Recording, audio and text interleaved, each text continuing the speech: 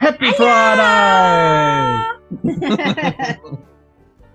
G'day everyone, give us a thumbs up if the AV is all good, and yeah, happy Friday. Cheers. Scratches.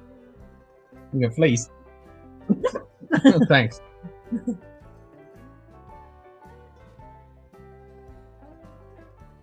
That's meant to be a cool one tonight. Like single digit cool. Snuggle up and keep warm tonight. Maybe. Snuggle. You know, a fire. We should have done, shouldn't we? Right. We're without ourselves. So we had a fire there, but then I can't do it tomorrow night because I'm working. And Q-Ball's off tomorrow night. So he said we could do something tomorrow night, but we can't. But we gotta work. I can't do that. You're working Monday, aren't you? 8 o'clock. Means I've got to be up early. Yeah. So we can't do it for Sunday night. No. When's your next day off? Tuesday. Tuesday. Tuesday. So maybe Monday night? Maybe. Yeah, but it's not going. No point Monday night because Monday's supposed to be hot. Oh, that's right. It's going to be like 29 degrees or something. On Tuesday. The summer's coming in. Yeah. But it won't be that warm at night time. I don't think it's going to be that warm at night time. Yep, I got Tuesday off. Tuesday the 7th I have off. And then Wednesday, Thursday I have Friday off because it's quite a lot to stand volume. And then work Saturday, Sunday. Well, I don't think I've got anything on Tuesday morning. And then work all the way through to the Friday. And then have Thursday. So you're working this weekend? Yeah. You got next weekend? No, working the next weekend as well. Huh? Because remember I swapped with Queen? So you work last weekend, this weekend, and next week? No, I worked this weekend. And then next Good day. Because I had last Urban weekend off Neophyte. because Sam was with it. You're painting? Why are you painting, Anthony? Haven't you got people for that?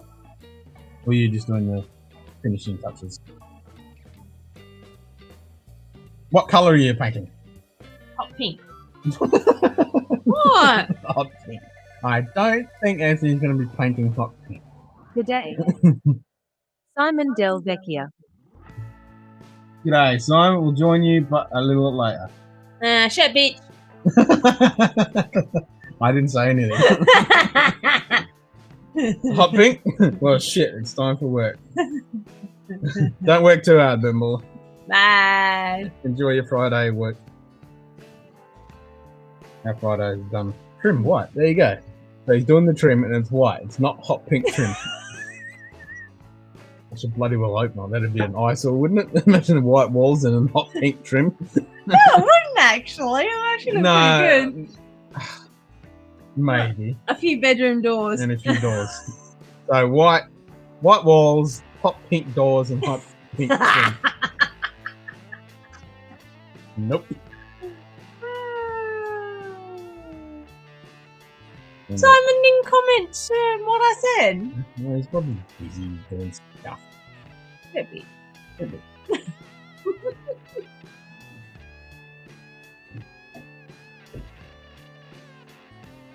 What beverage are we going to have after this one special woman?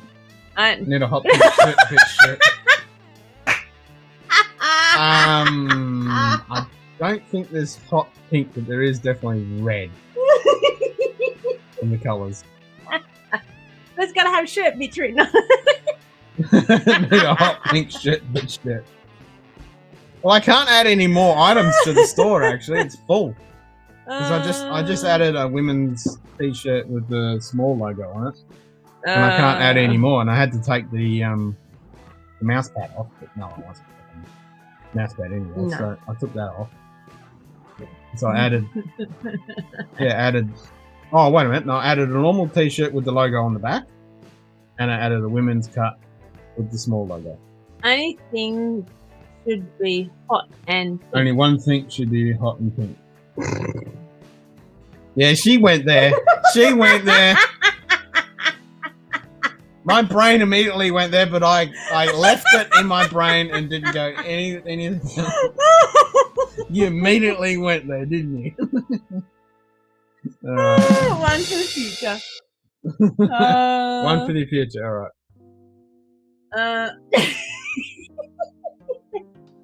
Not doors or walls. Exactly. Exactly. I like that. She did. Hey, so did he, but he didn't make it. I didn't react. You did. You immediately laughed. You're a professional. I tried a professional bullshit artist. Yeah, professional bullshit artist. Very much so. So I did get another bottle of this. Really? Yeah, it was $68. It was on special. It was on special. You know, I remember when we reviewed it and we said it was $70 when we got on special, and then we looked online, it was like 90. Yeah. Or 85, between 80 and 90. It went on 68 on special at Liquorland. Like that's why Q-Ball grabbed 2 bottles. What am I going to do with you? Oh, and you're complaining. You're drinking it. Nah, I'm not thinking it. You're not thinking it? I'm not thinking it. Well, you can have a little sippy sip of this one. I tried to get another bottle of this one because this is the Need Wasser. Yeah, there's Wasser in the Wasser holder. The Wasser holder. Isn't that your glider? No, that's after it's been filtered. I tried to get another bottle of this. Yeah, that's empty. Actually, grab the 2 liter. Let me do a transfer. Yeah, so I tried to get another bottle of this from the Single Malt Whisky Club, but it was only. Well, that's actually Q-Ball's tonic water. It's not ours. No, it's Q-Ball's. I think the two things that are in the fridge might be good. What's that? What do you call them? The Campari and whatever the other stuff. No, that should be right. The Campari should be fine. The other one's Nolly something. What? Nolly something. Huh? NOILLY. Right. Oh, that's the yeah, no, that'll be fine. That should be fine. It's been in there the whole time. I mean, it's coming in the summer now. We'll do some cocktails. I'm doing some Negronis and all. Well, they keep the Negronis. I know you don't like Negronis, but yeah. Anyway, so this was only a monthly exclusive, so we couldn't get this one. It's very tasty. What are you trying to say? Just come up with something. What? I don't know. On there? Yeah, well, the chat's on there and the chat's on there. Where the air for Renton? 11 degrees Celsius. Hey, you got the same temperature as what we got. You got no wind, and you got 79 degrees, 70%, 39%. You're pretty much the same as what we are. That's in America. Yeah, pretty much exactly the same as what we got right now in Renton. So well, it is coming into winter over there. True. And we're coming into stinking hot fucking death. Shithole. And alcohol. Mm-hmm.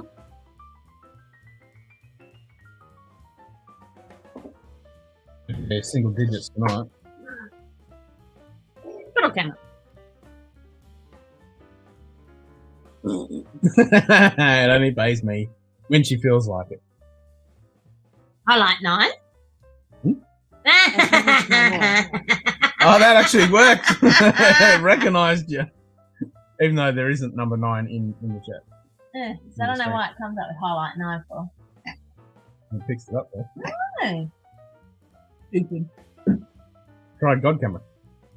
God camera. No. God camera. Yes, master. Asshole. God camera. Asshole. God camera. Yes, master. Man. Well, it's a program for me. I need to actually do a retrain on it. It's trained to my voice. Good Even day. though it's pretty shit. Calypso. Hey, Calypso. So anyway, I can't get another bottle of this, and I've already put away 2 little samples of it. Pardon me. You want to try some? Ed, Pope wear a funny hat. He does indeed wear a funny hat. Anyone here from Sugar Kitty, Tomatoes in New Jersey? Oh, yeah. When he was on here a couple of nights ago, he said... Well, New Orleans is flooded and all the rest of it. New Orleans is gone. When someone else was there and they said they had their yard was all covered in shit, so they were safe. But Sugar Kitty said he was scheduled to get stuff a couple of nights ago, but I haven't heard from him since. Hopefully he's all good. You got water on the bottom of that? Yeah, tiny bit. Yeah, you can have some of that. I'm trying to be conservative with this. Yeah, because I know Can't get any more of it. Because I know New Orleans got badly hit. One dude's house is just gone. I saw that on Did you hear anything about Auckland? There's supposed to be some stabbings or some shit. No, I didn't know that. Yeah, someone mentioned it earlier today. I haven't had a chance to have a look. No. There was supposed to be stabbings in Auckland. Yeah, supposedly there was stabbings or something on. That's right, when I was talking to on the Patreon stream this morning. Yeah, stabbings in Auckland. Man shot dead after New Zealand's supermarket stabbing attack. Oh shit. Let's get going. 7 hours ago. Extremists shot dead after stabbing 6 people in Auckland in a terror attack. Oh, what? Yeah, that's what they said. It was a terrorism thing. Oh. That's right. It was Bobby because we were chatting and then he came up on his BBC app and said there was a stabbing linked to terrorism. He was like, yeah, right. Now, well, one less scumbag in the earth. Still.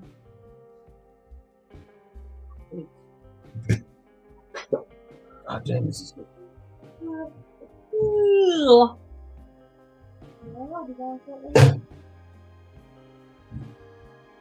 Hey, I wonder how your humidifier is going to go on Tuesday. Oh, I need to get my shit together and get some money and order a bloody wine cooler. Why? A wine cooler, just stick the humidifier in. Ooh. When it gets over 100, it's going to ruin my cigar. Cigarette beetle. What? Cigar beetle. Nah. Nicotine beetle. Nah. No, because I don't think no. None of those are Cuban. But anyway, it still ruins it anyway because it's still hot one.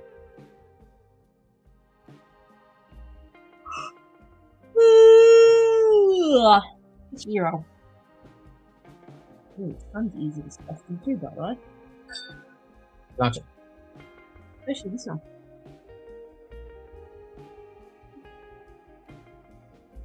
Hmm.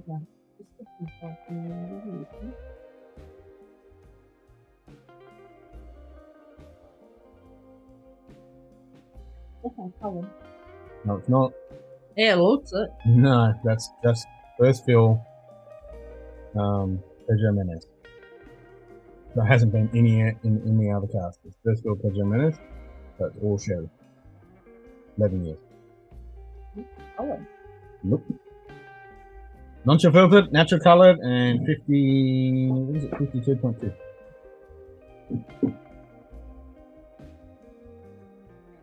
What do you reckon? Not bad, is it? It's pretty damn tasty. I wish I could get more of this. It's damn good. We need to start spending money on this one. I've just blown them up. I just told you, I just cancelled the Abelard. I opted out of that one. There was an Abelard, well, there is an Abelard double cask, 14-year-old. It's done in American oak and sherry.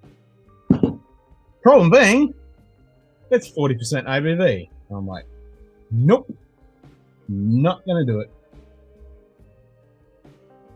I'm not gonna spend money on that. Even though it's won a bunch of awards and yeah, whoop you fucking do, that doesn't mean shit. Not at 40% ABV, that's garbage. When you can get something like this, admittedly, it's a one-off. Yeah. Exclusive for the Whiskey Club when they picked it. There's only 363 bottles Yeah. out of this cask. But yeah. You have to go on a draw for that. No, not this one. Mm. No, the 20-year-old was one I had to. I didn't have to go and draw for that one. I had to go in the draw for the Starwood in the beer cup. But supposedly there was a shitload of them available because a lot of people got them. Lil didn't get one, so she's a bit bummed, but Shit Bitch is going to send Lil. Yeah. Okay. He hasn't done that yet. Oh, shit, bitch, better hurry up and do it then. Or we'll just send it to Lil. Yeah, I said I'd send her some. Not a problem at all. And I've still got some left. Yeah. Lazy. Hopefully shoot these. They're good. Pretty tasty, isn't it? Not bad. Not bad. I'm after really. It's 52.2% ABV. So it should give you a little bit of a tingle. It's not really, but ABV's not bothering me. Mm-mm. Mm.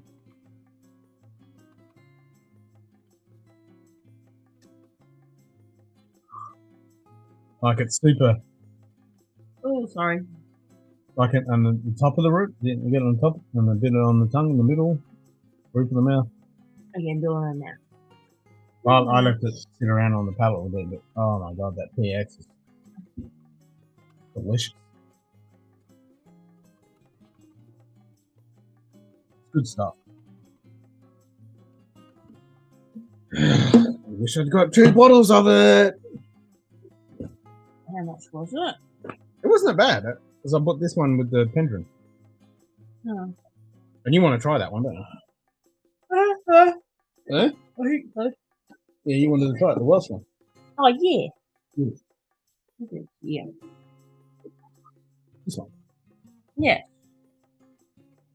It's in a weird bottle. It's in a weird packaging. The box, I'm not a fan of, but Nice. the bottle. So we'll do a review on this one.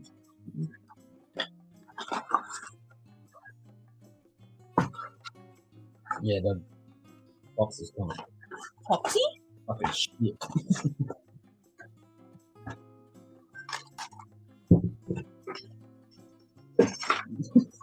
But check the bottle out.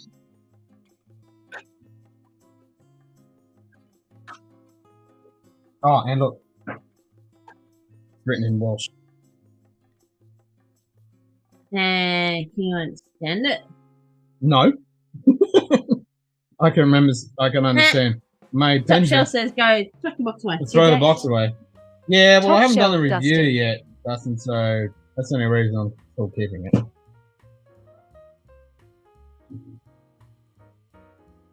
It's got it in English there, and then it's got it in Welsh there. Yeah, so you got Welsh on that side, and then you got Gold Series on that one. Dustin, this, what I'm sipping right now, first fill PX Glen Scotia, 52.2%, 11-year-old. Oh my god, wow. This is up there with the Campbelltown Festival 2020 release. It's amazing. They definitely picked a freaking good PX glass. That's like 46. It's got the Campbelltown Funk, but it's also got a little bit of a salt in it. What's that? It's only 46. Yeah, it's 46%, but it does say non-chill filtered on there as well. Yes, it does. I saw that. Yep, there it is, non-chill filtered. Wait, it says it's got Campbelltown Funk in that one. And this, yeah, it's got the Campbelltown Funk, Oh, yeah, there we go. and it's got a little bit of salt in it from the sherry. That's not caramel smell. Caramel? Yeah, it's definitely got caramel, toffee, and then all of the raisins Spice. and red fruits. And Good day. Clint Hickey. g'day, Clint. It's got all of the notes typically you associate with a PX cask. I reckon you'll actually like this one. I know you don't like peat, but I reckon you actually. Pardon me? Sorry, port. You don't like port, but because this is a ruby port, and it's like I said to you, it was fresh, almost slightly not fully ripe raspberries and strawberries. No, don't forget you got a bottle of Sandlot for Carl too. Yeah, I'm gonna take it to Carl and we're gonna drink some. We're gonna drink it. Smell food.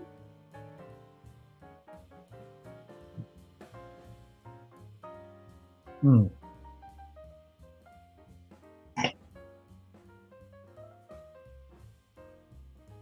God damn, that's good.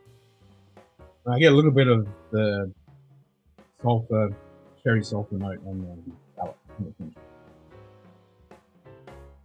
That cheesecake smell. Cheesecake? What kind of cheesecake? It's like A lemon cheesecake? I was going to say, it's a lemon cheesecake, isn't it? That's got cinnamon in it. And nutmeg.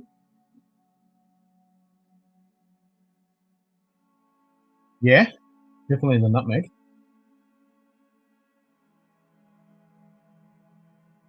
I mean, this typically doesn't have too much of the deep dark fruits of the sherry. I think because of the Campbelltown funk, it's bringing those cinnamon hot notes through. You definitely got a better smell than I have. Just smell out of mine and see if you get any different glass.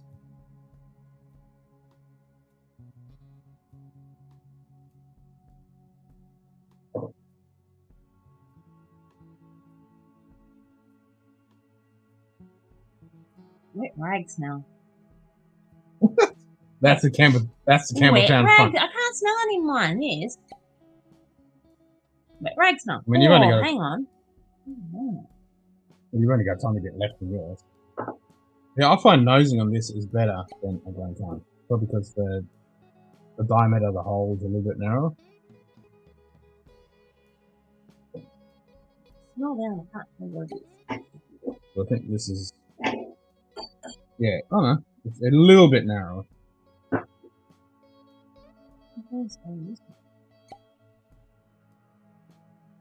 Yeah, I can definitely smell more, as you described, wet rag, Campbelltown funk on this glass than yours.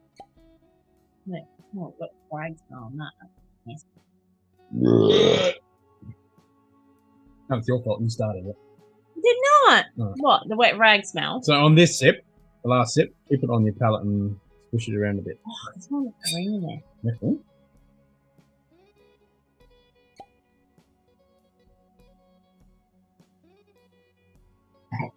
Mm.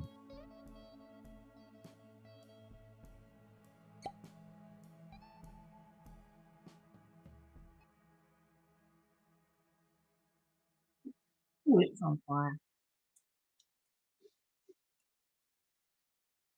Oh yeah. You get more of that wet dog Campbelltown funk? No. You didn't? No. Oh, I did. I didn't.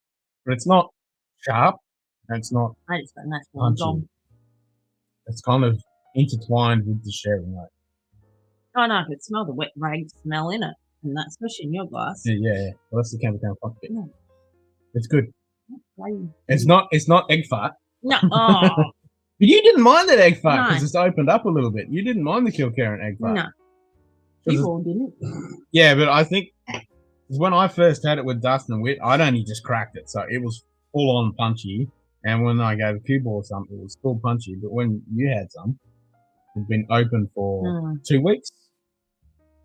So it would, and when I tried it as well after you had some, yeah, that egg fart sulfur note was definitely reduced. It was still there, yes, but it wasn't in your face up front. It was No. definitely reduced. At least I was smart and didn't bloody drink it that night.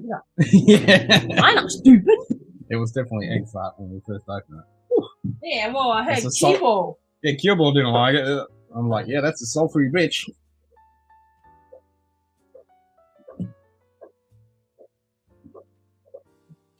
That's the advantage of having wheels on that chair.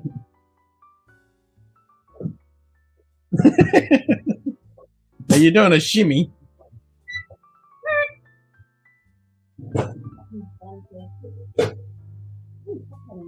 Yes, there's chocolate. None that you like though.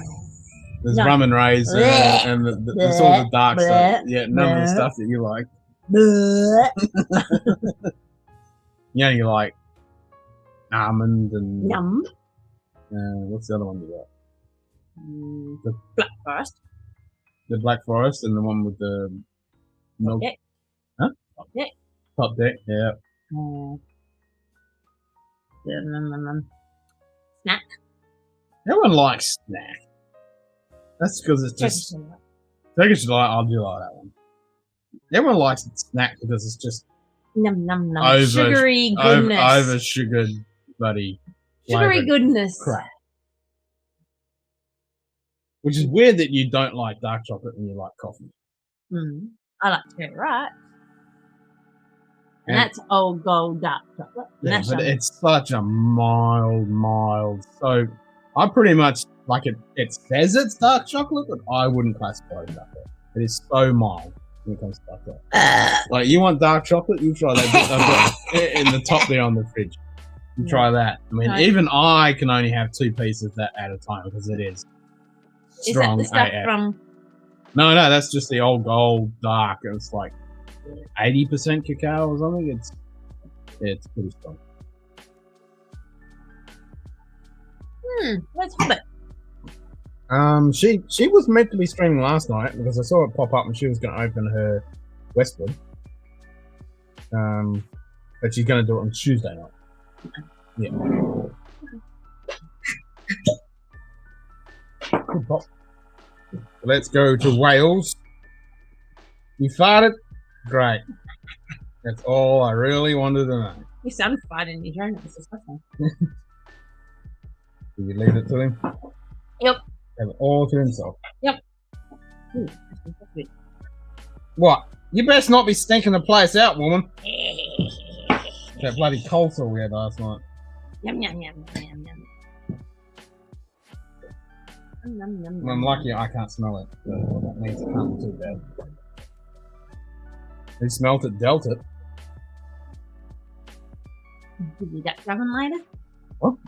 Fuck off! Barrel. Alright, smell that. This is completely different. I can smell it from here. Yeah, shove your nose in it. Completely different from anything you've had. You shove your nose up it. I am!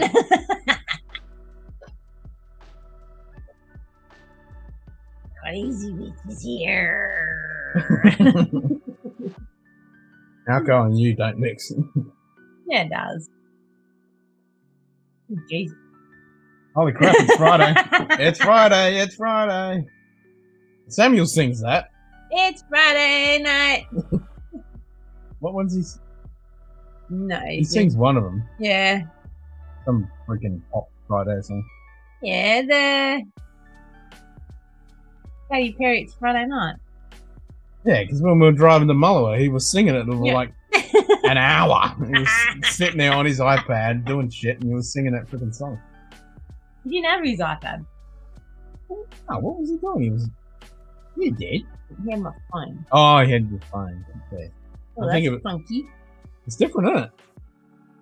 Oh, that's really funky. Legit didn't realise it. Well, it's almost over Friday for us. You only just started your Friday. Yeah. It's funky.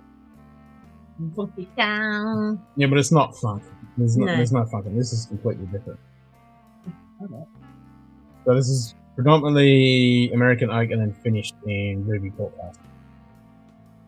Put on your Rebecca Black and turn it up to 11. Yeah. Was it the Rebecca Black one you were singing, or was it Katy Perry? Oh, Perry. Is it Katy Perry one? I swear it was. Yeah. No, I think it was the Rebecca one. It's Friday. No, I don't know. I can't remember. I wasn't paying attention. No, I was trying to drive. I know, you listen to an 8-year-old in the background singing. Hey, it's bad enough he's singing Cover Me in Sunshine. Yeah, but he's doing that at... I know, he's doing that. But no, he's doing that at school assembly. Oh, he's doing That's Friday. Oh, God. Yeah. Yeah, but you're working. You can't go. No, I'm not. No, you're not working. No. Oh. I ain't going. Well, I see when your next day off was, and you Tuesday. said Tuesday, but you said Friday. Tuesday and Friday. Well, yeah, but this Friday. Oh, next Friday. Oh, that's right. It's already Friday. Oh, for fuck's sake. Ah! Hey! Oh, fuck's sake. Got it down on Friday. Looking forward to the weekend. It wasn't that one. No, It not that wasn't one. No, no, it's the Katy Perry one. I think. Yeah, it's Friday night. I don't know. A buzz like that. How did the single not win awards? Right, you ready to go in? Huh? You ready to go in and taste this? So you ready to go Welsh in? whiskey. Let's go to the bedroom.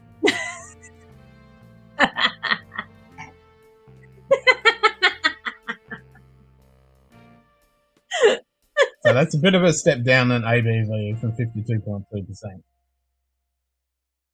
But I don't reckon you'll turn your nose up because I know you don't like port. I don't reckon you'll turn your nose up because it's very much strawberry and raspberry. No, it's not. What do you get then? Because I get like a strawberry raspberry sorbet.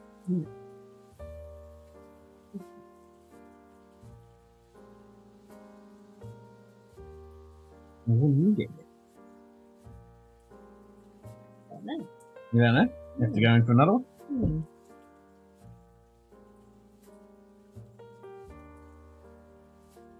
Because I didn't even know it was Ruby Port until I was tasting it. And I was like, this is definitely reminiscent of Ruby Port, not corny. And then I looked in them somewhere on there. And they actually said it. Finest ex-bourbon barrels, then hand-selected ex-Ruby Port. Oh, leave it alone. The song is terrible, that's why I didn't want to hear that. What do you get? I'm not sure. No? I don't know. I do like the bottle though. The bottle is very interesting. It's very cool. And it's so simplistic when it's only got a, very small sliver of the label. But those wings, they're super cool and unique. And even though the packaging box is absolutely shite, I do like when you actually put the bottle. About? What are you talking about? Sitting at the front seat and in the back, gotta make my mind up with spent when I take. Nah. How is that not the greatest costume of all time? Well, it's a double negative, isn't it? Kicking it in the front seat, sitting in the back seat. It's like, which seat are you in? You're in the front seat or the freaking back seat? Are you doing it in the front seat or are you doing it in the back seat? Ah! Anyway, I was saying, this box is shite when the bottle's out of it. When you put the bottle back into it, it actually holds it all together and it's actually pretty steady. But when it's out of it, it's crap. So unlike a Springbank or Longrow Hasband type box, which is shit when the bottle's in it and shit when the bottle's out of it, that's actually not too bad when you have the bottle in it.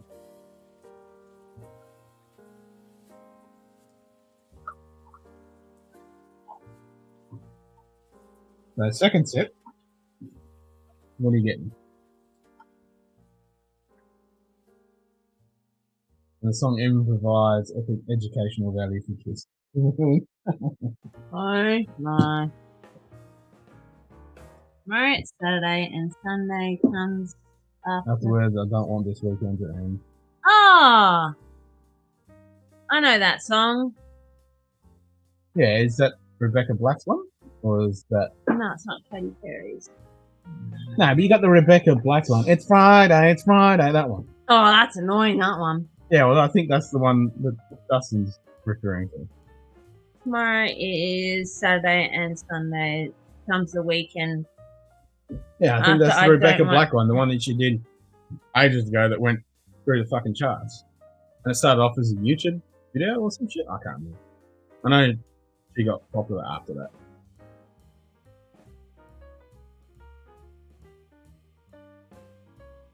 Yeah. I don't do pop shit. When occasionally I'll listen to that shit when it comes on.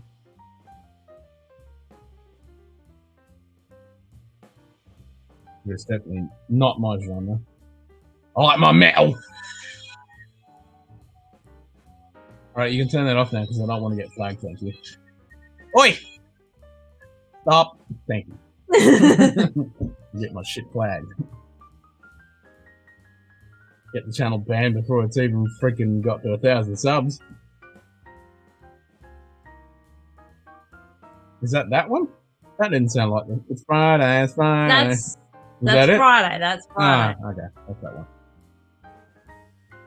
So the other one, it's Friday night. That's Katy Perry. Yeah, that's the Katy Perry one. Thank God it's Friday. One of those, no song brings me joy to listen to the insane level of complete trash of the song while they clearly spend tens of thousands of dollars to make it. It's the greatest train wreck ever. Yep. Yep, pretty much. Pretty much like K-pop. It's like a factory of music. It's like a concentration camp where they stick them in there and make them dance and sing their freaking asses off. And then tell them, you gotta go here, here, here, and do this, this, this, and this. And it's like a freaking cult. Yeah, it's pretty cool. And they get fuck all money for doing it. It's all the producers and everything that make all the money.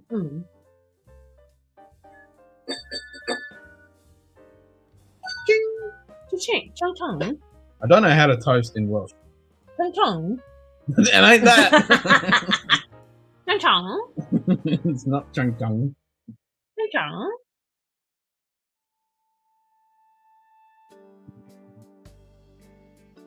I like it.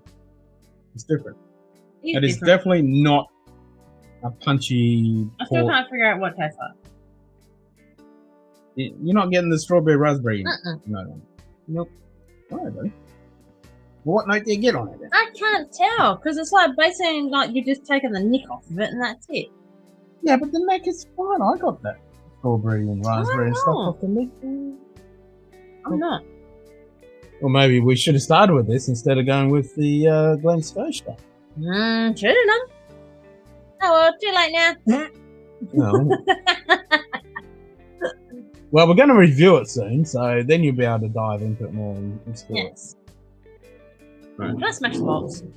No, you cannot smash the box. We haven't done the episode yet. After we do the review, then you can smash the freaking box.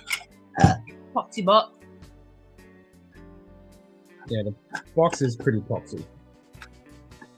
But when you stick it in there, it's actually pretty sturdy, see?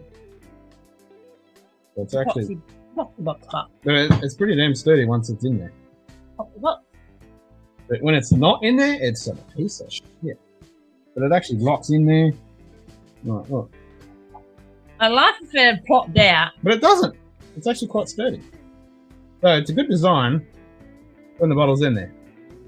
When you take it out, you definitely just ditch it. Cut the back off and then ditch the rest. But we haven't done the review on it, so we can't ditch it yet. Cut the back off and get the rest. Put the back off. Cut all the Welsh saying off. I can't read Welsh. I can't speak Welsh. Well, you'll have to ask how. He doesn't speak. Oh, he speaks a little bit of Welsh. A little bit. His mum would know. No, I don't think Lynn speaks much Welsh either. No, because this is all man. Alright. You done? Toodles. Good day. Whiskey Samurai. Whiskey Samurai. Cheers, mate. Bye, see, I'm going now. Bye. Bye, I love you. Bye. Mwah. You gonna rinse the glass out? Nah. Oh, okay. No, just pick it up there then. Toodles. Cheerio. Can I have my, what? Right for that. Can I have my chair back then? Yep.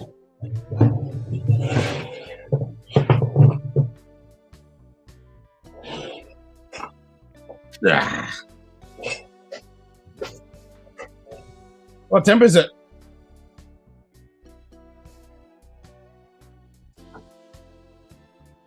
This actually hasn't dropped down too much.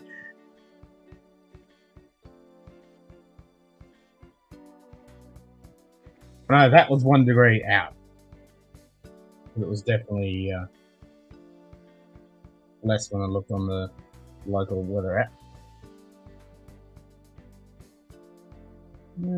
That's still saying 11 degrees. 80% humidity, so humidity has gone up in humidity. But I'm going to keep my hat on because I did do the old fight with the lawnmower today. Now we're starting to come into hotter temperatures.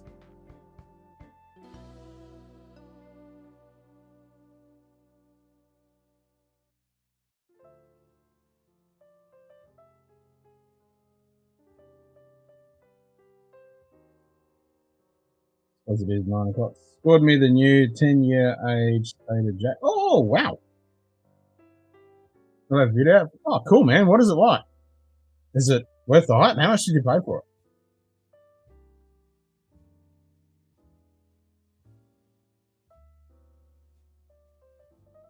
Nice. I certainly want to get my rubby little mix on that. I don't know if it's ever going to get to here. I might have to might talk to Chris and see if he wants to get a couple of bottles, and I'll jump in with him and we'll ship some bottles over. Because I don't think it's going to get allocated here. If it does, it's probably going to be fucking expensive.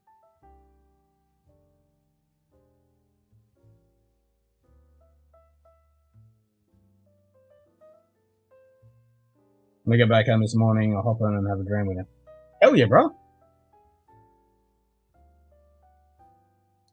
Hell yeah.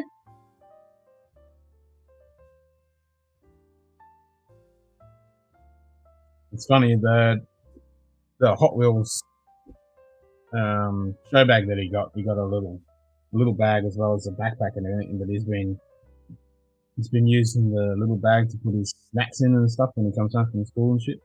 Puts his snacks and stuff in it.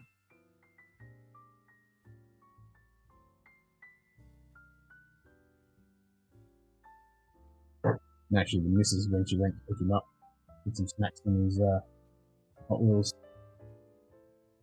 I don't know what you call it. It's not a backpack, it's just a little bag thing.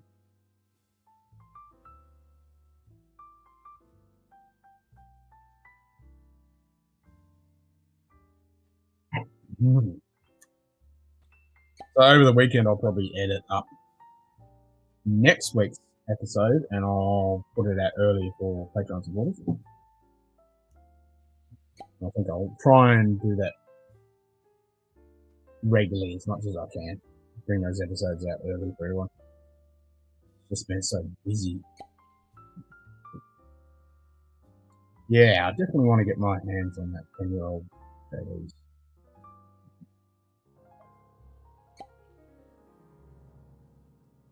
Oh, you found the glow pack? Oh, sweet. I need to track them down and get some for my boy. I'll actually get something myself too, because that'd be cool.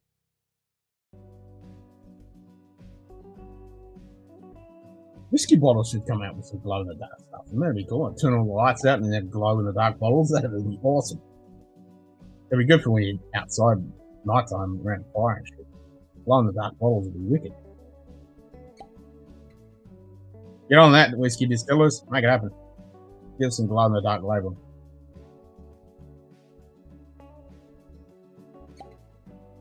Especially if they had it that you didn't see it during daytime and it only showed up certain things at night time. That'd be fucking cool. It would make it easy when you're at night time trying to, you know, if you're sitting around the fire with some mates and it's dark and you're trying to find a bottle. If they glowed in the dark, it would be pretty cool.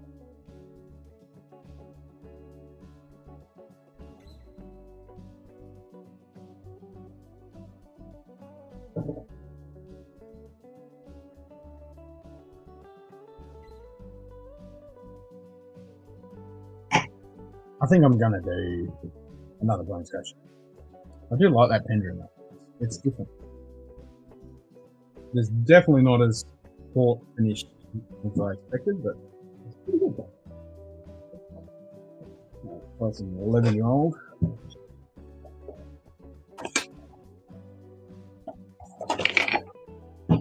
This one is definitely growing on me.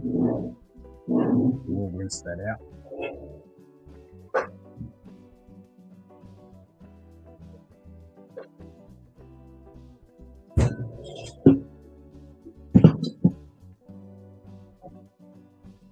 Good day. Sugar Kitty. G'day, Shoe Kitty. How you doing, mate? You all good? Hopefully the tornadoes didn't mess up some shit. But the police, I should have space to set up a track. I'd like to do races and have viewers pick us. Now that would be fun. Yep, it's Friday already. We were just talking about that earlier because Top Shelf Dustin come in and he goes, fuck, it's Friday. I'm like, yeah, man. I mean, for me, Friday's pretty much gone. I've only got a couple of hours left in it. And then the weekend will be fucking gone before I know it.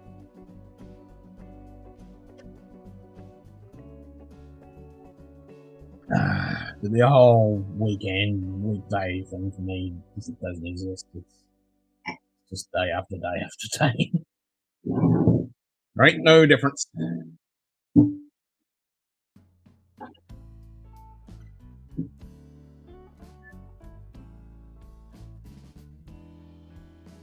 I'm good, nothing but very minor flooding that's been anyway worse than I've done. Ah, that's good to hear, man. Awesome.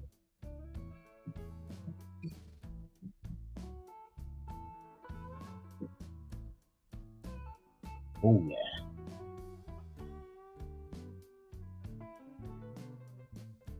So this has got a more sour milk candy type one. A little bit different than the other one.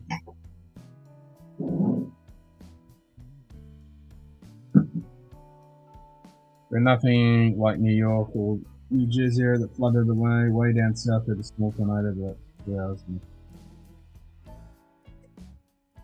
Yeah, fucking crazy weather we've been having. This stupid planet of ours. It's fucking insane. No, good to hear you're all good, man.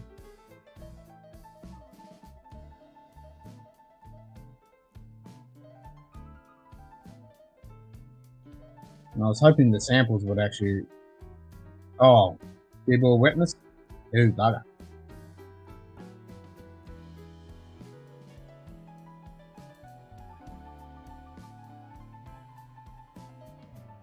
I mean, most of the Monday laptops now aren't too bad when it comes to a little bit of moisture on them. They're actually pretty sealed in, as long as it's only a minor amount of moisture. Stick it out in the sun. If you've got any. Let that sucker cook.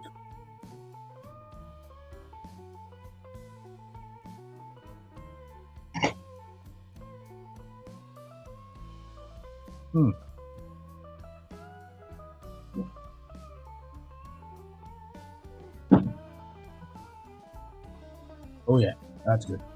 54.1. Oh yeah.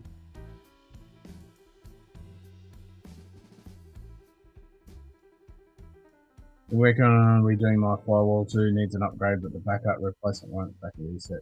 More advice on that. Yeah, firewalls can be a finicky fucking thing, that's for sure. So hard reset ain't doing nothing? Bugger.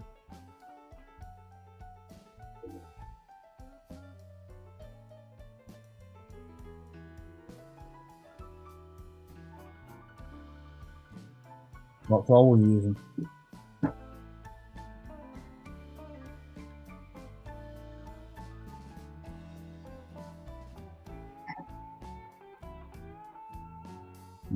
That's a tasty game. I like it. More Glen Scotia. Must have.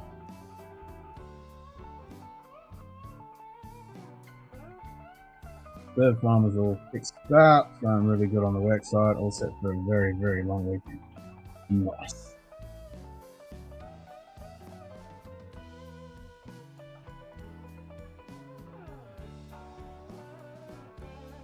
So the implementation's all good? No.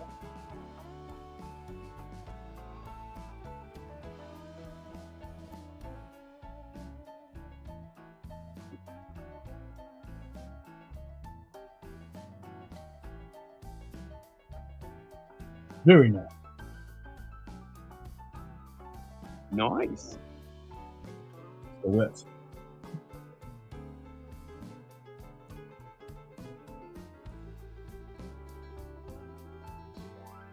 I love this lazy ass screaming. I have to click them. I need to set up more of those commands. I keep saying it, I just haven't done it. I did yesterday, I was looking at downloading some more videos, but I couldn't find any ones that I wanted.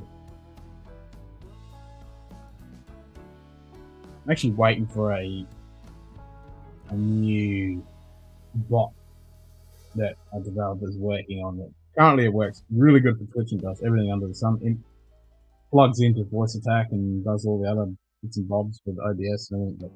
Because he's actually talking to the YouTube developers. So he's actually going to implement YouTube integration with it, which would be really good because I can cut out a couple of the middle pieces that I've got. Created another new program that went over very well just now, so yes, implementation. Fuck yeah, brother.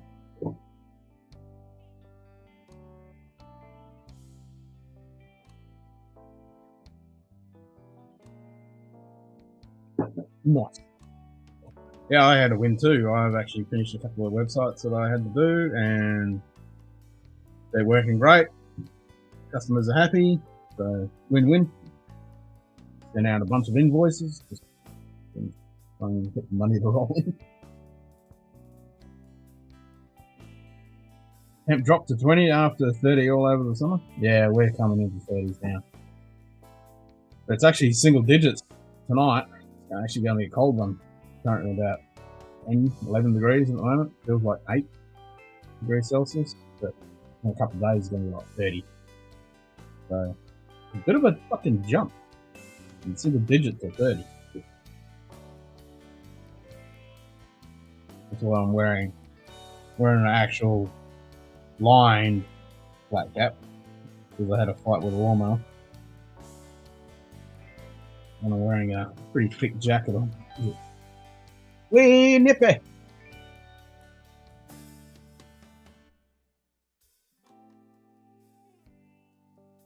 And it's an actual leather jacket. Quite nice. Guess I have an excuse for a new laptop. Yeah, I need to set a new invoice to help that out. Yeah.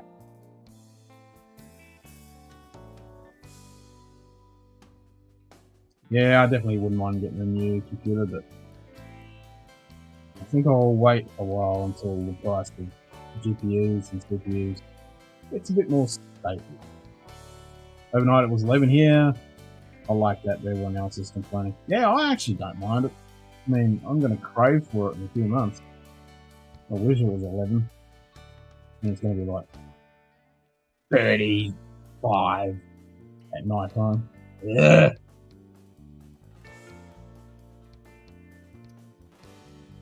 It's good though, because when, you know, being on the other side of the planet, when you guys are whinging that it's hot, I'm whinging and there's, well, I'm actually not whinging because it's not hot. Good day. You guys will be whinging it's cold Mike and I'll be Stall. whinging it's hot. Mike! How was your day yesterday, mate? Your day off?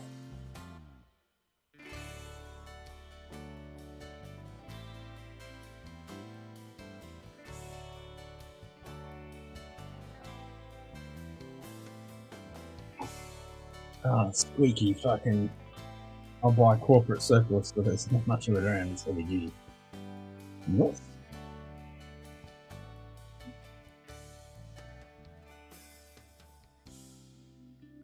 Super busy? Ah, yeah. I was actually going to stream last night, and then I thought, nah, I'll not stream. Wife had you running around doing shit. Yeah, they always do, don't they? So you back to work today? So I thought I'd stream tonight because I've got to work tomorrow night. I've got a astronomy tour tomorrow night. And Sunday, I'm not sure. I got about early Monday, so probably not Sunday. If I do, it'll be a short one. But Carly's got Tuesday off, so we might stream Monday night. Not streaming Tuesday night because probably drinks is going to be on Tuesday night. So I might join her. Wednesday night, of course, I'll be streaming for that one. And then after that, who fucking knows?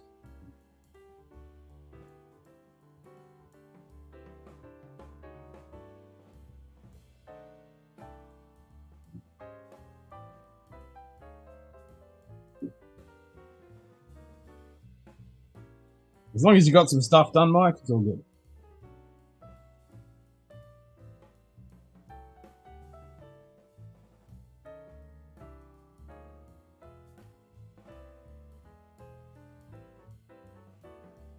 For a new Traeger. Ooh! Have we cranked it yet? Nice. Go around to Mike's place. Cook up. Woohoo! Hell yeah.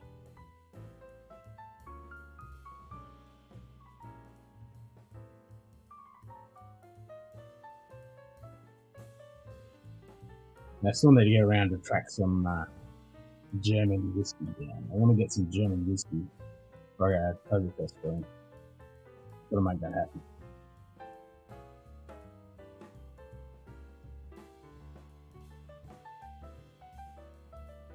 Just in time for the holiday cookout. Fucking hell. Good day. Jason Hey, BC. Jason. Thinking about going and getting a new grill today so I can smoke a brisket this cooking. God damn.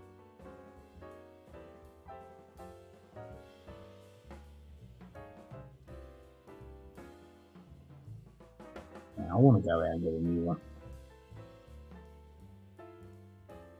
They're coming in the summer. Perfect time for grilling.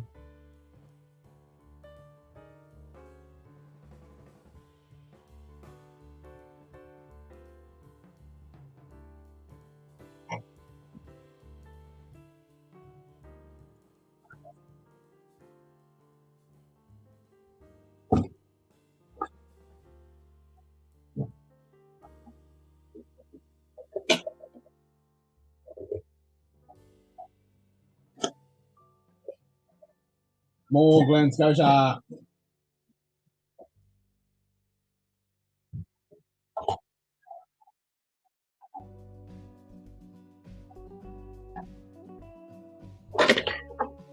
This brisket come off green egg, but Traeger's so.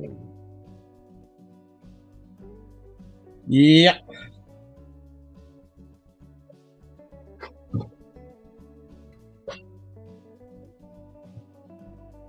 And it really comes down to what kind of, whether you want to spend time babysitting it, or you just want to slap it on and cook it up. And at our cigar meeting, we're all talking about, doing grilling and stuff.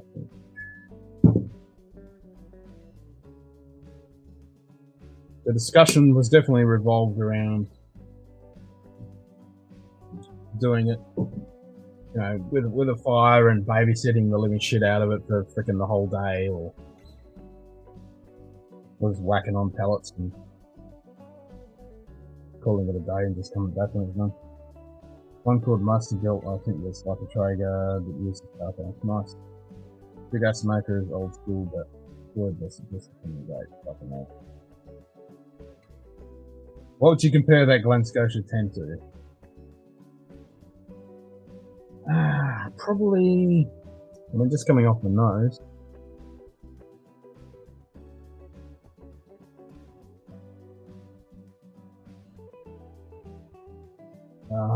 Probably a Kilkerran Killia-ish.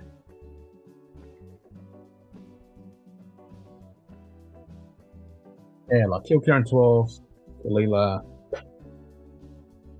Yeah, just straight to Killia 10. Glen Scotia is difficult to stop drinking you're not fucking wrong there, boy. I mean, I'm a bit of a fanboy at the moment. Fucking loving everything Glen Scotia's bringing out.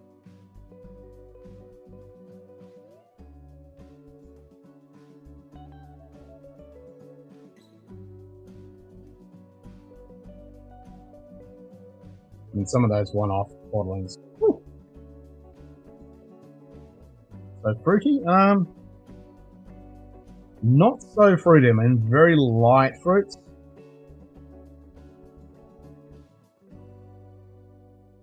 I mean, this is super light. I don't know if it says.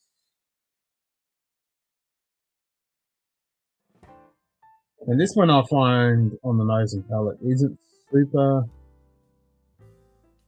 punchy with the fruit and stuff. Oh, here we go. So yeah, light stuff. So in baked apple, cloves on the nose, definitely, yeah, very light. So yeah, apples, pears, that kind of shit. The briny influence, yeah, definitely get some of that. Baked apple and cloves on the nose, the flavors of lemon, vanilla syrup, fresh cut barley on the palate. Yeah, that was pretty much what I was going to say as well. It's kind of light, so similar to a Kalila, Karen type thing. Not over fruity, very light fruit. Apples, pears. I wouldn't even say apricot. A bit of melon. And that's the official bottle that was peated I've had this year. This is 25, yeah. So that's a little bit different. That's why I was saying from the ones that I've had, it's not a Kalila unpeated, like the 18 or anything like that. I'm going just bog standard Kalila 10 or the 12. Kalila 10. Been a while. Yeah, sorry, the 12.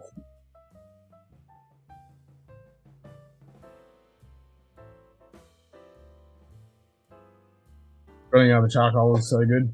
Yeah, for sure. Charcoal is good.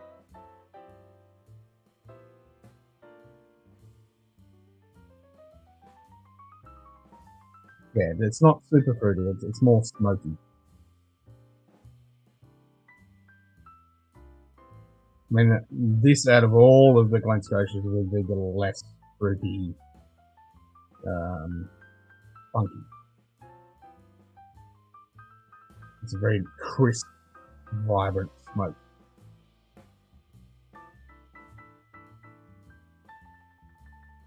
Let my FOMO live on and pass on that. And it's pretty fucking good. I mean, it's super light. Well, that's ABV on this. So this is one of the lowest. It's 46%. And it's a travel only, isn't it? The 10.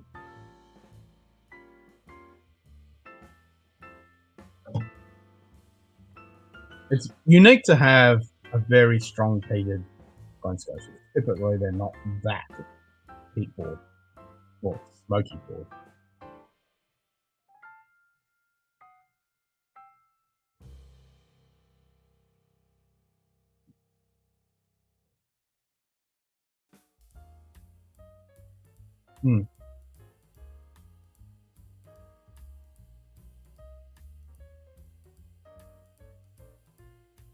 On the palate, so on the finish, there's heaps of pepper,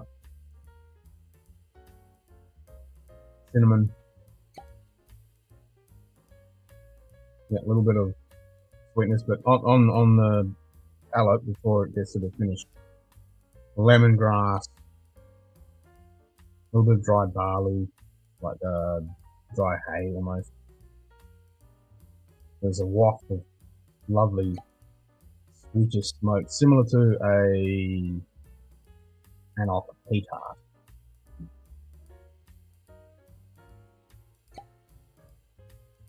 Tell me about it. I've had to pour a few lunch balls on Friday, thanks again. Yes. Good day. I can understand Cooler that. running. G'day, Cooler Running. How you going, mate? But you guys do the same effect on me. I mean, when Alan was on, you were on there, Dustin, and you said on Monday morning at like 9:30 in the morning, come on and have a dram. I spent the whole fucking day drinking. So you guys have exactly the same effect on me. It's just, you know, being the time zone thing, that we get to do it to each other.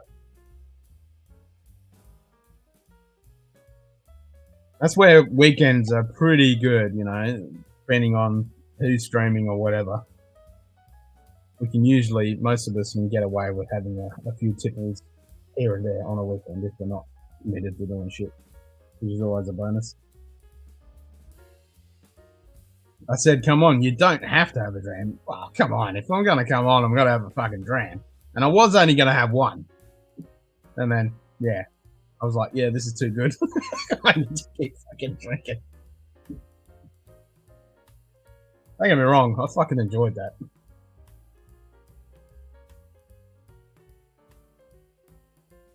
And the world didn't end that I did that, so it was all good. It was all fucking good.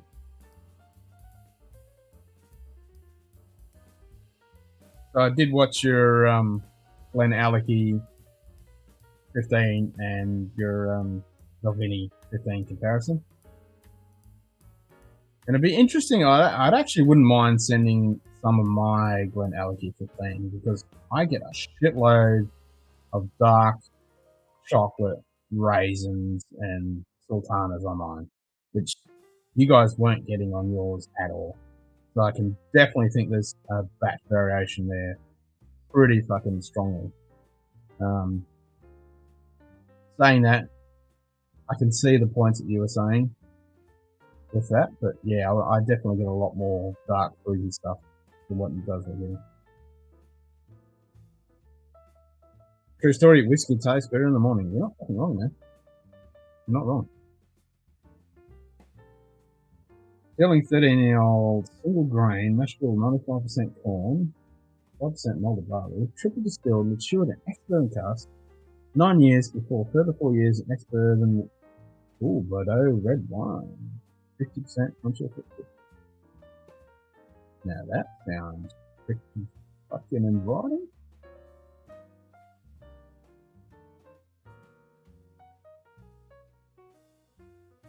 I drink during your Wednesday stream. It's the only one I don't work on that day. Bonus. Dark chocolate I could see in that bottle we had. We did notice some raisins, but those weren't the drivers. See, so for me, it is the driver. It's really dark chocolate raisin forward for me.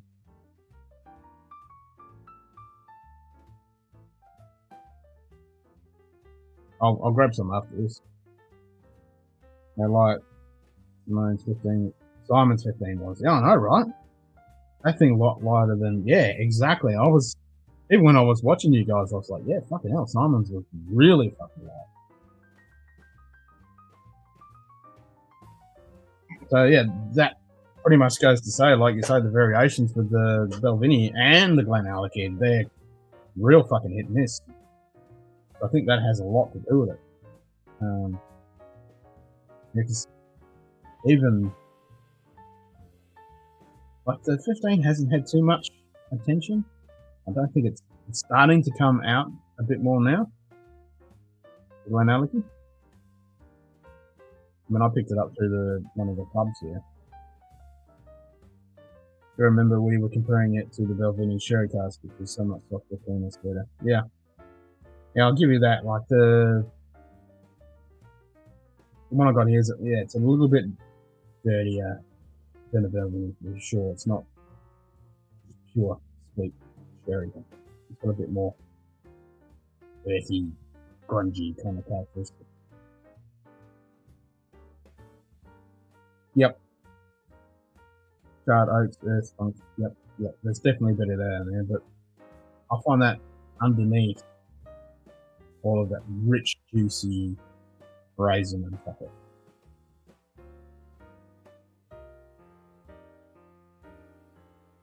It'd be interesting to get a few different variations of the Belvini and Glenallachie and try and. Yeah, I'll pull some of the Glenallachie in a minute.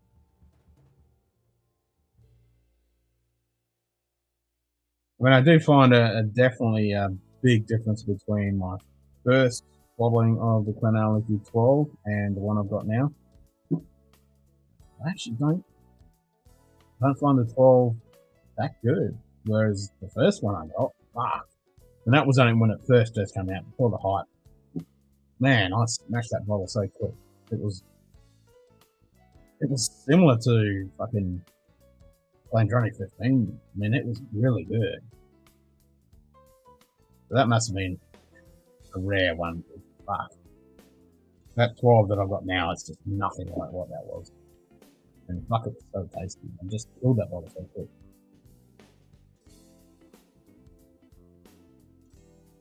Got 3 open Belvini 15, never seen a bottle like this time. Fuck, there you go. That's interesting, eh? But someone's going to pop on soon. Yeah, we'll get him to bring it out and show us the colour of it.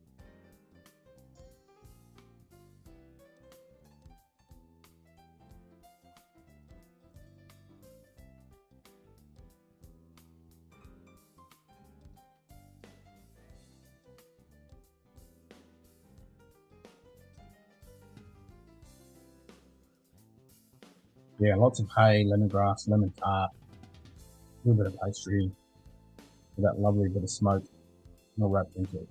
It's Anok, Kalila kind of characteristic.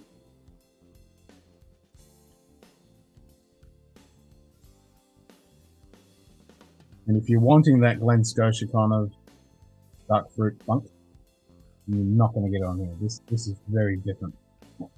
Glen Scotia.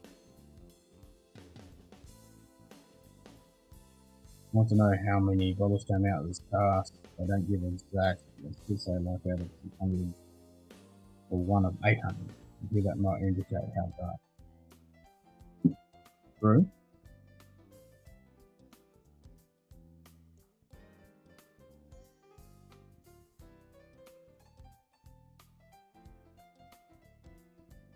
Yep, that could definitely have a big impact on it.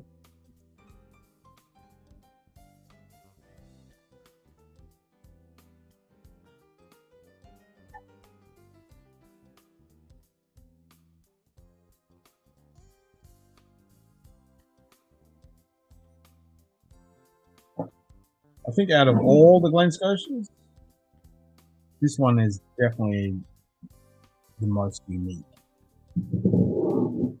as it's very different. Not the typical Glen Scotia on a note.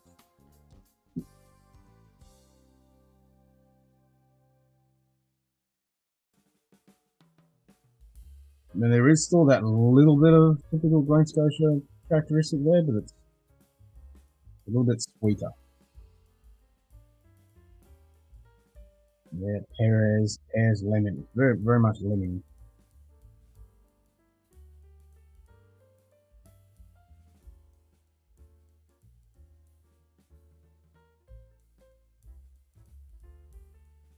Pastry, lemony, hay. Almost like a smoky lemon tart.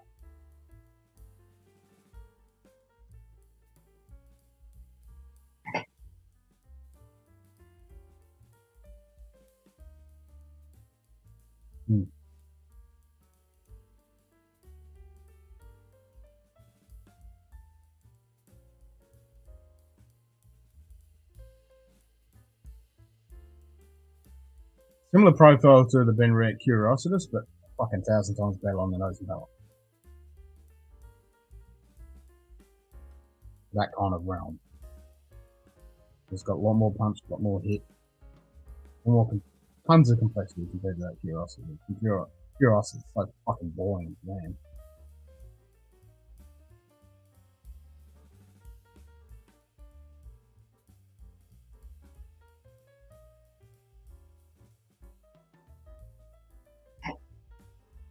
Not bad. A bit more AVB would help.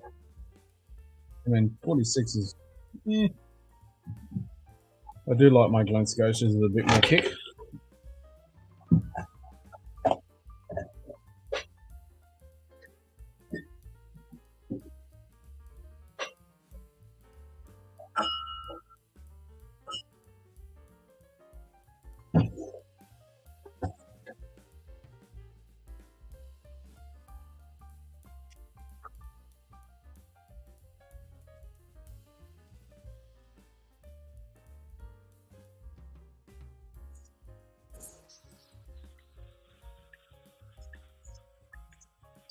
Dorman, let two in. Welcome to the pub. There he is. So check this, watching 10 grand. Oh, how many balloons you got? You got 3, 4.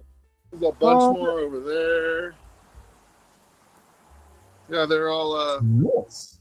we have a hot balloon festival on Sunday. I think they're all prepping. Oh, what's the festival night of? Just ballooning? It's the Harvest Festival. Oh, okay.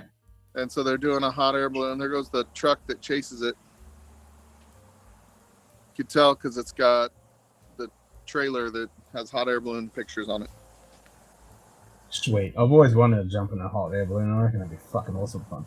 Man, they're so low. They're like skimming the houses. Yeah. I remember when I was in Berlin, there was one like smack bang in the city of Berlin. You could just fucking jump on, and they just pretty much it was in the same position. It was tethered, and they just let it up really, really high. Let you look all around the city of Berlin, and then just pull it back down, kind of deal. I've heard that that's a cool way to go over the refuge wildlife preserve or whatever it is in Africa. Oh yeah, that'd be sick. I saw that they used to do. Yeah, they used to do that show on Animal Planet or whatever. It was. Yep. I forget what it was, but it was live. Yeah, yep. I know the one you're talking about. Yep.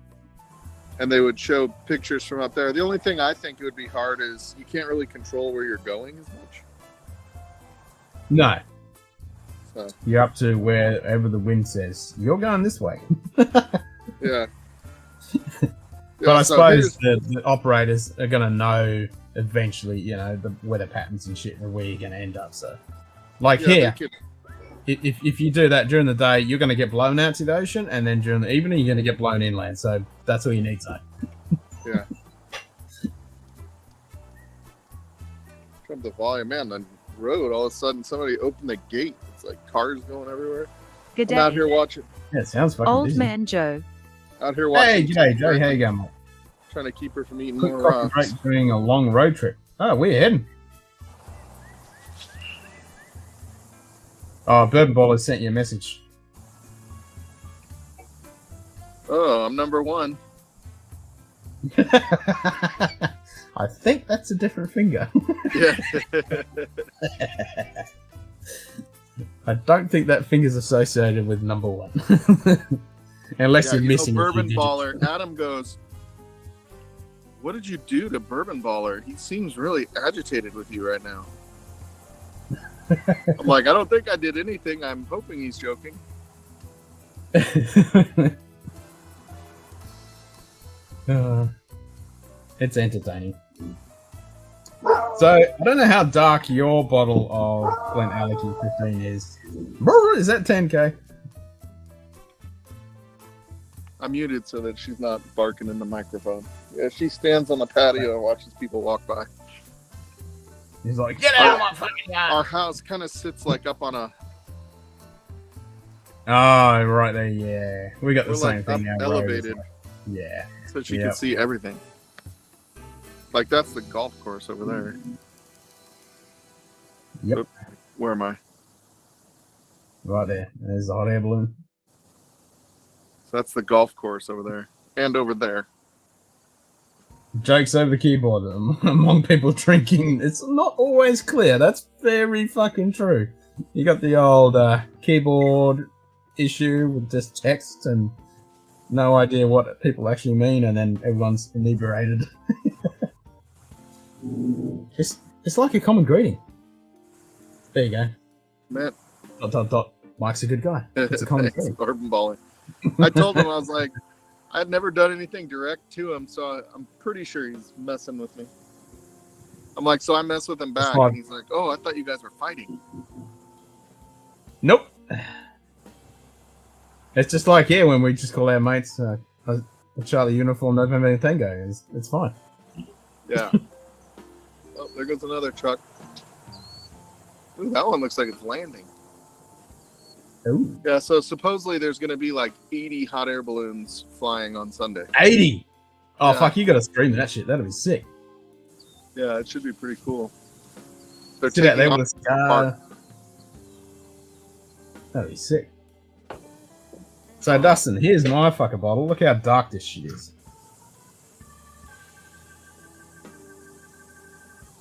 I mean, that shit's dark as. Hi, Jersey girl. Come here, girlie. Hey, girl.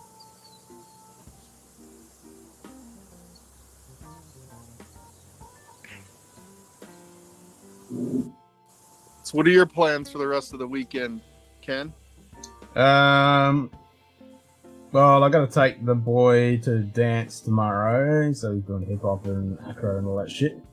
And I got to take him to daycare, and then tomorrow night I'm running a tour, astronomy tour, and then Sunday once Nanny come picks my boy up, I've pretty much got the day to myself.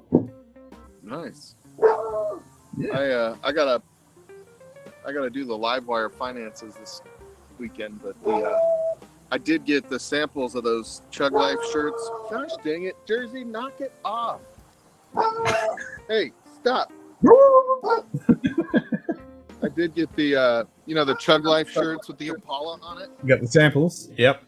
Yeah, and they're pretty cool. I'm gonna, it's one big picture, so you can kind of see the outline of it. So I'm gonna try to work on the image a little bit. I'm gonna publish it as it is because they are really cool, and I have them to where they're kind of like yours, where they've got the Livewire logo on the front, and then that image on the back. Yep. Yeah, they've actually got, like with stream elements, they've actually got, you can do shirts with the logo on the back, but they don't seem to have dual at the moment, so you can't have one on the front, one on the back. So I did add a normal shirt with the logo on the back, so that's in the store at the moment. Hello! Hey! He's a hound The dog. problem Mike and I had was pretty damn dark, man. It's just closer to me where I Take was her in. really close to the light, and it was Bring a her in. low bar. Yeah, I was looking at it because yours was really low and it looked really light, and yeah, you did have a light shining on you guys. So I was looking at that going, yeah, that looks fucking shitload lighter. Because this is like dark AF. It's like it's fucking darker than a 24 kind of deal. Is that a Glen Scotia? Is that what I see? No, it's Glen Alecky. Oh, Glen Alecky. Yeah. God, that's not a normal Glen Alecky label, it seems. Yeah. That's pretty standard label. I mean, the logo looks the same, but they usually kind of have old school labels, right? Maybe that's just the 13. Maybe. Oh, maybe I'm thinking of... Is that Glen Alecky? Well, that's a typical Glen Alecky. Oh, yeah. Yeah.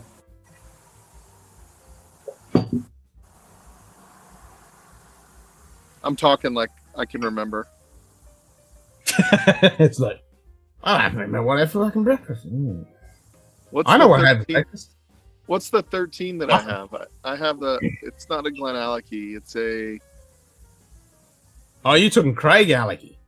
Craig Alecky, that's why, yeah. Yeah, with the sexy old yellow tube with the Yeah. cool black. Yeah, I'm with you. So I did have the Hibiki Suntory. I cracked that one the other day. You mean the Hibiki Harmony? Harmony, sorry, yeah, not Suntory. Harmony. Yeah. That was really good. It's not bad, is it? No, that was really good. I was How pretty much happy did you with pay that for one. Yeah, it was pretty cheap. It was only $80. Fuck, that's alright. Yeah. Because at the moment, there's a couple places that are selling it for less than 150 Australian, or around 150, 160 Australian, which is pretty good because normally it's around $200 Australian, which is fucking ridiculous. Yeah, I got a few interesting bottles. I got that one, which is sort of allocated here. And then I got the clear Smoke Wagon bottle, uncut, unfiltered. Yeah, so what batch is that? It's 88, I think. Ah.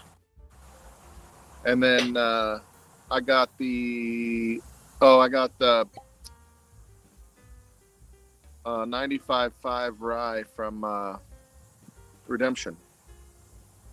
Ooh, oh, okay. Did you see Yeah, earlier when fucking Whiskey Samurai said he just got the Jack Daniels 10-year-old? Yeah, I saw that. I saw his picture on Instagram. Yeah. Yeah, he sent me a text yesterday asking if I wanted a backup bottle of the KBBS finished Obtainium. Yep. And I said no, but now I'm like, should I have gotten that? There's always another bottle.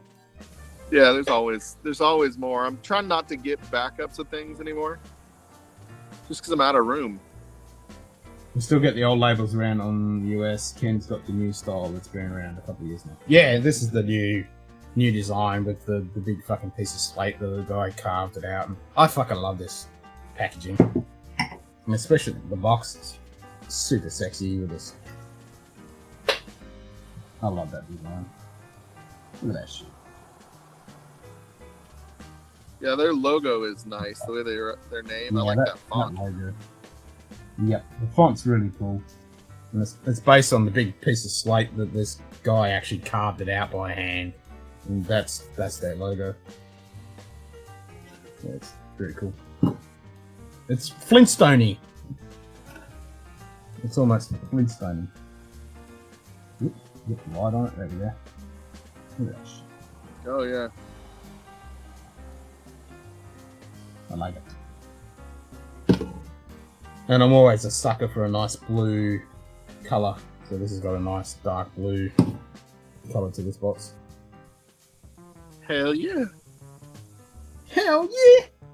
Where's Simon? Is he working? No, he said it was coming in, but it hasn't come in yet. Probably fell asleep, took a nap. Yeah, he probably had a power nap ready to prepare himself for a few drams later on, and then He'll wake up at 3 in the morning. Yeah, and then come in and have a few drams and then pass out. Yeah, sounds about right. Yeah, he's funny. I've seen him a couple times where he like leaves your stream and comes back on and at like 3 in the morning it's like, oh, let's drink more. I'm like, God, how the hell did you do that? Pretty much. Once I'm done, I'm fucking done. Yeah. I'm not coming back. I'm not waking up. I don't like you guys that much.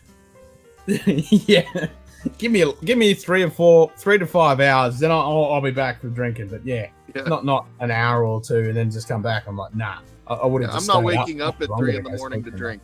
No. Oh, I've done that. Yeah. Once I go to sleep, man, I'm out. Like, nope, no more. Yeah, I'm not going to punch 1 hour or 2 hours. I'll at least get 3 to 5 hours. Then I'll come back and start drinking. Yeah. Oh, still saying that, I have done 90 minutes. I think after the 24-hour stream, I did 90 minutes. No, that's right. I did the 24-hour stream, went straight on to HBR, had 90 minutes, and then went on back on and kept drinking.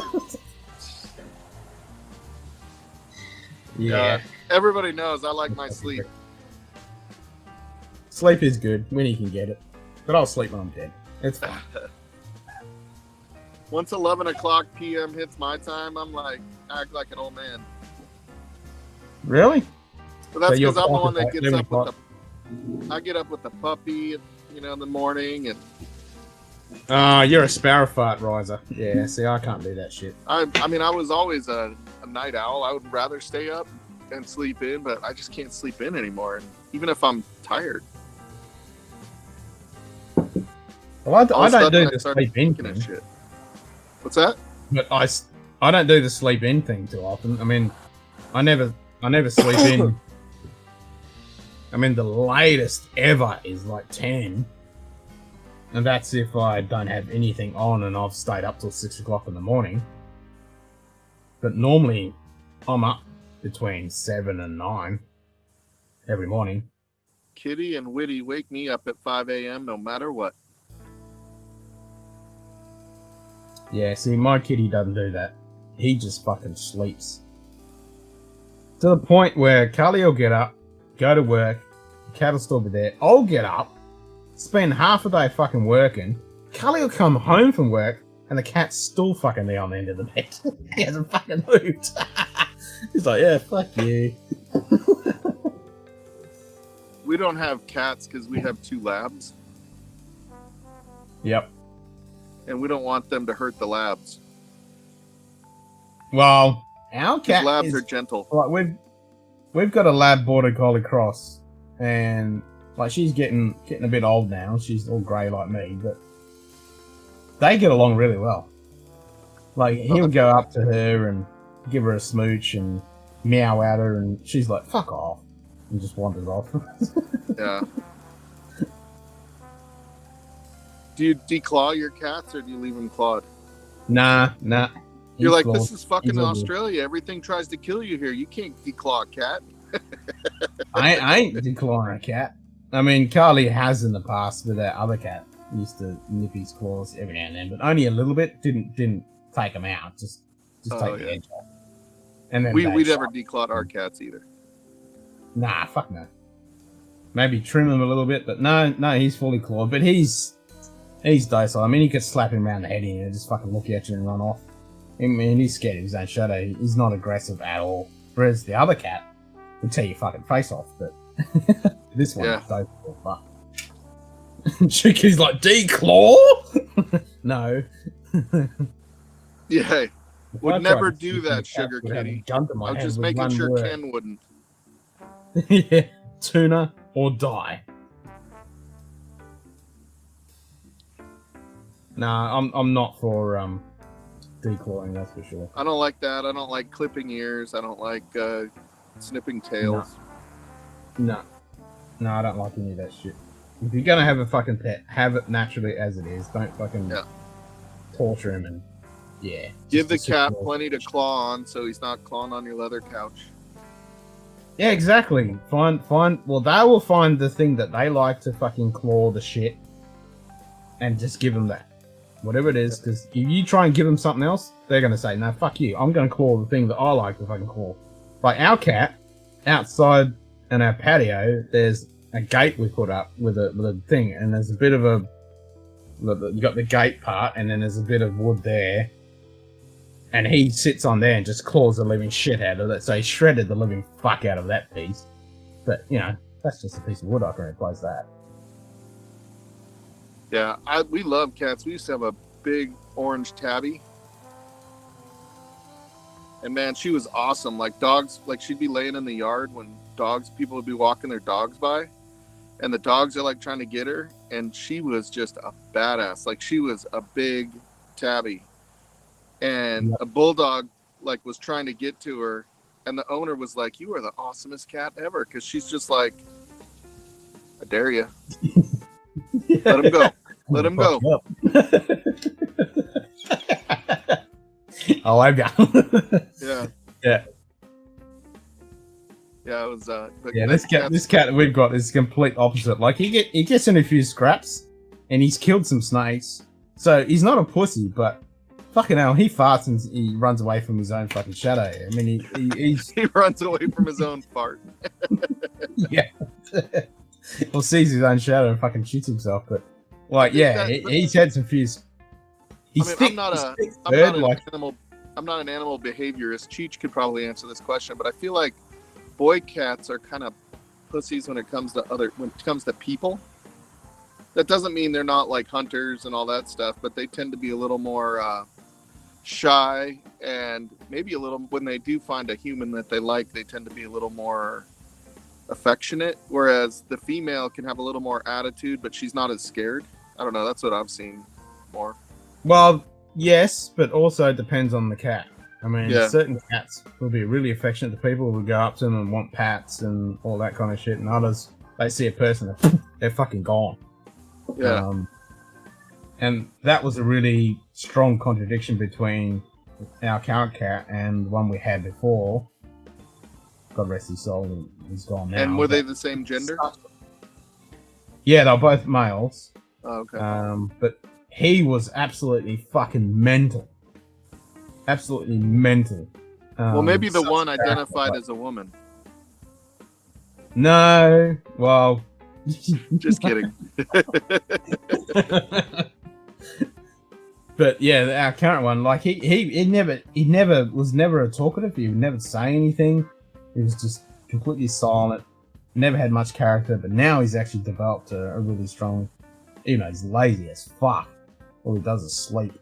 But he's actually developed a character. Like you go up to pat him, or when he's resting or whatever, and he'll fucking at you, and now he meows at you and lets you know what's going on, you know, and what he wants. And yeah, he's actually developed a bit of a character and personality. But you'd think he's a big fucking softie, and it just because I think he's got a little bit of ragdoll in him because he's got real thick fur and shit.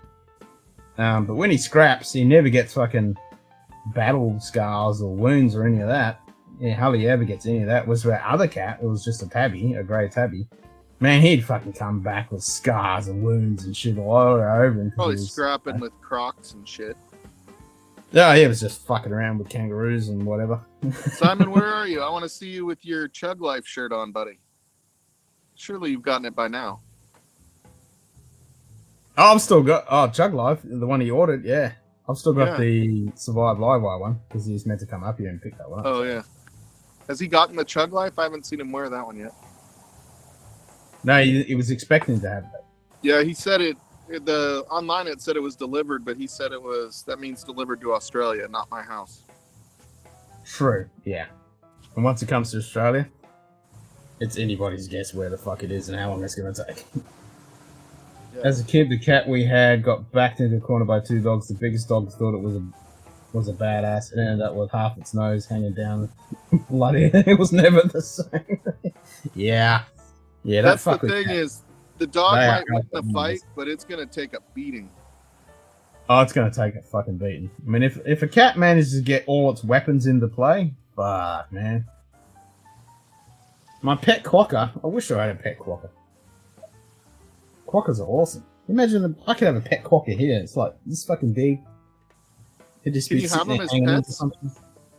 Nah, you can't. They're a protected species. Oh, okay. I wish, though. It'd be a fucking awesome pet. I want a bald eagle as a pet. Oh, I want a wedge-tail eagle as a pet. Dude, have you seen, I watched this YouTube video on the golden eagles? Yeah, and man. Some of the shit they go and kill, they picked up a fucking goat. Yeah. It's like Wedgies here will pick up a fucking kangaroo, a small sheep, fucking, yeah. They'll fucking shit up. Shit. Yeah. You don't fuck with them fuckers. It's like, I saw one that, yeah, the freaking golden eagle is chasing a coyote. Yeah. Fuck oath, man. Yep. You don't mess with them. They see something they can think, yeah, I can take that. Yeah, it's like, he's not that big. I'll fucking take that. I got big fucking It's only a fucking, it's a small buffalo. Yeah, I'll fucking take that. Yeah. That's funny. I'm just sitting here right now watching your stream, Ken, and I'm like, I wonder if the wife would judge me if I started having a scotch at 8 in the morning. See, it's more about judgment from the wife than it is judgment. Yeah, I think that's the same issue I have, but I think my missus has come to understand that if I'm online and I'm drinking during the day, she knows that I won't do that when I have other commitments. I only do that when I know that, I'm all good. Like, she's gone off at me when, you gotta take the fucking kids to school, and when I was like, it's fine. So, she's pretty good with that. Oh, geez. 2 weeks from the Whiskey Mountain shirt landing, and you still don't have that one either, huh? Holy cow. Not got the Chug Log yesterday. Fuck. Yeah, Australia Post is the worst, man. Yeah, I do love that Chug Life shirt that we had made. But I need to make it so that the image I use, the blacks, just use the shirt instead of, the image having itself. An edge around it. Yeah. But it still looks good. I wore it actually out and about and got several comments, at Costco yesterday wearing it. I think the only way you can do that is pretty much just take the black out. Yeah. Yep. I want to see if Ludwig can do that, but it ends up cool. I just wish you couldn't see the edges. Yep. But I'm a perfectionist too. Cool. Like when I do woodworking, nothing's ever good enough to sell to a customer. No. My it's wife like when I like, look at my shit. When I made my whiskey shelf, I mean, it looks pretty good at a distance, but I know every imperfection on that because I built the fucking thing. Yep. And everyone looks at it and go, wow, that's really good. How did you do that? What, did you buy that? How did you make that? What wood did you use? And I'm like, it's just fucking really good pine, and I stained the living shit out of it. It makes it look like a really good cherry oak or some shit. But it ain't. Yeah. Yeah, I made our dining room table, and everybody comes in and they're like, I love it. And I'm like, yeah, but what about this? My wife was like, why do you keep pointing out the things you don't like? Because like nobody else is seeing that. I can. Yeah. On the same line, look at that guy. I know everything that's wrong with that. Every fucking piece. Yep. Yeah, that's funny. I gotta All get back. Eagles fly parallel to the highway here. They probably are looking and picking up Fiat 500s. Fiat's are clan cars. Yep. I won't deny that. Oh, flats are clown cars? Yeah. Fiat. Oh my god, so my son bought a RAV4 and sold his Dodge Ram. What? What the fuck did he get a RAV4? Because he wanted a hybrid. And so I'm like, oh, this is a really nice station wagon. He's like, it's an SUV. I'm like, fuck off. This is not an SUV, dude. Nah. It's I'm what like, we a call a 4Runner soft is an rider. SUV. This is a freaking... Yeah. It's a this soft is not rider. a 4Runner. That's a soccer's mum wishing they had a decent fucking SUV and they get a fucking RAV4. Fuck off.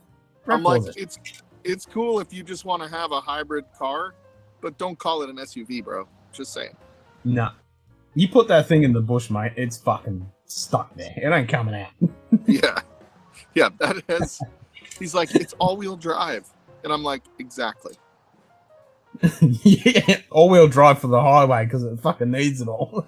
Yeah, I'm like, that just makes it better on the highway. That doesn't help you four-wheeling. Nope. Like, show me the lockers. Yeah. Where's your diff locks? Yeah? You got That's front right. rear diff locks? Hey? Yeah, where are they? Yeah. And look at those, the tyres that they come on those things are just fucking highway tyres. They are nothing that could ever go off-road, ever. They're literally shorter than a Subaru Outback. And nobody's calling a Subaru Outback an SUV. No. We have the same crap here in Australia. You have people in here that think, yeah. You're a wanna. It does have like kind of that Subaru front end that looks kind of nice, you know, like on the 4Runners. But yeah, it's still got that station wagon look. If you stay on the highway and you go out in the middle of nowhere on the highway, they're okay for that. But yeah, you're never ever going to take them off the road. A bit of gravel, that's about it. That's about it. Uh-oh. I think My brother got a Mini Cooper and I tried to get in it. Too tall. Cars like that are clown cars. I mean, I've always wanted a Mini Cooper. I fucking love those things. Especially a souped up one. Fuck yeah. Give me one. Mini Cooper took off when the Italian Job came out. What, the original or the recent one? The recent one with Marky Mark and... Yeah, with Marky Mark. I mean, they were pretty fucking... I mean, I always wanted original before they brought out the new ones, but now I want both. I just fucking love them. Yeah, they, come on, Woody. It's starting to rain. Yeah, it's actually, was raining here last night. It's all clear now, that's why it's actually quite cool. Alright, I may go into my office and jump back on, Ken. Nice! Alright, I'm going to let my kitty cat in, eat a bunch of biscuits. Alright, I'll see you in a bit. I'll lurk until then.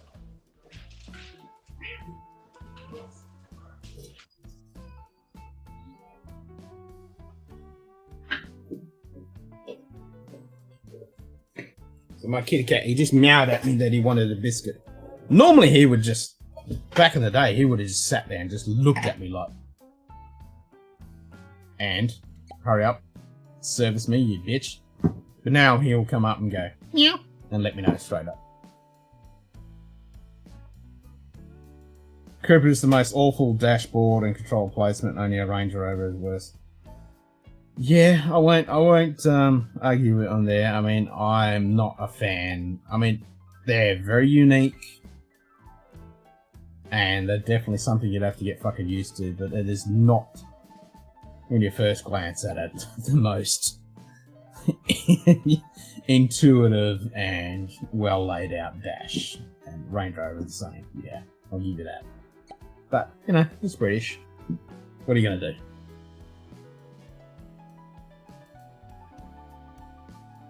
I do like them though.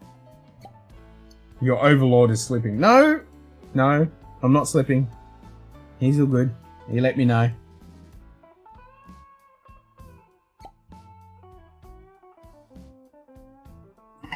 Like he came down and just meowed one meow. And that's all he had to say. So he's having a feed. I think it is. Might even be tuna actually. Tuna or salmon. And salmon among them.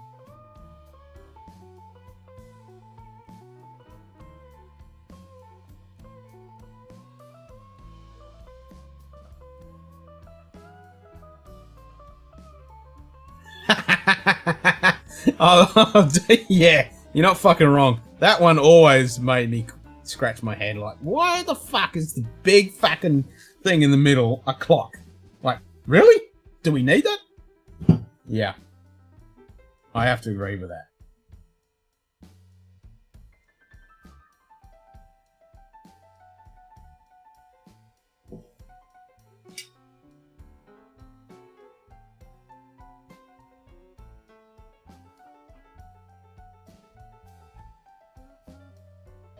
Yeah, that is definitely fucking weird.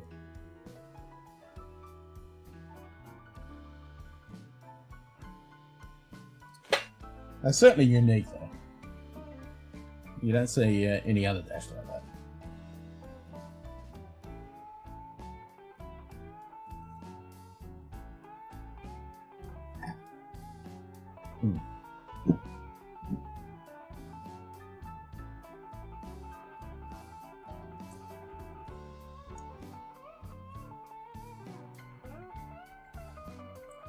G'day, Aaron. How you going, mate? Aaron Hardiman.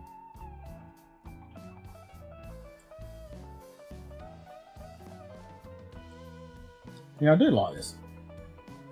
It's definitely a dirtier kind of sherry, but I find it tasty. And Billy Walker actually, it's one of his favourites as well.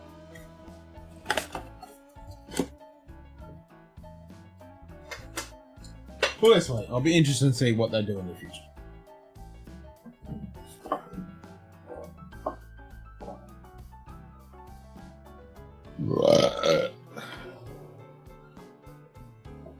So I had 3 Guinnesses before I started tonight. Good day. Jim Morris. That's a new bottle? No, that wasn't a new bottle. That was just a Glenallachie 15. I've got a couple of bottles of that.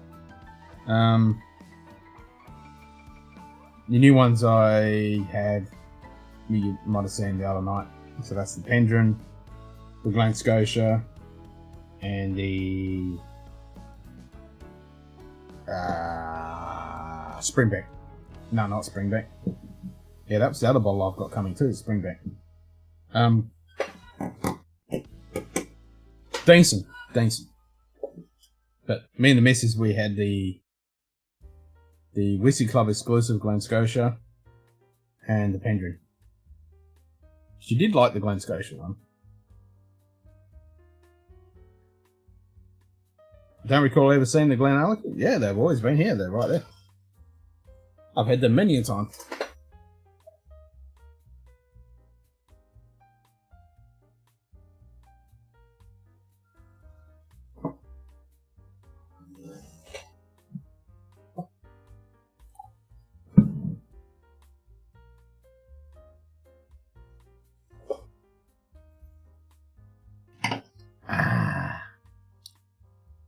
Haven't seen one of them before? Yeah, I've always got some Glenallachie on hand. I don't have any of the cast strength stuff.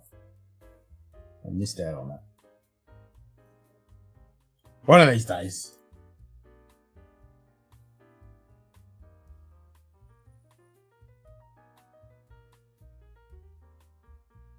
Alright, where to put my phone?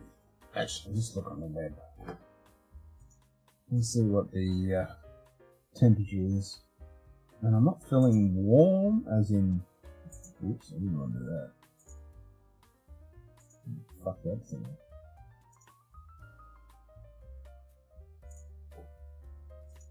Yeah, that crap. Reopen and close that. So it looks like it's still 11 degrees. But 90% humidity. Oh, hold on. No, 6.8 degrees. So just yep. So 6.8 degrees feels like 5. So it's going to be a crispy one tomorrow night, and then it's going to be high 20s all next week. So we're going to be 30 something all week.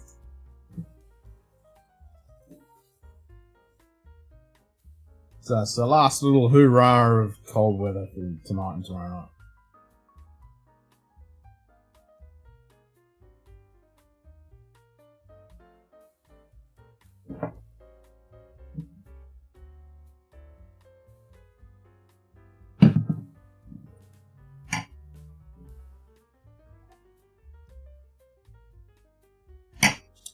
Right.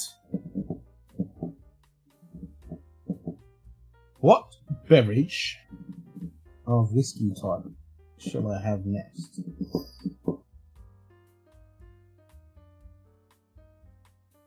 I might take this jacket off actually, because it's fucking. This noise is starting to. Oops. I think I just ripped it. I think that's the inside bit. It's not the outside. Alright, back of the cellar.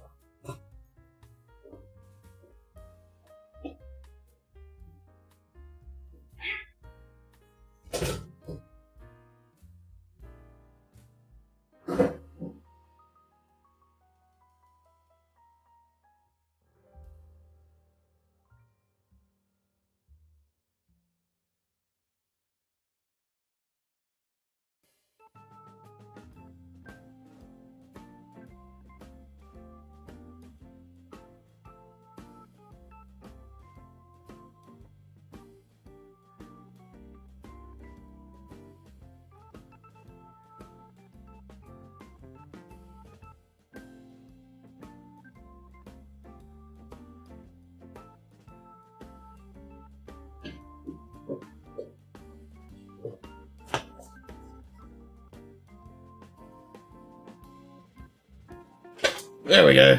Go with the old checkered shirt again.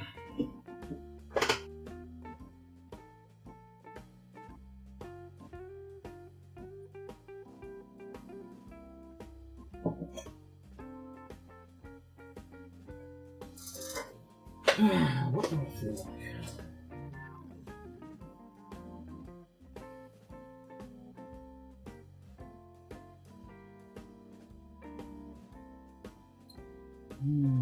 Many money.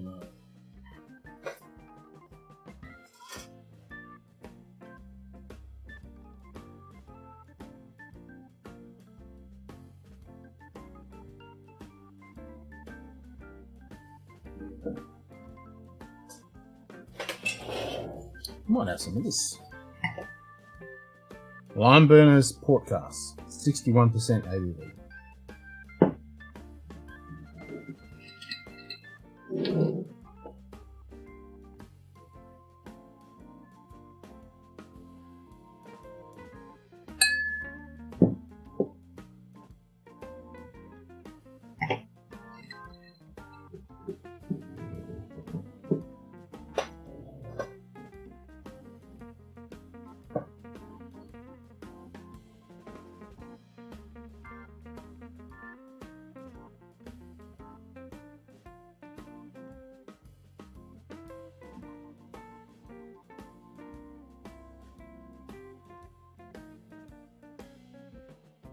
God damn it.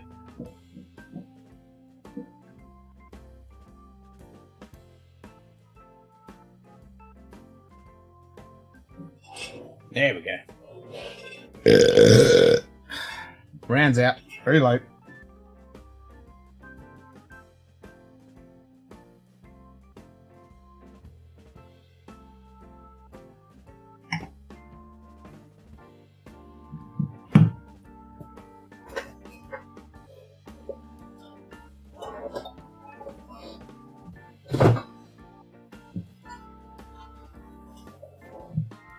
Water bottles in my fucking view. There we go.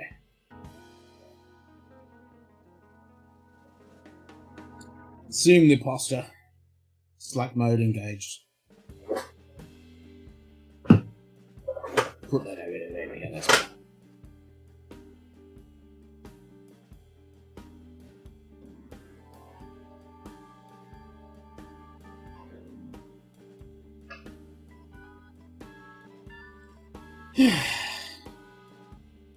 What time is it? Computer, time. Computer, time.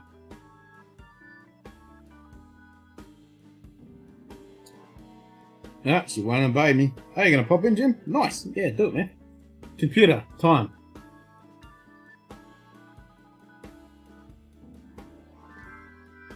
Computer, time. Really?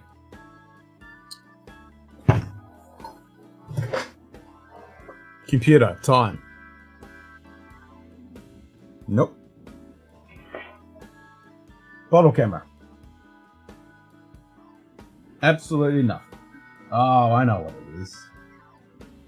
I always forget. As soon as I do a reset on the speech, the fucking voice matter, when I put the headphones in, the text-to-speech thing just chucks a fucking hissy fit. So if I turn it off, turn it on again. Computer, time. Not really. Stop and start. I don't know why this thing is so buggy. It's very annoying. Let me set up and I'll be on. Sweet, awesome. Computer, time.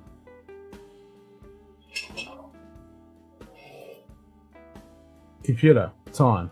Accessing. Hallelujah. There you go, 22:27. Jesus.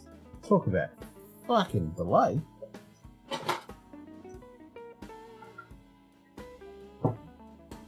Viewer, full screen. Switching to full screen viewer. Viewer, cropped. Switching to cropped viewer. Viewer, small. Switching to small viewer. Right, she's gonna work now. Stupid thing.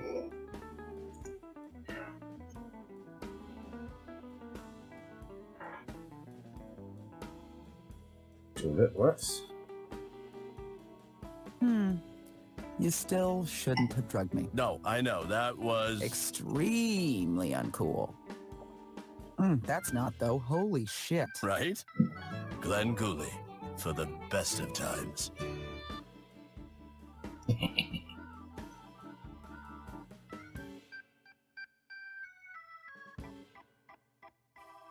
Yeah, where's Simon, eh? Where are you, Simon?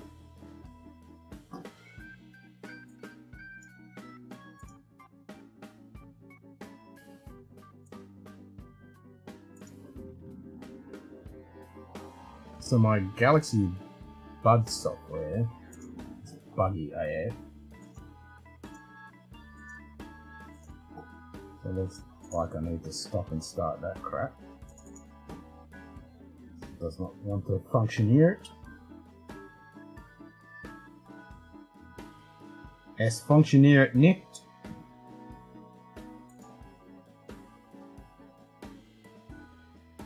There we go. Now it functions. Okay. 91% on the right earbud. That's the limit. 33.7 degrees Celsius.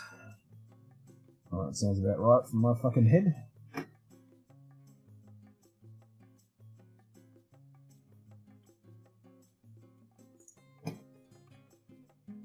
Let's get full screen on that. Wunderbar. Simon, you son of a bitch, get on here. I know, right? Where the fuck are you?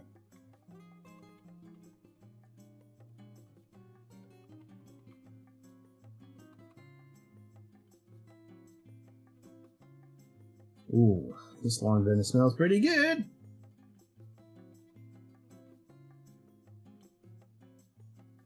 Yes, you can't shove your nose too far into the glass, being 61% ABV. It gives you a little tickle on the old nostrils.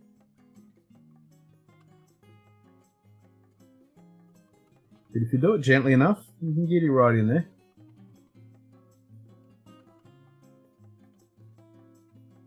Yeah, you can get in there. You just gotta give it respect.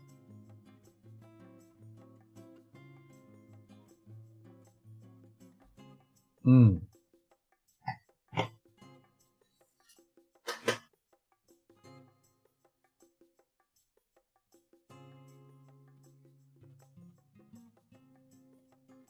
Massive burst of flavour on the palate though, wow. Ooh la la. Ooh, hello. Yep, that's what it does to your taste buds. Yeah, that's pretty spectacular. Mmm. That's some good shit. And that's not being biased, that's just, yeah, that's pretty good stuff. And I won a fucking shitload of awards for it, so it makes sense.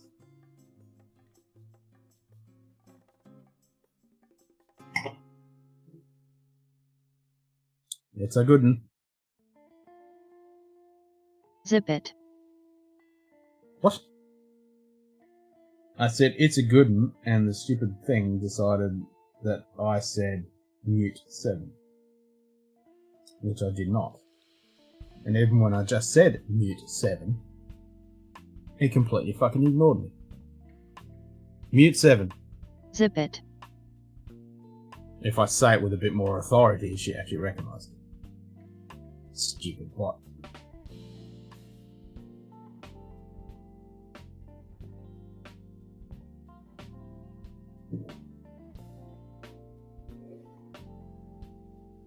Speak of the devil. Is that Simon at the door? Shall we let him in? You're let him in. He buys lots of drinks. That's a good one. It actually worked. No, that's a good Nice. one. Cheers, mate. Yeah, cheers.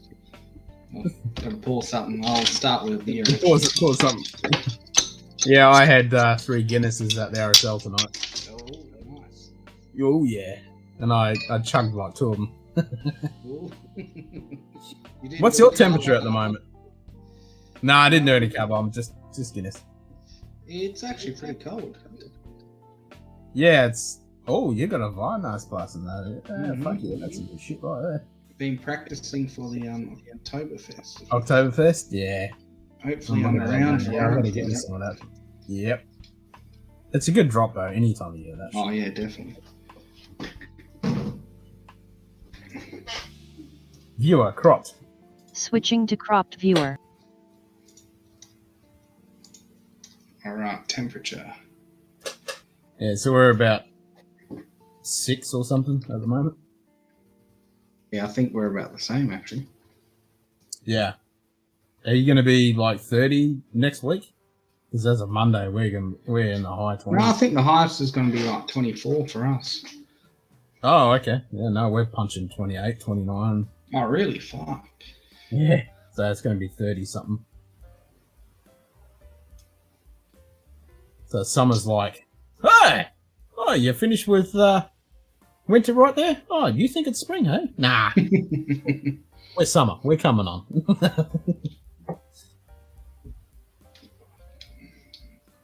Jeez. Not looking forward to those 30s. I'm not looking forward to those 40s, man. I can tolerate 30s. They're fine.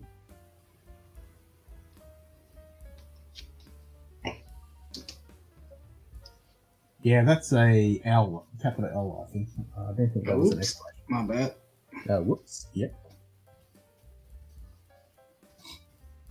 Oh, here comes a sneeze. Jump like fucking jump like motherfucker.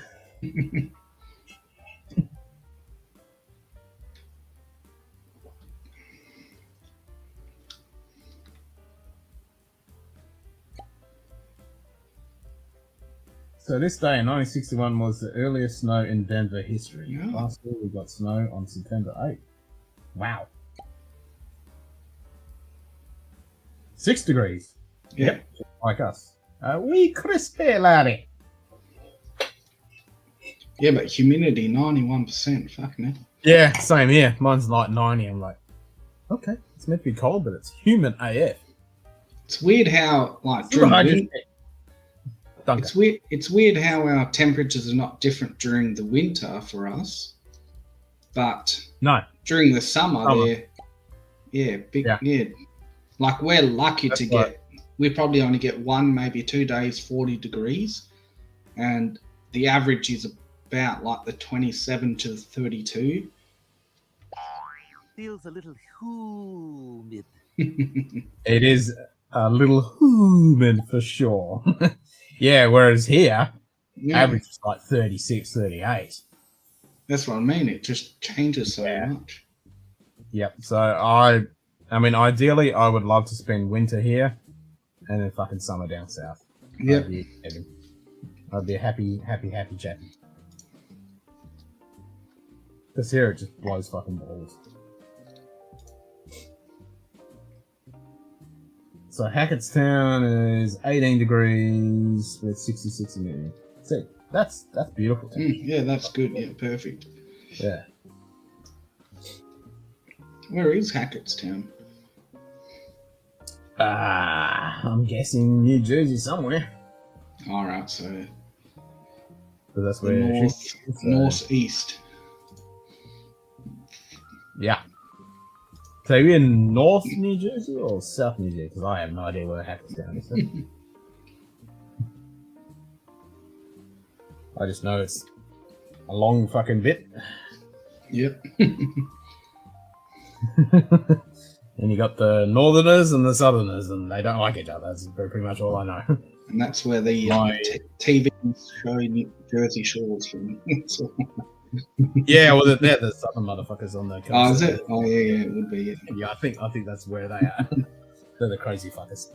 I could be wrong, but yeah, I think that's where they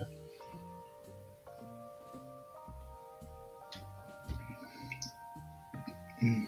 That's well after sunrise. We're on the PA border north. So you're up the north, so you're not with the crazy fuckers. So you're all good then.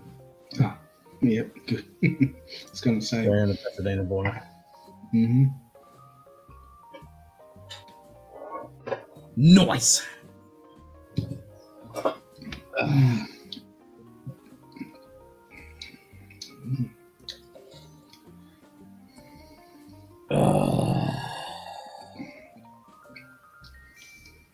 So you were at the RSL earlier, you said? Yeah, I was at RSL. It's our off barbecue night, but we have pizza night. So it's $8 for half a pizza and a fucking beer. So yeah, that's something. I had a fucking Guinness and meat lovers pizza, and then another Guinness, and then came home and started drinking whiskey. Woohoo! I stoked up the fire, so I smell all nice and smoky at the moment, and it's fucking awesome. I'll enjoy that. Warmer earlier. Oh yeah, I'll see that. That's why I'm wearing the hat, and this is not my normal flat cap. This one's actually lined. This is an American. This is a Brixton design. So this is actually American. Yeah, that's made in Taiwan. Like fucking Taiwan or Korea or fucking China. One of them. No, made in Taiwan. Oh no, sorry, this one's made in China. The Kangals, they're actually made in Taiwan. But yeah, this one's actually got a bit of padding to it, so keep my old noggin a bit warm on this 6 degree evening. Yeah, well, enjoy it while we can. I mean, yeah, in a couple of months it's going to be... Yeah, well, this will go in the cupboard and not be seen for another 10 months because I will spontaneously burst into a ball of fucking flames if I had this on in the middle of summer. And all this attire. all this shit. Yep. Because I'll be here sweating my fucking balls off. Yep. Yep. It'll be Not looking forward to it. No, me neither. Singlets and shorts and thongs with the fan blasting me 24/7. Yeah, I want to try get one of those. Think about buying one of those little portable air conditioners. Yeah, I've been tempted to get those. Yeah, I'm not sure about though how much they heat and will they heat up a whole room or. It depends on the one you get and the size of the room. Mm. Yeah. I mean, ideally, you want a room that isn't going to be, you know, venting out the cool air. So you want to keep it fairly small. You just have to see the cubic size of it and what it recommends for the size and all that shit. Because there's a few models out there. Why the fuck do you need that? You don't need that. I need that. Yeah, but for me, degree temperatures. For me, anything over 25 is hot. Oh, okay. See, for me, anything over 38 is hot. Really, no. I mean, for me, the perfect temperature is around that 18 to 21. 25 is kind of the maximum. Anything over 25, I'm like, yeah, fuck this shit. Yeah, see, 25 to me is cool. I don't even get 25 during summer at night time. What? Yeah. Fuck that. Seriously, man. In the heat of summer, like December, January, February, like especially January, February, we don't get anything below 25 degrees at night time. Really? Yeah. No, here we get about 18, 17. No, I'm talking night. Yeah, that's what I mean. Yeah. Yeah, all night it's like 27 degrees or 28 all night. And I look at that and go, well, I'm not going to be able to fucking sleep. So I go to sleep at like 3 o'clock in the morning when it drops down to like 24 degrees. And I'm so fucking knackered that I might be able to get some sleep. But if I try to go to sleep at a normal person's time when it's like 28 degrees and the walls are just radiating heat, nothing. And that's a cool night.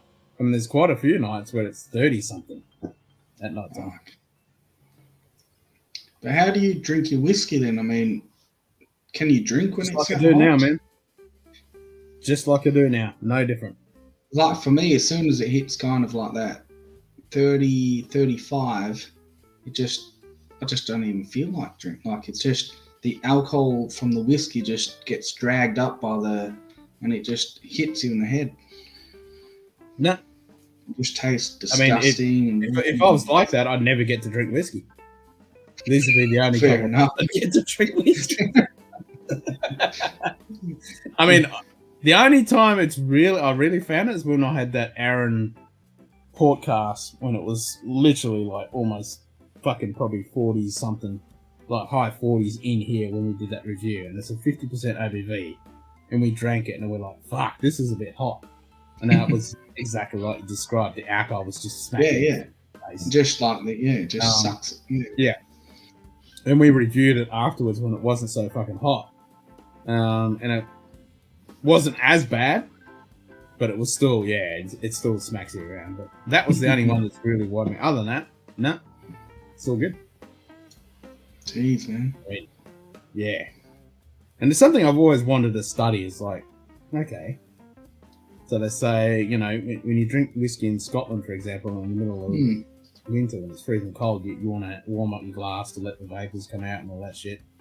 And you never want to put it in ice because it, you know, reduces the flavor and the character. Yeah, it kills it, smooths it out, and makes it a little boring and bland. But here, it's just like, woohoo! Yeah, the alcohol is going to evaporate because it's so fucking stinking hot. I mean, that's why I have the mini bar next to me. I didn't buy it to put in beer. I've got another fridge for that. I just literally brought it for to put in whiskey to let it cool down. And even that, it just within 5 minutes, it's just. Well, I've never done that, but there's a couple, like the ones I've got over the fridge there. Like I've got my Jameson and a couple over there that I don't touch that often. But when I pick them up in summer, they're hot to the touch. Yeah, exactly. Yeah, like they're actually, but these ones over here are usually not too bad. They're not too bad. I pick them up when it's a real hot day, and I pick them up, or after like a week and when it's had really hot days, and I pick up my bottles and like, okay, that one's still, you know, not hot to the touch, and then I go further over towards that corner, and they're hot to the touch. I'm like, yeah, I won't bother fucking touching them. Dorman, let's three in. Welcome to the pub. Yo. Finally, Mike, where have you been all night? Bloody hell. Don't you just love it the way Bitch just says that? This is my second time here, Simone. Yeah, we've already seen the hot air balloons. I have a evaporative cooler from an Aussie I just had to assemble my new vacuum cleaner. Your new vacuum. Oh. Are you going to be a vacuum bitch? No, but I'm getting a little psycho about vacuuming, and our old vacuum died because my kid used it to suck up calcium for his lizard. Oh, fuck.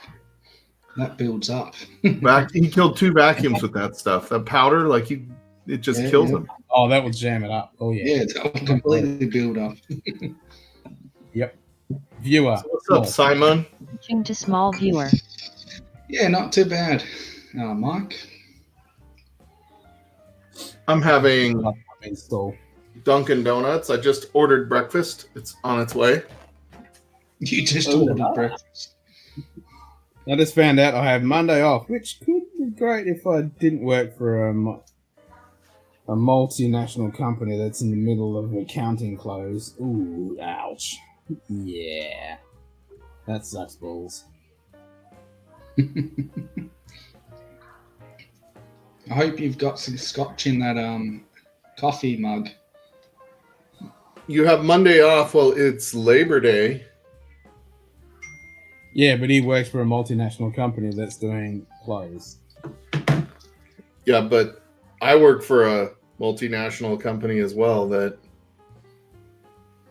month end. Yep. I work for a multinational company in my own lunchbox. Scotch Down Under is a multinational company. It is. And even my astronomy business is a multinational company because I've actually got a tour coming up with some Japanese people, and they're actually targeting the Japanese market. So there you go. How are they getting in? I don't know a lot about astronomy, but I know I'm Cancer. I'm going to ignore that. I get that so many times. Uranus jokes and the fucking astrology jokes. Jesus fucking Christ. I've heard them all. How? Because they're local Japanese people that are in Western Australia. So, yeah. Not people traveling from Japan to come here. But the idea is, yeah, the idea is, it's the same when I did, so it's what they call a famil tour. So they're tour operators that have their local market of Japanese people that live in Western Australia, but then they also have the contacts in Japan. So when obviously the beer ban is ended, then they can actually branch out and get Japanese tourists that are traveling through. Yep. And they'll pick up my tour if they find it's applicable to what they're trying to do. I've done the same with the Chinese market, Singapore, Hong Kong. Yeah. Oh, fair enough. Matthew is delivering my order. Matthew? Oh. Yeah. Thank you, Matthew. Thank you, You Matthew. penis. Your job in delivering Dunkin' Donuts to Mr. Mike's store. Are you going to tip him? Are you going to tip him a sample of your stag, George T. Stag? It is one of my top 5 bottles. Top 5? How many bottles do you have for your top 5 bottles? I don't know. I don't think I could rank my 5 favorite because it changes by day. Exactly. It's like when you say pick a whiskey that, you know, the world's about to end and what do I grab right now? I'm like, fuck off. I'm going to give you that's why I say, like, week. You're putting way more pressure on that decision because it's going to be different tomorrow. Yeah, exactly. Give me 20 minutes and I'll give you a different answer. Yeah, I was going to buy a George T. Stag, but apparently, I was on whose stream and they said not to buy it. It was Jason from Mash and Drum who said not to buy it, and I think it was Aiden Craig. Yeah, that's stream. Right. Yeah. It was the low proof one, the 58 or something % one. Oh, yeah. So it was the 2019 one? Yeah. Yeah, I've heard that. I mean, it depends on what you're going to like. I wouldn't say don't buy it. I would say there's a max price for it. Oh, it was $450 USD. I mean, if you've never had one, that's not bad. Yeah, that's what I mean. I was struggling over it, but the only thing I've been burnt by, I just recently brought a Blanton straight from the barrel, and it was the lowest proof I've ever brought, and it is the most worst one I've ever had. So that's What year was that GTS? 2019. Yeah, that's why. Yeah, the 2019 was supposedly. I mean, I've only had the 2020 and the 2019, so the 2020, I would say buy it at $450. If you've never had one, like I paid. What did I pay for mine? I paid $200 for mine. Yeah, and I would do it all day at $200. Would you pay $450 for any stag? I mean, if I didn't already have one, I don't know. I mean, it's $450 is like a lot of money for whiskey. That's what I mean. Like, and that's USD. Here it's 600 Australian. Yeah, there's a point of diminishing returns once you start getting over $200. Unless you get over. Unless you know it's fucking good, you've had it before, or you know somebody that's same as you that knows their shit, and you're similar palate, I wouldn't jump on something like that. Yeah, GTS is probably one of my favorite bourbons, and I would say, I mean, I would even say Dustin, maybe 300 to 350 max for that. Like, I probably wouldn't go above that. But I can see there's so much other good stuff that I mean, it's better than most, but it's just there's very, very few whiskeys in general that I think are worth more than $250. But I mean, it's rare in America. It's even rarer here in Western Australia. I mean, in Australia in general. Yeah, I do think like the rarity of something does make it more expensive, not just the whiskey. It's just one of look those. At CYPB. Yeah. You know, people pay stupid amounts for the CYPB Weller, and I mean, it's not. You know, foolproof is better. The antique is at least as good. What about the foolproof at? I saw one for about 210 USD. That's a lot for a foolproof. I probably wouldn't do that. All right. Mike and I would need a new channel if Lidl is worth $250. True. Yeah, I'll be honest, Dustin. I've had, $1,000 plus scotches and bourbons, and I've never seen one that's worth it. Yeah, that's what I mean. That's why. What scotches have you had, though?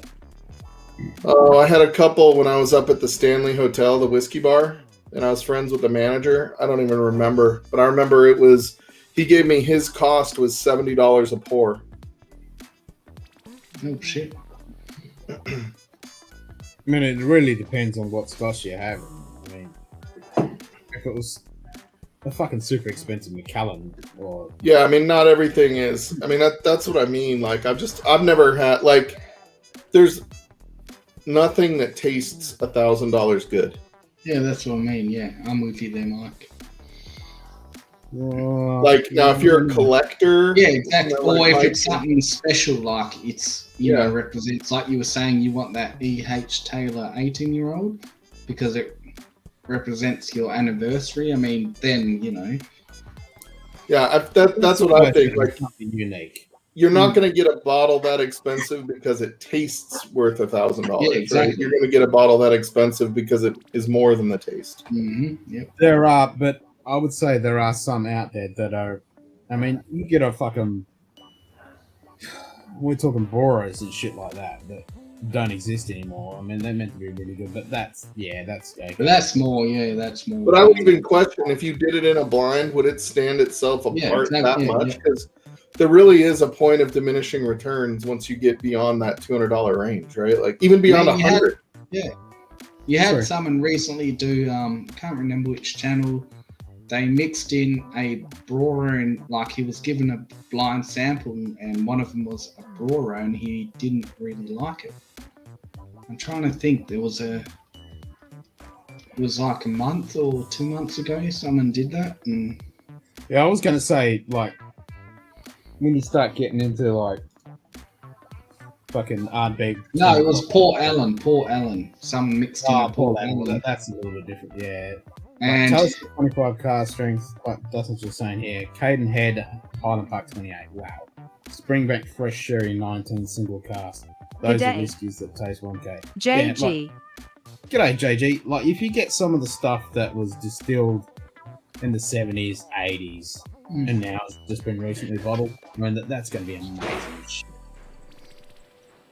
That will taste. Yeah, I disagree with with Dustin, which isn't a surprise. He tends to have different views than a lot, but CYPB, we did a blind. There were 10 guys in a whiskey group, and we did a blind, and it, on average, was on the bottom half of the Weller line. Across all 10 guys that were in the whiskey group doing the blind, we didn't have Weller 12, but we had 2 Weller full proofs. One was a store pick, one was just a standard Weller full proof. We had Antique 107, we had Special Reserve, and we had CYPB. And CYPB and Special Reserve finished at the bottom. Yeah, exactly. Didn't Jason from Mash and Drum do that one? Yeah. A little while back, and he didn't rate the CYB either really high. But again, that's just if you're talking about, you know, the flavor of a whiskey, right? Like the flavor and, you know, nose and all that, right? Like the juice in the bottle.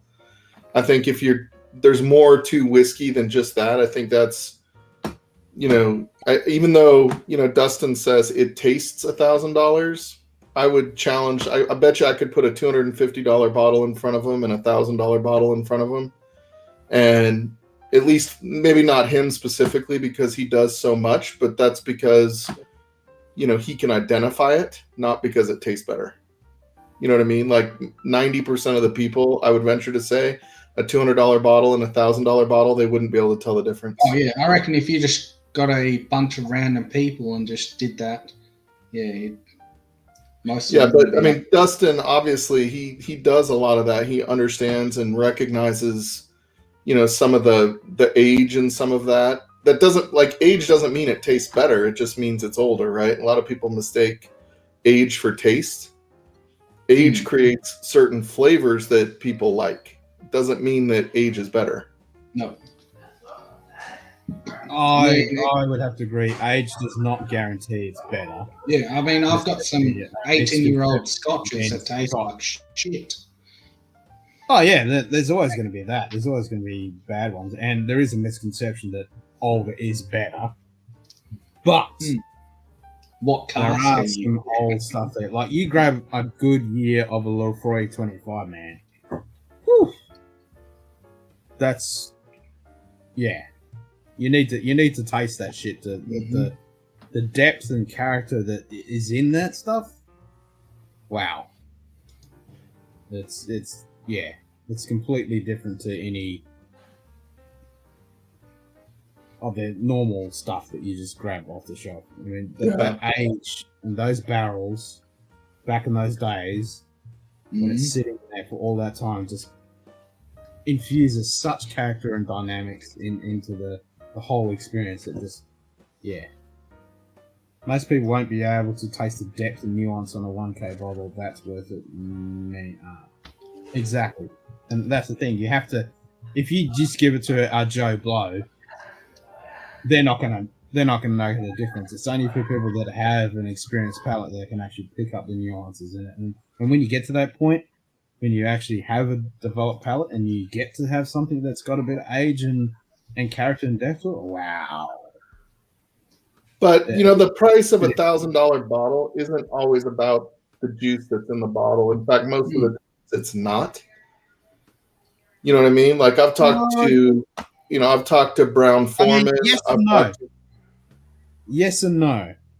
I mean, a lot of it is buying it for the prestige, that it's rare and you can't get it, and the story, the story, and the all whatever that. goes with it. All that is a massive thing about it. But The rarity. The rarity and all that.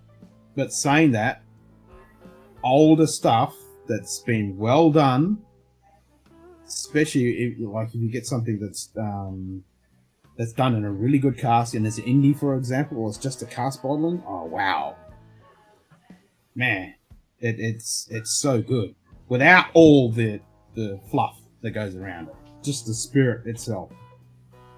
For Scotch, Cool running. Cool Running. I don't know that I even remember Wild Turkey 101. It's been so long since I've had it. And I don't know that I've ever had 8-year 101. If I did, I probably didn't know to differentiate the two. It's been so long. Yep, I'm with you, Dustin. Yeah, 1K bottles that you buy to drink, not for the glory of having it that you want to hold and flip and say, wow, I've got this bottle. I mean, this one here, I haven't tried that yet. That's a $2,000 bottle. We bought this because of the prestige of it, you know. It's the Ian Hunter story. It's book one, blah, blah, blah. It's a $2,000 bottle. Bang, bang. We bought that. But when we tried that 25-year-old Lefroy, wow.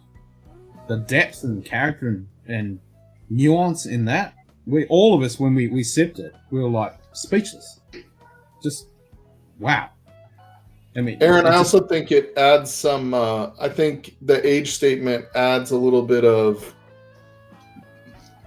I mean, without tasting the whiskey, you know, you don't know anything, right? Like, I mean, it could, but we tend to say, "Ooh, we could get a 24 here," you know, like let's get a 24 year, and so there is a bit of marketing to the age statements. That doesn't mean it's bad marketing. There is a bias. Yeah, here's a bias. But I will also say everything I'm saying here. 25 Glenfarclas. This is garbage. Yeah, exactly. I had the 21. I had the 21-year-old Glenfarclas, and that was absolute. Ugh, didn't like it. Yeah, because these are really old, spent barrels that are just rung the mill, meh. Whereas that 25 and the Lefroy. There's some decent fucking barrels. That's some good oak. This is just garbage compared to that. And I'll also say that like nothing is absolute. Like I'm not saying nothing is worth the money when it's $1,000. I'm just saying, you know, I think as a general rule, personally, I've never had a whiskey that I thought was worth $1,000. Yeah. I mean, as just the drink itself, right? Like, I mean. You know, I've had some just based on rarity and story and stuff like that you're like, wow, that's pretty incredible. But, you know, like if it was 18-year marriage, like maybe just not because of the whiskey itself, but because of the rarity, what it means, you know, that my 18th anniversary. Yeah, exactly. Yeah. I think we're all on the same page. There's two different things. There is one that's story and age and the coolest factor and blah, blah, blah. It's like everyone who goes on about Johnny Walker Blue Label, they think that's amazing and it's great stuff, and you know you pay all this money for it, and you give it for a gift, and you think it's the best of the best kind of deal. When really you're just paying for the fucking name of it and the story. Exactly. Yeah. Whereas you get other stuff that no one really knows about, but it's fucking great shit and it's old, but it hasn't got that fucking awesome story and the. And you guys, and I also want to caveat this that you guys have had a lot more old Scotch than I have, so. You know, I'm certainly not an expert. I haven't had too much. Internet opinionist. I've dabbled. I mean, Dustin's definitely the man for that. I mean, he's dabbled a lot more than what I have. For the record, I do not base my shit on any fact. It's an internet opinionist. Just saying. Oh, this is all opinions. Yeah. This is all opinions. Hey, my breakfast just got here. I'm going to eat, and then I'll try to pop back on, Ken.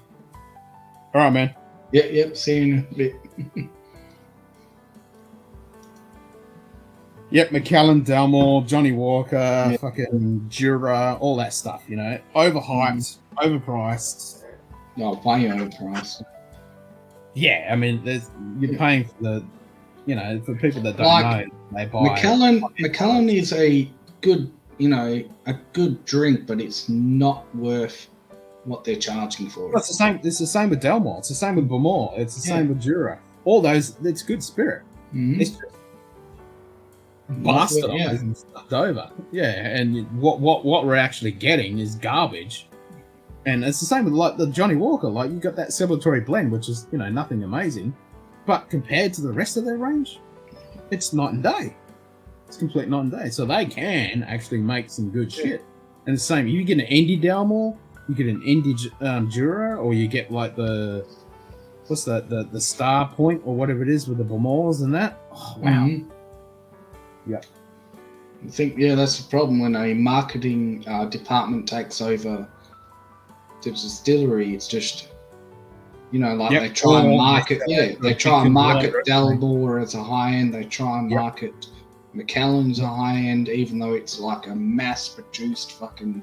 I mean, you look how big their fucking thing is. It's just. Oh, it's crazy. And they're charging like small craft distillery prices for like this big mass produced.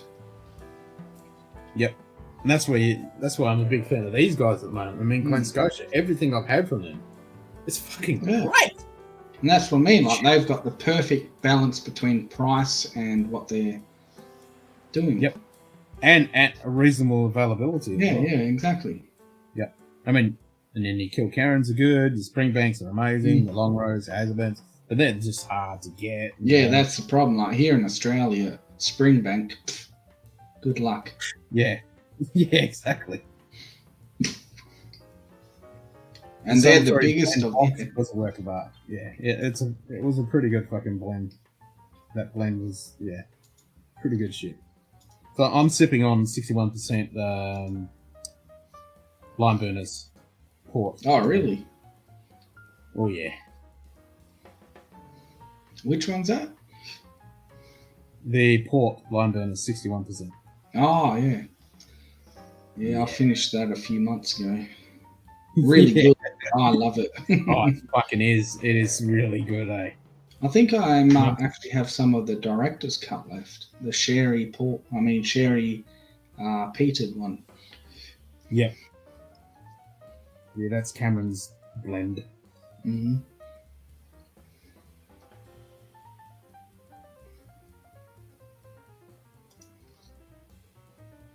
Got to say, Johnny Walker does have some amazing marketing. Mm-hmm. Well, I mean, them owned by Diageo. Yeah.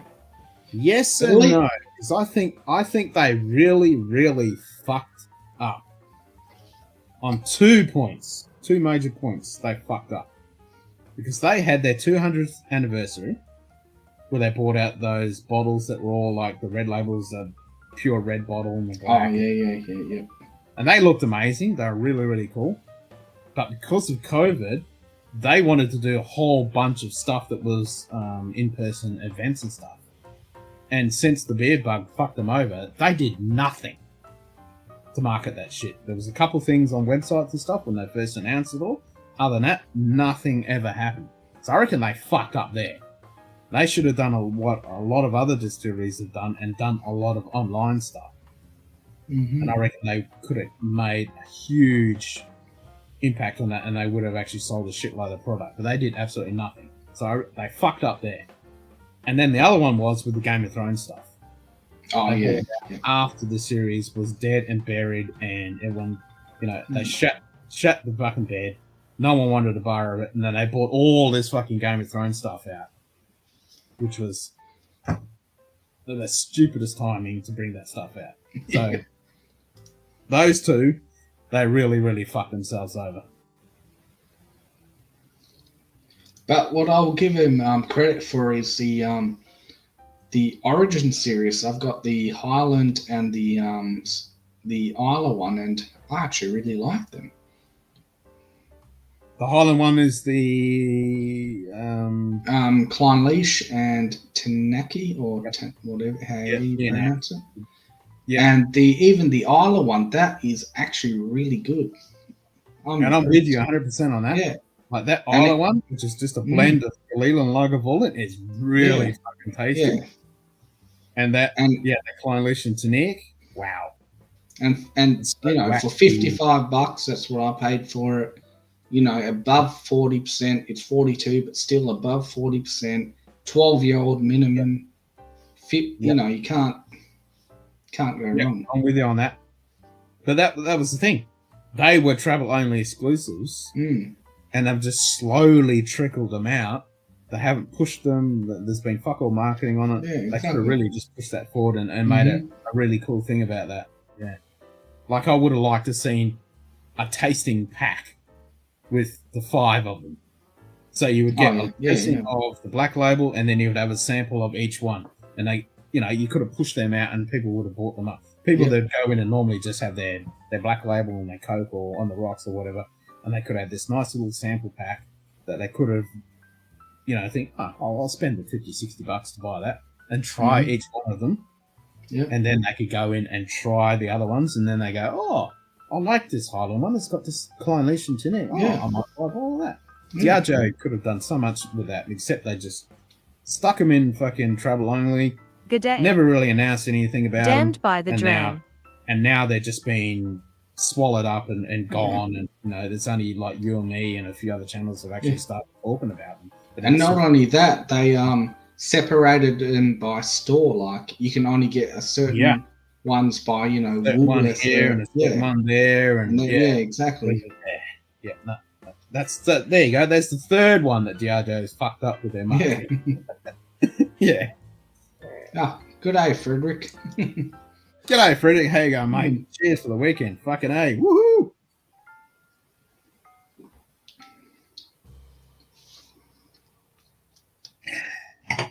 Yep, and like we said with the celebratory blend, this is good proof that Diageo and Johnny Walker can actually make some good shit. Mm-hmm. And they've done the same thing with that Ireland one and that Ireland one. They're just, they are decent. They are really decent. Like that Isla one, I would actually prefer it on top of a lot of actually single malt versions.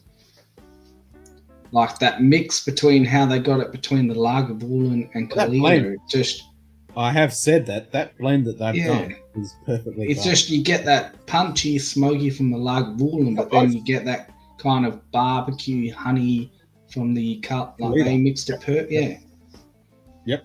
And the whole time I've been drinking that one with the Klein Leash and the Tonic, I'm like, I really want to try Tonic. Because you can't. Tonic is Tonic. I know. And I'm like, fuck, I really want to try this Tonic. And that's what makes it real good value, to get a Tonic. Good luck. Yeah. Yep. But now that I've had that, I'm really wanting to try this Tonic to see what it's like by itself individually. And that's another thing they could have done. They could have done another sample set with individual of the stuff that goes into make up that whole fucking series. Yeah. Like, hopefully they release another version of that Flora and Fauna. I wish. Yeah, that's what I mean. Fucking wish, man. I mean, the access they have to the distilleries they own, I mean, geez, they could do some real good stuff with that. They could. I mean, yeah, like that. Diageo has such a breadth and depth to their portfolio. They could do some really cool stuff. I mean, that's why I like their special 2019, 2020 releases, because at least you're getting them at cask strengths, and most of them are actually natural coloured. Yep, they're just a little bit hit and miss. With the Lagavulin ones are a bit Yeah. Except for that new one that I know Dustin is pretty keen to get. Well, know whether it's actually worth getting it, and it's not going to be until it comes out and people start talking about whether it's actually, you're going to know whether it's actually, and by that time, when people start talking about it, and you think, oh, I want to get that, poof, gone. Reverse Ranteros is so freaking good. I thought you were getting fucking Dunkin' Donuts. Wankers. Good day. G'day, Daniel. Daniel Strachan. Just pops in. Wankers. He's talking about Mike. Probably. Yeah, I wanted to get that Isla version of that Johnny Walker Origin. I was trying to get two of them from one website and I couldn't, so I could only get a 1 litre bottle. No. Because I got the 1 litre bottle of it. Even though I had to pay a bit more than, because it was only like 50 something bucks for the 700 ml or what it was. What about the have you got the Space Side one? I've got all of them. The other two are shit. Which one? The other two are shit. The Space Side and Lowlands. Lowlands, they're the garbage. Yeah, I was thinking, because I seen one and I thought, I'm not going to get the Space Side one. Nah, I just wanted to get the whole set, just to complete the set. But the Lowlands, I mean, it's got Glenkinchie, which I'm a big fan of. I love that honey note of Glenkinchie. It's mostly grain, because Lowlands is grain. That's the problem. For Johnny Walker. It's got Glenkinchie, which is really, really good, but then they've just shoved a whole pile of fucking A whole pile of grain in there. It's just whacked a whole shit of Cannonbridge grain in there, and they've overpowered. So that's pretty much the the genuine Johnny Walker Black Label. Just fucking grain. That's it. So the Glenkinchie is completely crushed with Cannonbridge grain. So that one's meh. And so what's that's this just really, blended whiskey. with this Speyside? I forget what they own with Speyside. So Speyside is Cardew, which is Cardew, which is yep, and then Glendullan. So I don't know anything about Glendullan. never heard of that. Yeah, so the only one I want to actually try is Glendullan. I know what Cardew is. I mean, Cardew's kind of smooth, bland, boring. Kind of, Maybe 15-year-old. Yeah, so that makes sense to put that in there, but I don't know anything about the Glendullan. So, and both these, like this is still a blended malt, so it's only got Glendullan and Cardew in it, but it's boring as batshit. And then this one is just a blended whiskey. Which is glad I avoided them. Yeah, I just got them because they were cheap. Yeah. And I wanted just to have the set. But yeah. But the Highland one and the Isla one are pretty fucking good. And I like the packaging too. Like the bottles. Yeah. I like how they've done this fluting on the edges. And it's it's not bad. And I do like the boxes. Definitely. Yeah, this Lagavulin and Kalila. Not bad. 47%. Not bad.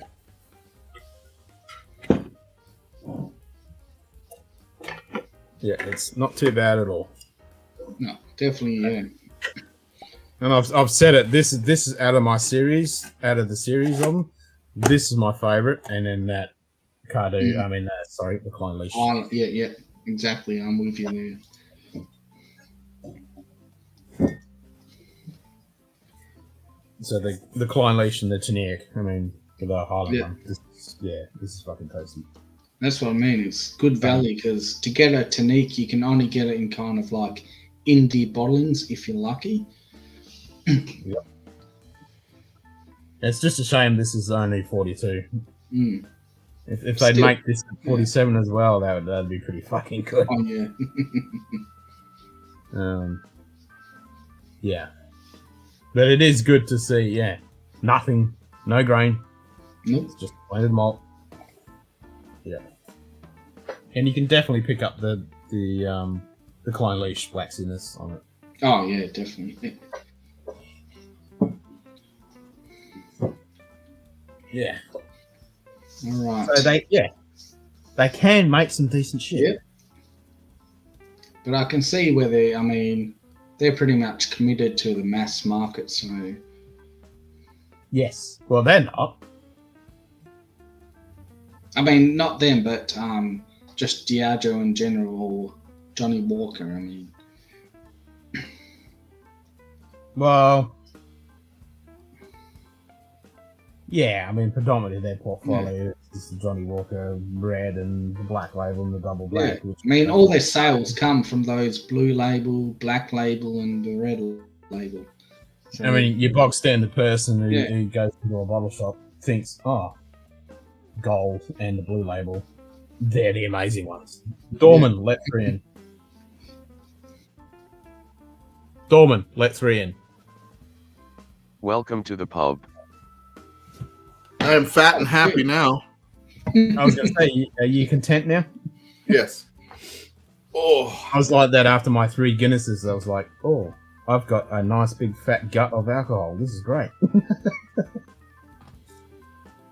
I heard Guinness is actually fairly low in carbs for what it looks like. I don't know if that's true or not. Yeah, but it's full of minerals and vitamins. It's meant to be good for your heart, actually. Yeah, it's super healthy, I heard. Mm-hmm. Yeah. It's the same as this stuff. This is super healthy. Yeah. It's no carb, no sugar. That's pretty good for it. It's hard to argue. My mom was around a bunch of people with COVID, and as an avid wine drinker, raging alcoholic, never got COVID. No. Yeah, and wine's got antioxidants. Exactly. Yeah, exactly. No, I think the virus touched her blood and said, "Oh, fuck no." But who knows? And that's why we drink high ABV alcohol, because it just oozes out of our pores, and anything comes next to it and just disintegrates it before it even gets close to us. That's right. Yeah. Yeah. So what are we drinking next? I just finished my beer. Well, since we're talking about that Johnny Walker Highland, I'm going to go with that. Highland? But I don't really want to drop down to 40 fucking 2%. Yeah. So I'm thinking 50%. Yeah, I want to go. I just come from the 61, so I can contently go down to the 50s with the Johnny Walker celebratory. So I might have a little sip of that. Unfortunately, I don't have any of that left. I thought that was the case. I thought you were about to say, yeah, I'm done on that, so we'll have to pick something else. I'll find something. What have we got? What have we got? What have you got? Around that 50% I don't have any ABV. I'd love to have a Longmorn right now, but I don't. What are you thinking? You go, Ken. What am I thinking? Have you got a Dinkum 12? I mean, that's low ABV, but... I did have the Dinkum 12. You did? Yeah, okay. I did. What else have we got?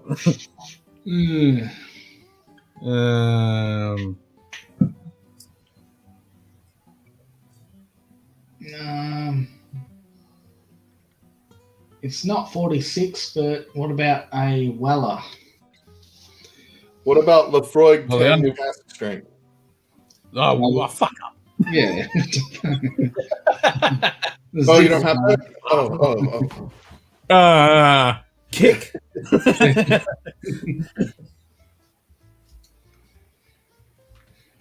Well, I do have the Weller Special Reserve. That's the only Weller I've got. Yeah, that's what I mean, yeah.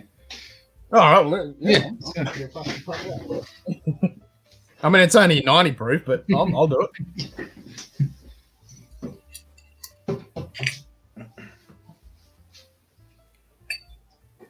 I say that Special Reserve is a good $30 bottle.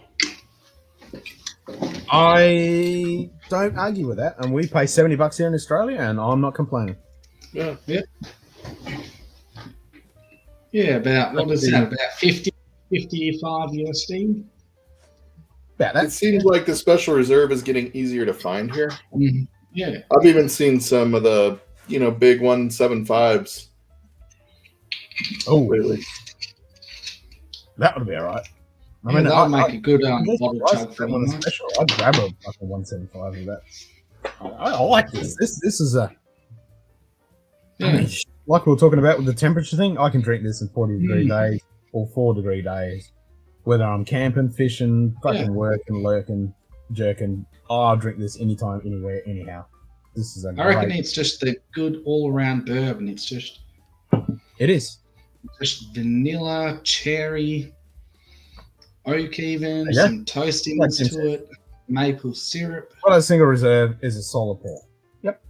It's like fucking Wild Turkey 101. A solid all-around, great fucking pour.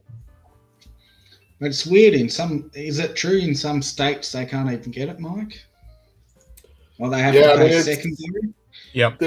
It depends, because here it's not on the shelves typically. You have to, it's a little more, I mean, it's considered allocated still.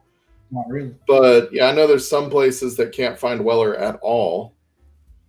The only thing we see on a regular basis here is Special Reserve. We don't see the other stuff regularly here. I can find the 12, but it's like 150 USD. Yeah, I was just going to say exactly the same thing. That's actually a good price for Weller 12 here. Which I did buy early this year. I mean, Weller 12 for under 200 is rare right now. Oh, really? Wow. Yeah. Okay. Unless you're in a state that, is state run. Actually, I think I've never seen a 12 on the shelf here. I've seen a couple of them here. Yeah. Sugar Kitty said they don't get Weller. Yeah. There you go. Courtesy of Lord Shane Long, OWA 107. Oh, he got you one. Yeah, that was the first samples that were ever sent by anybody on the planet. Lord Shane Long, OWA 107.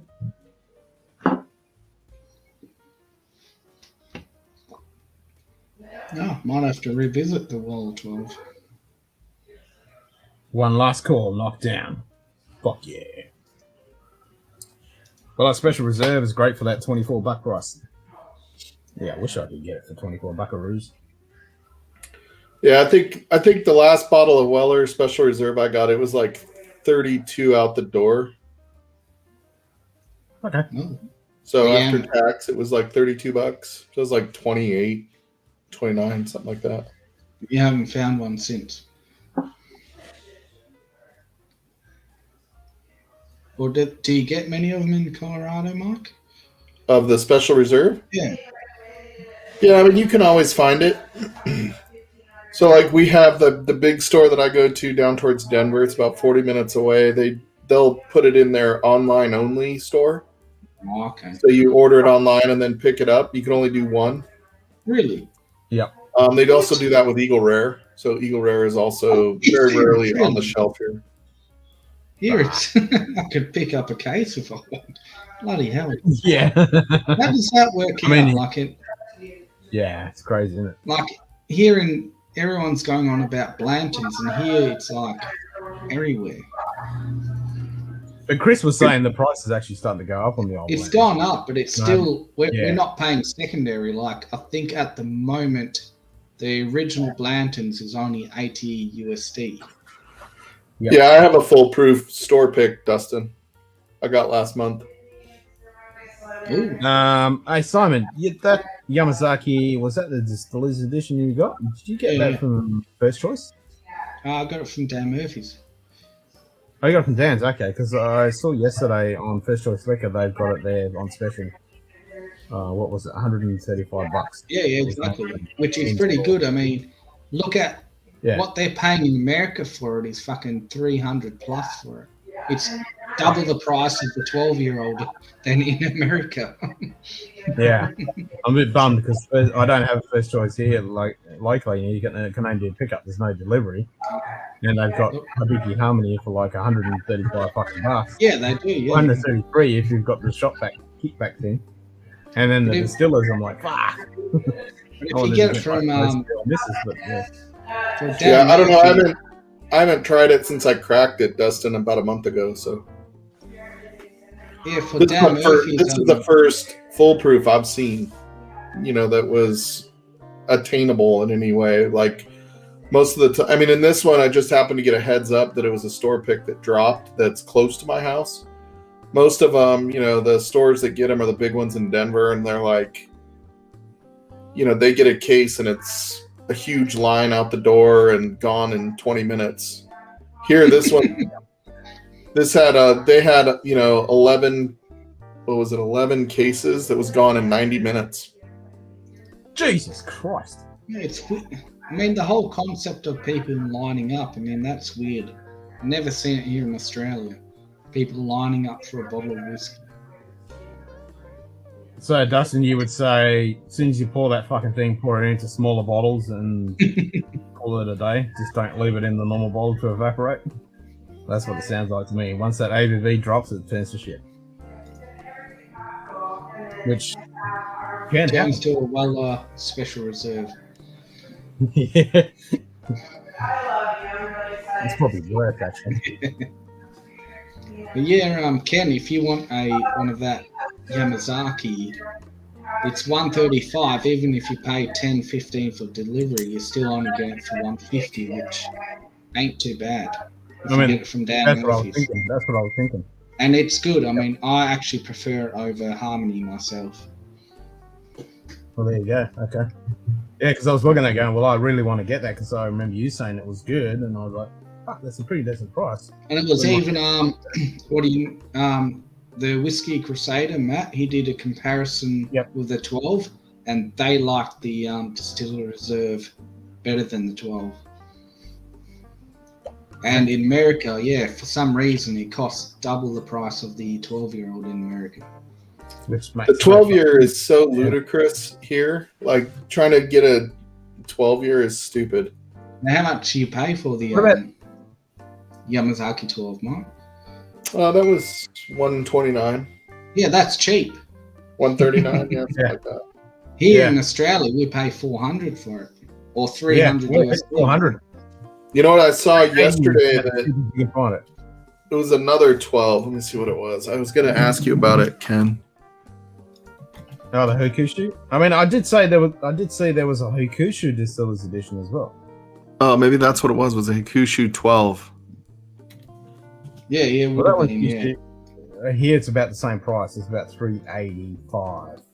But you can get the Hakushu Distillers Reserve as well for $135. You can get both of them. Yeah, because I saw that one as well. I was like, oh, maybe I should grab the Yamazaki and the Hakushu Distillers Reserve, and I have them both. So there's a 12-year Hakushu for $124.99 on sale right now. They said Hakushu 12 is a buy, and that's what I've heard. The Hakushu is better than the Yamazaki 12. Yeah, the Yamazaki 12 is on sale right now for $124.99 at the same store. I think because the Yamazaki Distillers and Hakushu Distillers, they're both only exclusive to Australia and Europe. Ah. But I think that's why they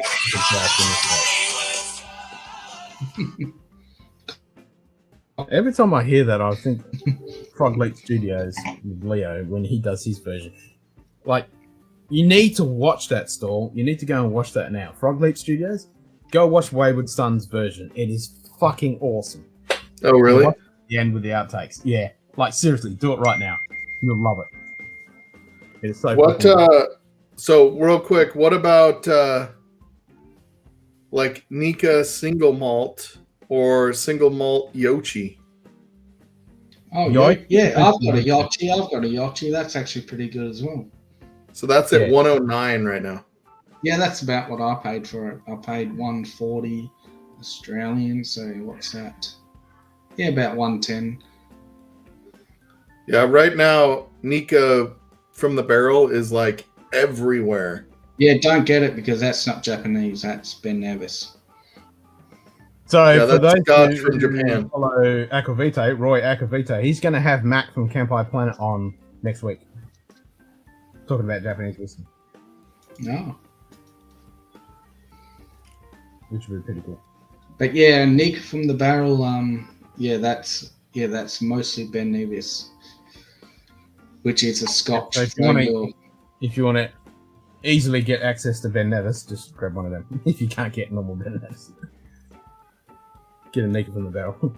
Anything from Yamazaki and Hakushu, they've all been branded like by the new labeling from the Japanese blah blah blah, whatever they call association. They're all pure Japanese whiskey, so they fermented, Japanese Whiskey Association Society or some crap like that. So they're all the real deal. Mac from Campai Planet just did a update video, well worth watching, when he talks about who's actually in that group and who isn't, and what. I mean, Nika does it too. They label it on their website.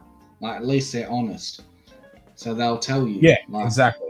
And that's pretty much the consensus I got from that video. Is like, well, if they don't put it on the label, you actually got to contact them or look on their website to actually see what they're actually putting on there, because there's no legality to state whether they have to state it on the bottle or the label. Because I've got that. What he's talking about, that Yochi single malt, and that's Yoichi, Yoichi. That's 100%. That's all done in Japan. Yep. And so is Yamazaki and Hakushu. They all. I think pretty much the consensus that I have myself when it comes to Japanese whiskey is, if you can find it for a good deal and you know what you're buying, buy it. Other than that, don't bother, because it's just stupidly overpriced and the market is flooded with garbage. I mean, you're right, Justin and Jim. It's good whiskey, but the thing is, if you're buying Japanese whiskey, you want Japanese whiskey. Yeah. I don't want to buy. If I'm going to buy Nika from the barrel, I know I'm buying Ben Nevis. I'm not buying Japanese whiskey. But like, that's the problem is people who are not so like, you know, part of the whiskey community, they'll go and go, oh, look at this label, it's Japanese, you know, good price, and you know, they're drinking Scotch basically. Yeah, kind of. And there's so many of them out there now that are just putting Japanese characters on a bottle, and people are buying it, and it's just nope. It's got nothing to do with Japan whatsoever. Yeah, I've seen a few of them popping up, and it's like their labeling looks really good. The presentation is beautiful, but when I actually do research, and it's like, it's not Japanese. Yeah, all Nika but from the barrel is from Japan, but it matters in the price and the quality of the whiskey. Exactly. Yeah. I got something falling apart at work. I got to bolt. It's supposed to be my day off. Well, tell them it's your day off. You're not in contact. Yeah, tell them to contact us, Mike. We'll tell them. Yeah, Simon will handle that card that needs to be sent in your machine. Yeah, I'll send it to your machine. Don't worry. Yeah. I'm an IT guy. I'll sort that out. Yeah, they need RJ45, not fiber optic. So I got to send them a new card for inside their array. What? Did you just say you got to send them an RJ45 instead of optic? No, so the sand that we sent them, the storage array, doesn't have RJ45 on it. I have to send them cards to put in it. Oh, they're expecting optic and it hasn't got. Oh, okay. No, yeah. Other way around, but yeah, we send it with optic only, and they need copper. RJ45. Okay. Yeah. So, all right. Well, it's fun, Ken. Well, sort that. I didn't get to open my Scotch. That's just a card, and then come back on, turn your fucking phone off, and come join us. All right, hold on. This phone's blowing up. All right, we'll see you guys. Don't you have other people that can deal with that? Everybody's off today. And you're meant to be. You're the muggins that's going to deal with it. I'll be like, nah, I'll deal with that Monday. Our store wants brownie points soon. Yeah. Sucking up those brandies. Difference is Nika from the barrel is cheaper, and Ben Nevis, which is better than Japanese whiskey. At the moment, fucking no. That's what I mean, like. That's what I mean. If you want to buy Ben Nevis, just buy Nika from the barrel. Yep. But if you want Japanese, don't buy from Nika from the barrel. Don't buy Nika from the barrel. Yeah, exactly. Man, it's just fooling people, because you know you're going to get some person who doesn't know anything about whiskey, but they want to try Japanese whiskey, and they're going to pick up that bottle and think that's what Japanese. And you know what the worst thing is? It's really worse in Japan.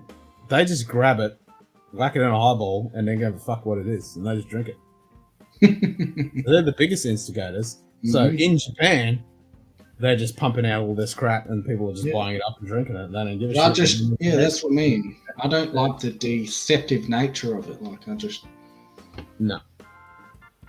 I mean, there's enough shit we got to deal with when we're buying whiskey, but to have to think about, is this actually from the country that it says it is or not? That's just am I buying a legit fucking bottle of Japanese fucking whiskey? Yeah. Instead of some.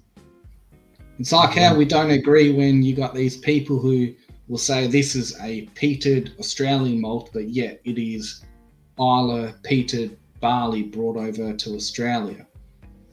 Or a barrel. Yeah, or a barrel. And technically you're not drinking Australian, you're just drinking a Isla bottled in Australia. But it's like, I want a Australian peated malt. Fucking oath. That's like when Star Wars put out that email and they went unexpected, and they brought it out and they hyped it up, and it was like amazing, and as soon as I read it, I went, Oh, cool. Yep, Petered Sparwood. exactly the same Start thing. reading, and it comes up with Isla fuck you. Yeah. Like, fuck you. I completely just went, fuck you, deleted it. The next email comes through promoting it, delete, fuck off. That's why, as soon as I see, like, you know, another Australian distillery selling a peated malt, and if they don't disclose where they get the peat from, I'm not fucking buying it, because I know exactly where they're getting it from. Yeah, they're just. And you've got others that are doing it with Australian peat, and you can taste it, and you know it's from fucking Australia. It's completely distinct and individualistic, and it's got nothing to do with Isla, and that's what you fucking want. That's why I drink Isla. I want to drink Isla. Yeah. I want to know that that's from Isla. Exactly. And if I was standing in the fields of fucking Isla right now, that's what it'd be. Yeah. And vice versa. If I'm standing in the forest of fucking Australia and there's a bit of fire burning, I want to smell that. Exactly same like with wine. If I go to a vineyard, I visit that vineyard, I want to have wine that's from that vineyard. Like, you know, I've smelt the surrounding forest. I've stepped in the dirt. I want those grapes in there for 100 years. Those grapes come from wherever they come from. They've been there for 100 years. They are Australian as Australian can be, even though they are a variety from wherever. Yeah. But what I don't want to go is like go to a Margaret River winery and they're importing fucking Tasmanian from Barossa Valley. Or Barossa Valley. Yeah. It just that's what I mean. I'm with you, brother. I'm with you. Exactly. That's why I hate anything like you see other whiskies. They're like, I finished in Isla barrels. It's like fucking hell. Just fuck off. Fuck off. Yep. Fuck off. That's why, as far as it really is, it's an insult. When we've got so much shit here we can burn, that's going to smell great and taste great, just fucking burn it.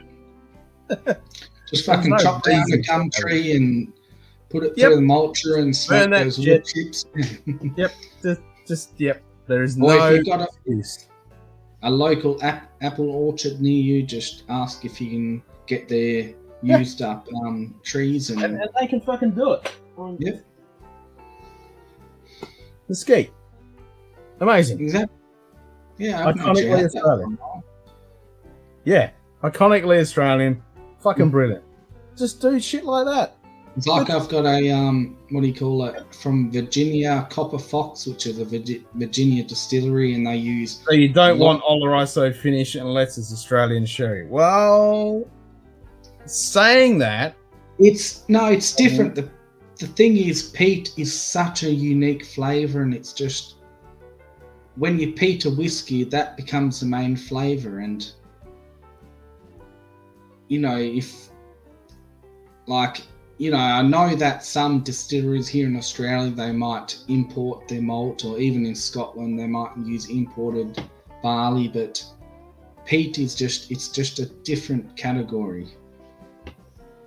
And same here, we might import barrels like sherry barrels or obviously bourbon barrels and. Yeah, well, we got a lot of bourbon barrels. When it comes to the Australian market, I mean, a lot of it is red wine finish because that's a huge market here in Australia, and that's what you expect. Yeah. You wouldn't expect them to import in a red wine from somewhere else in Australia. But even then, like I know lime burners, they do their, American oak, which is American, but it's just different. It's just peat. The reason I'm so sensitive about it has to be peat from the region that I want to try it from is because it just brings a unique flavour to the barley. It becomes number one. Like I don't give a shit what barrel or where you get it from, where you mature it from, but it's just peat is different. I can't explain it. That's the thing. When you have a peated lime burners, it immediately takes you to that Australian bush. And even though that darkest winter is matured in ex-bourbon barrels, so the barrels are from America, it's just because of the peat is from Australia. It's so iconic. Yeah, exactly. Yeah, that's what I mean. So you can literally smell it, taste it. It takes you back. Yeah. So I don't give a shit if they're using American barrels, is because that's insignificant, because the peat is the main flavour. Yeah, so that's the point. Wait, they ship the malt or they ship the barrel? No, they ship the barrel, and then they put the Australian whiskey in that barrel. What's the barrel? It was Isla barrels that they got. Yeah. Which, yeah, there's no excuse for it. Yeah. I mean, I can understand if you can't get peat, but you don't have to use something else. Yeah, like I said, burn something else like they do with that mesquite, or just chop down a fucking, like you said, chop down a fucking gum, burn that fucking thing. Yeah. Or if you have like some awesome iconic Australian shit into a local, I don't need another Isla bastardized whiskey when I can buy an Isla whiskey. Yeah, I want an Australian fucking character. And that's why I think like it's just peat is such a unique flavour, and it should reflect what region it comes from. I agree. And you know, obviously, like I said, here in Australia, most whiskies do use ex-bourbon barrels and that, but it's different. Yeah. But yeah, that's why I would never buy a whiskey that is finished in Isla barrels if it's not from Isla, or using peated malt from Isla if it's not from Isla. No. That's just my... No, yeah, I'm with you on that. It's such a nuanced thing, but I'm with you on that. I don't want Isla peat in my Australian and vice versa. I want that iconic area. I'll tell you what, my Cavallan finishing petted cast that brings in a masterpiece. It's absolutely needed to be Isla peat. Okay, that's different. I mean, I can understand that because what are they gonna fucking do for peat or burn shit? I can use dung, like sheep dung or cow dung. In Taiwan, which actually is I wouldn't even touch that though. Like I wouldn't even buy. I mean, knowing it's peated, using peated casts from Isla. Yeah, that would be the same as us buying that Starwood. Wouldn't do it. Yeah, I mean, Isla is such an iconic thing. It's kind of I don't know. Yeah. It's hard to explain. Like it's just I can't. I mean, I can see where you're coming from, Dustin. Like saying you wouldn't have a Australian finished in imported Oloroso sherry casks or whatever, but it's just different. It's peat is just something I can't explain. It's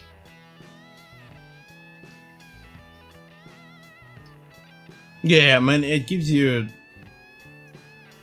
a feeling of place. Yeah. Good day. So James McGoran. James, how you going, bro? Hello, James. So he's in the land of the old stinky floki. No, they do it. Actually, that whiskey I've got from Tasmania, that Belgrave. He was actually technically the first to smoke his smoke. He released a whiskey smoked over sheep shit. Yeah. Yep. Peat shouldn't overpower the whiskey if it's just a finishing cask. Yeah, but I don't. I'm kind of against. Finishing peated casks. Yeah, something. It's just a sensitive topic. Like it's hard to explain. You can't explain it. I can understand. Yeah, I can understand peated cask. I'm not a fan of using a peated cask. If you're gonna do peat, do it fucking peat, or smoke. Whatever you're gonna smoke. I don't think a peated cask. Yeah, I'm not a fan of peated casks. Especially if you're doing it with Australian whiskey. If you get a peated cask from Isla.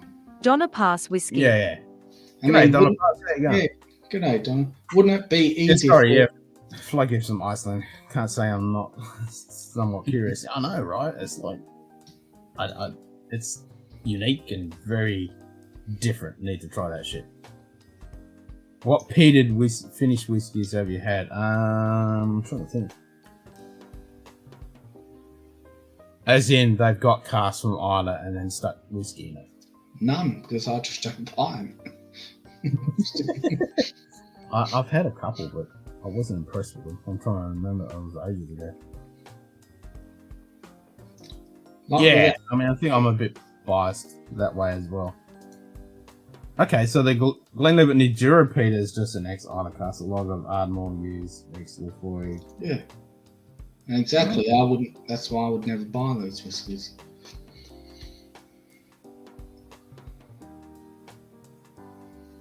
That Nidura is great.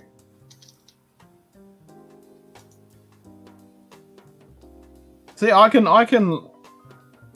mind it if it's Scotch.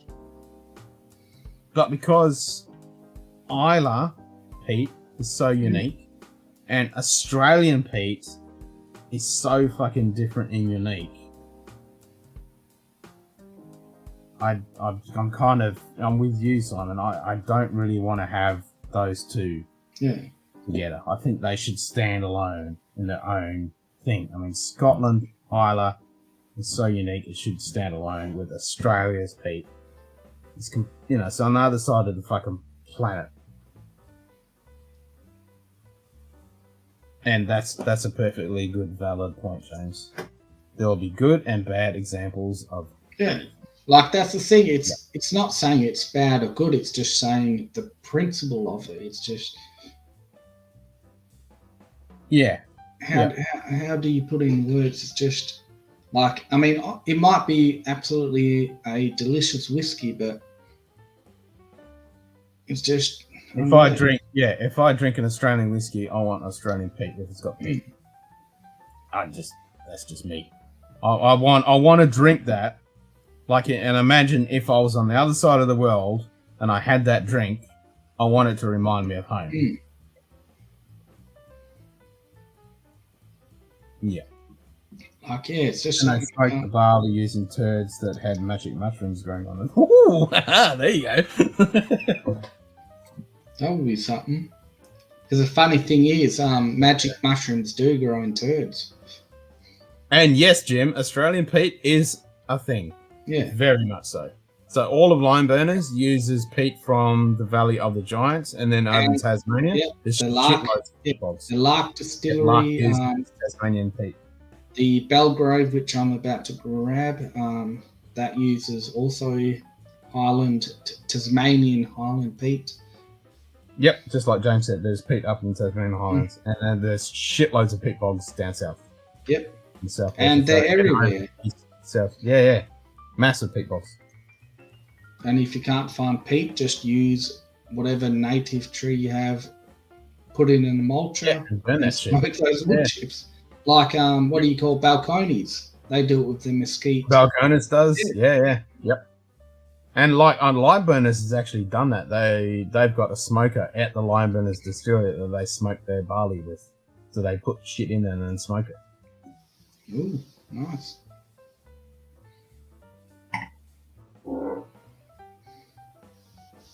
Yeah, so who the fuck is Pete? So we need to play that.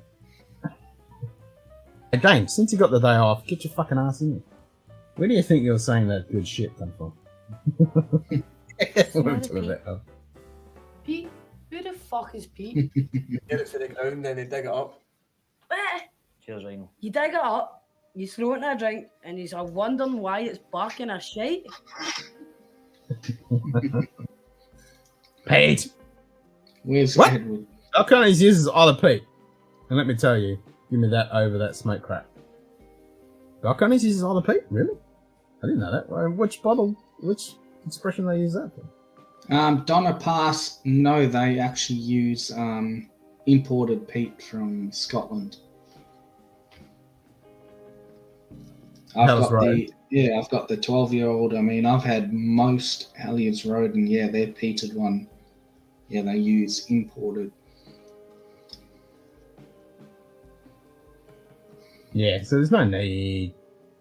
There's so much good peat in Australia. Yeah. Just get the fucking peat. And if not, just fucking chop down blue gum. No, it's just called beaded volcano. Yeah. Okay, there you go. I didn't know that. There you go.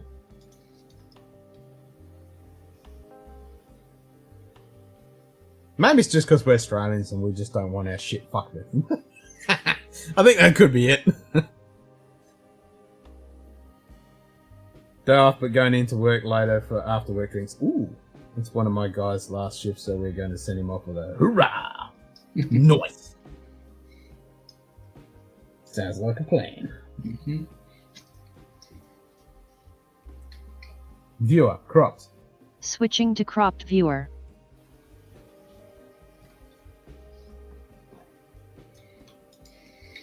It's only about 1 to 2 hours. Oh, you got 1 to 2 hours. You can come in for 30 minutes.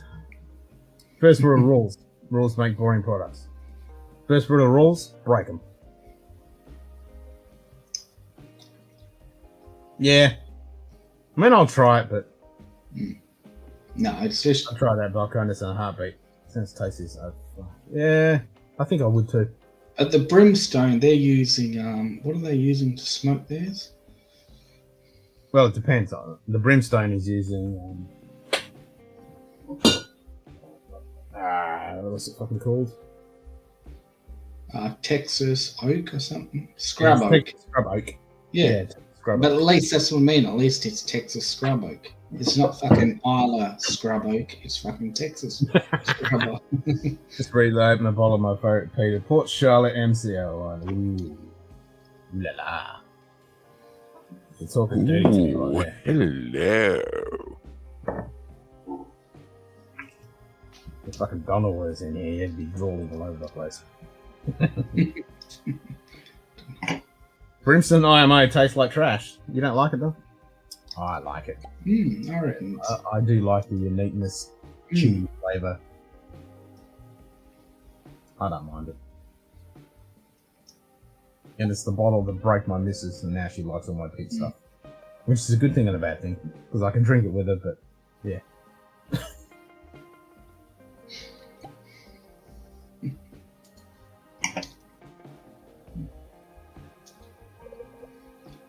Don't pass whiskey.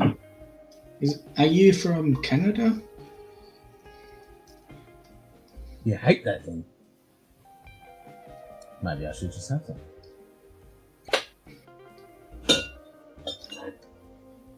So you don't like it? I like it. I find it unique. Put 1 bottle of Balcones, that was enough. I don't mind it.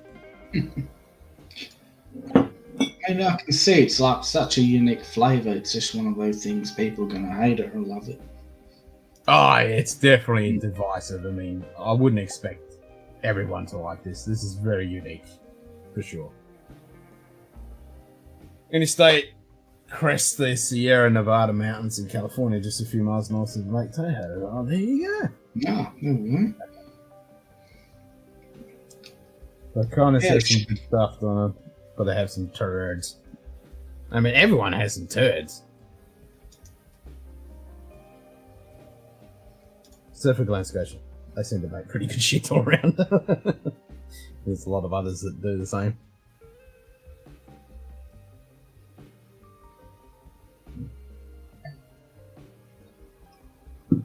Like the baby blue Balcones is meant to be horse shit. So Donna Pass, were you affected by those wildfires? Shitty fires? Yeah.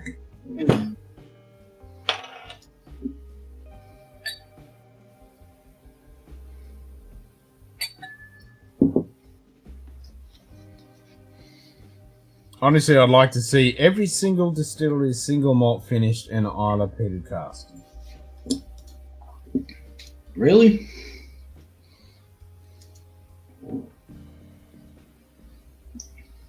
I wouldn't do it. I mean, it's a good thing for Isla.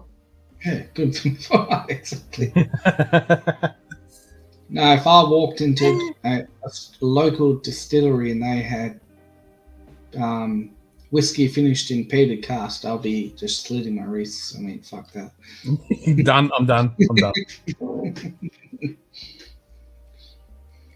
I mean, not to say Isla's like, I love Isla, but like we always saying, it's just, if I want Isla, I'll buy Isla. If I want I'll have Australian, Isla. Yeah.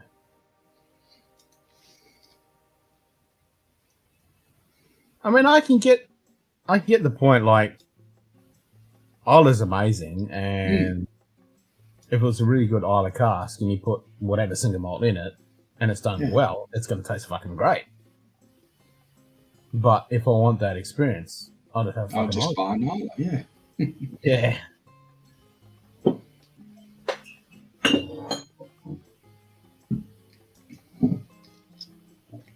But you can't get Australia with Isla finishing. Yes, you can. Yeah. Starward. There's a few of them. Yeah, Elliott's Road, which we just mentioned. Who else? Yeah, there's a couple of them.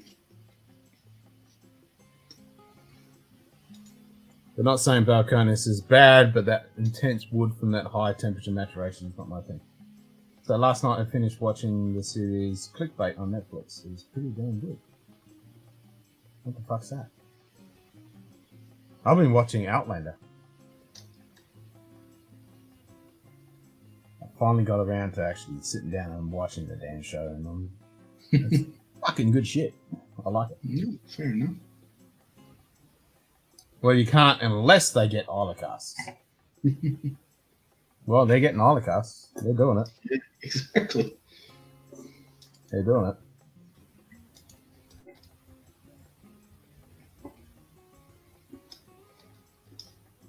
I mean, yeah, I got nothing wrong with doing it, but I just, if I walk into, for example, if I walk into Lime Burners, I mean, I'm a little bit biased because that's, my hometown and all that bullshit.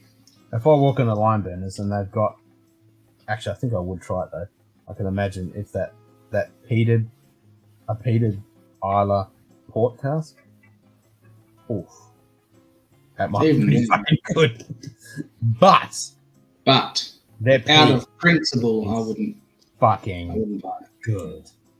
So, and I know that their peated port sells like fucking hotcakes. And it's amazing. It's won a shitload of fucking high-end awards, massive accolades. Yeah, that's the next one I want to try, the peated port cask. Yeah, that peated port cask is meant to be amazing balls. And that's the thing, like, I don't live down there, but when I drink that, it takes me straight back there. I don't want my brain to be going, okay, yeah, this is down there, but it's also Isla. It's like, I want to drink that. I want that experience. I don't want Isla as well. If I want Isla, I'm going to have an Isla. Mm-hmm. So there's a little bit of bias there, which makes sense. But if you weren't attached to it, it would be amazing with an Isla finish. I get that as well. So yeah, but even then, like, it's like I'm not attached to the Starward distillery because that's on the other side of the country, but I'm still not going to buy their fucking finished in Isla. No, I had the same reaction as soon as I saw that email and it said Peter, and I went, oh, cool. And then went Isla. I went, oh, fuck. Yeah, at least they could have was like, oh, fuck you, and went delete. Straight like that. And we're like, no, why didn't they source peated Tasmanian casks or peated lime casks? Yeah. Whatever. Yeah. Yeah. But then again, it could be amazing. Yeah, that's what I mean. It probably is a good whiskey, but like I said, probably it's is, just yeah. My you and me were like, nope. Yep. It's something you can't explain to someone else. It's just it's just because we live here. We want to taste Australia. Exactly. We don't want to taste Isla in Australia. Yeah, and if I want Isla, I'll literally go and buy an Isla whiskey, which we have plenty available. Yeah. So yeah, I think we're kind of a bias because we live here. It makes sense. Yeah, and I can imagine. But even then, if I lived in America, if you were in Isla and they got the peat from here and selling it as an Isla whiskey, when you're getting the peat from Australia, it would be like, nah, wait a minute. Yeah. The same with like if I was in America and they were getting peat from Isla, I wouldn't touch it. Yeah, but they got fuck all peat in America. No, I think they got actually not to. Depending where you look, I think in Alaska they should have a lot. I mean, why not both? Why not have Peter finish an Australian peat? Yeah, well, that's what I'm saying. Like, I wouldn't mind trying both, but yeah, I can understand where Simon and myself are coming from because we live here and this is our home. And if we want to have an Australian whiskey, we want to have that as full Australian experience. But I can also imagine some Australian good whiskies with Isle of Peat would be fucking amazeballs as well. I'd love to try a Scotch finish in Australian peat. I think I would too. I mean, that iconic Australian bush peat note. Oh, that would be pretty cool.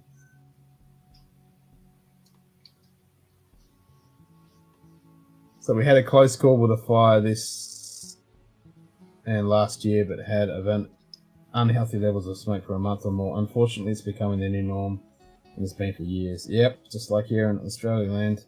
Mm-hmm. Same reason that Matt and I believe Ardbeg 10 is the best mixer in the world. I love mixing Ardbeg 10 with other whiskies. Yeah, damn straight. Open another favourite, both edge draw natural cast strength, 12-year-old sherry cast. Ooh. Super dark and edge draw spirit is so funky you can taste it through the bug sherry influence. There's American peat and distilleries use American peat, it's fine too. Okay, cool. Yeah, let's just have it all. Let's just do it all. It's all whiskey, it's all good. Let's just fucking have it. So you're going to order that lime burners, Ken? I mean, Which that. Let's start with. Yeah, I mean, it might be amazing, but yeah. It's just because we're biased. We live exactly. there, we just don't want our shit bastardized. But it probably tastes fucking amazing.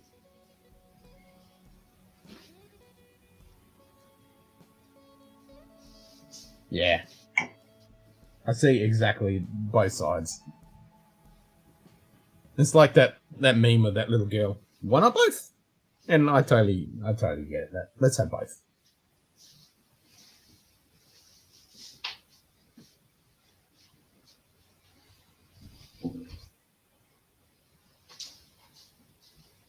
And on top of that, let's have both peats. I mean, what would that be like? Like the smoky, peaty stuff we get here with Isle of Peat and a single malt. Ooh. I mean, the nuance between those two. Wow. Yeah. Let's just have them all.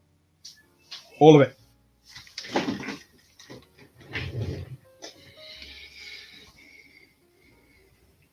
I thought that was the case.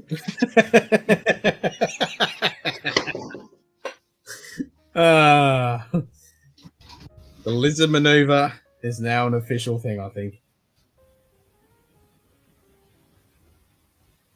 That would actually be a cool series. A bunch of malt producers doing a series with peated finished custom all over, but that said, I'm not sure how many old barrels out there on Isla. Yeah, that is the problem. I mean, yeah, Isla is the predominant one.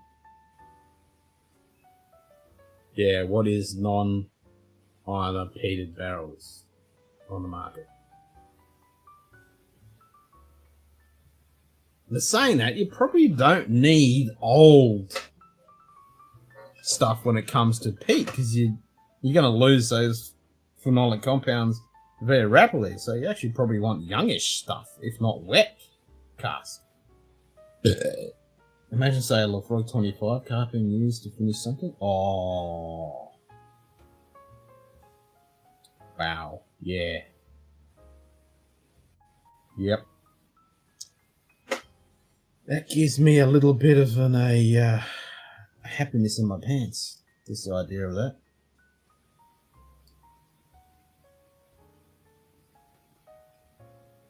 Yep.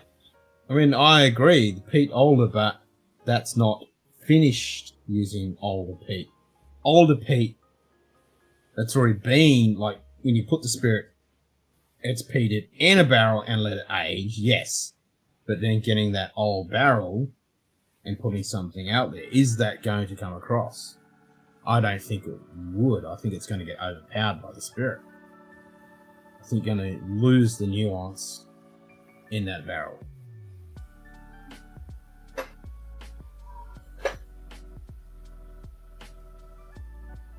Yeah, I totally agree. I want old peat as well, because it's fucking amazing when it's integrated into the spirit. But I think if you're using an old heated barrel, it's not going to come across. You just want an accent. Yeah, but you're not going to get that in an old barrel. That's what I'm trying to say.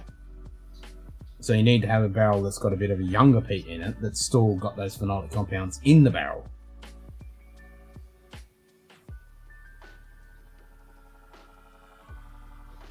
Because a lot of some of the expressions that have been done in Isla barrels have been lost in the spirit.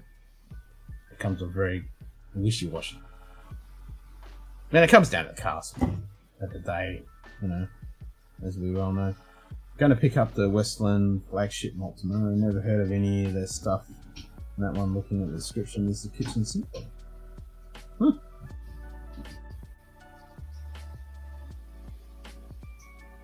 Dorman, let 3 in.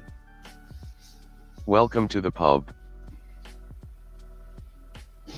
Hello, Mr. Nasser. Hey, again. How's it go? All right. I decided to take a break from polishing my resume. You can read into that what you will. Oh, really? Oh. Oh. Well, Indeed. I shall raise a drink to you and say good fucking luck, man. Yeah, I haven't poured anything yet. I'm trying to decide what to pour. Went and grabbed a bunch of random scotches. I got Deanston, I got Singleton 12. I could open the Ardmore. Grabbed a couple of samples, and I'm like, why haven't I drunk these yet?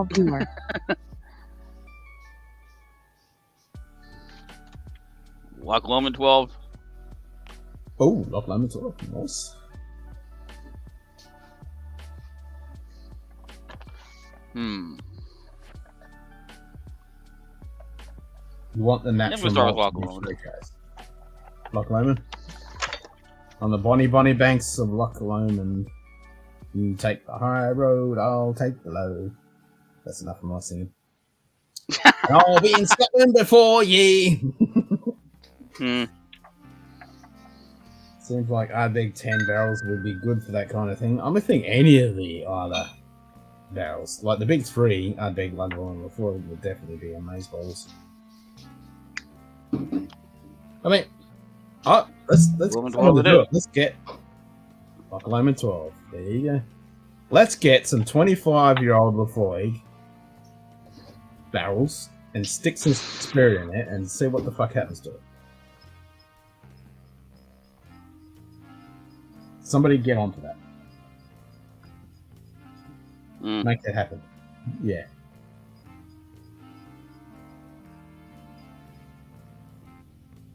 Cheers, mate. One door closes, one door opens. Pretty much. Where I'm at. I mean, that's how you smack yourself in the face. Yeah, the fucking Balcones brimstone. Yeah.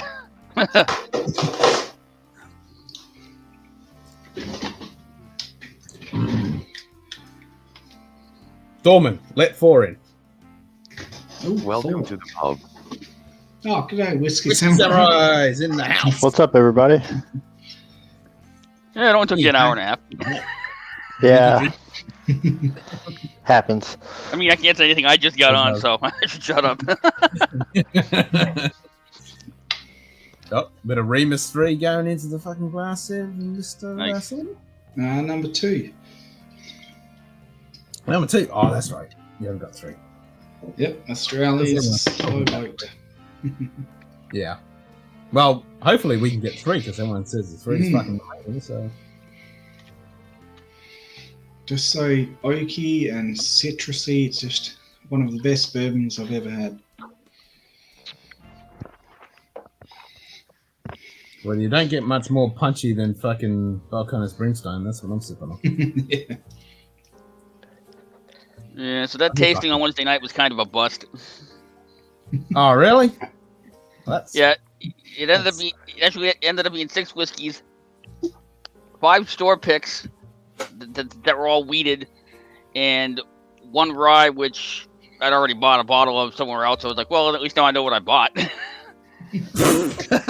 So you haven't tried it.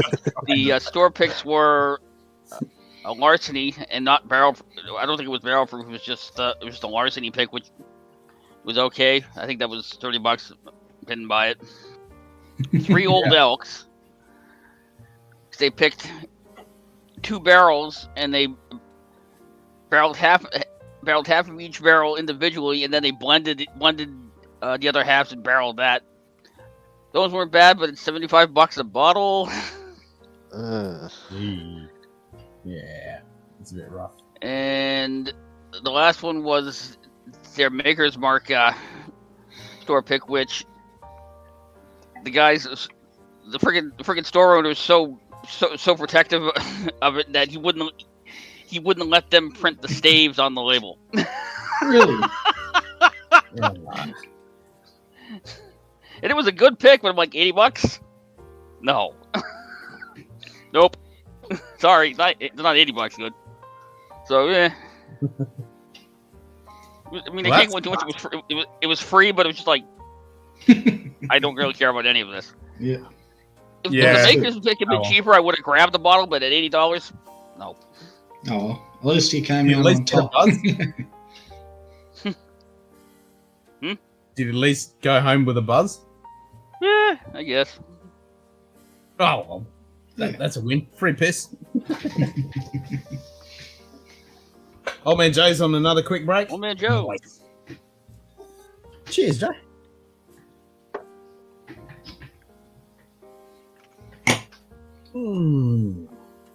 What's I going did on get with 2 new bottles yesterday. Oh. What'd you get? Oh, you got that fucking Jack Daniels 10-year-old. I was going to say, you got that. You found the JD10, huh? Yeah. Yeah. Is it good? I haven't opened it yet. I'm about to open it now. Nice.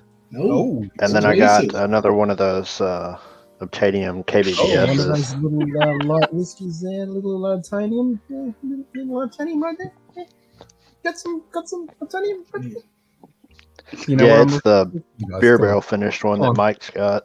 Oh, beer barrel. Oh. Got some Obtanium right there. Got some light whiskey. Got some light whiskey. You know what I'm referring to? Yeah. Come on. Yes, I know what you're referring to. And the only clip that I've got with him, I'm just going to have to play it. Humid. Yep.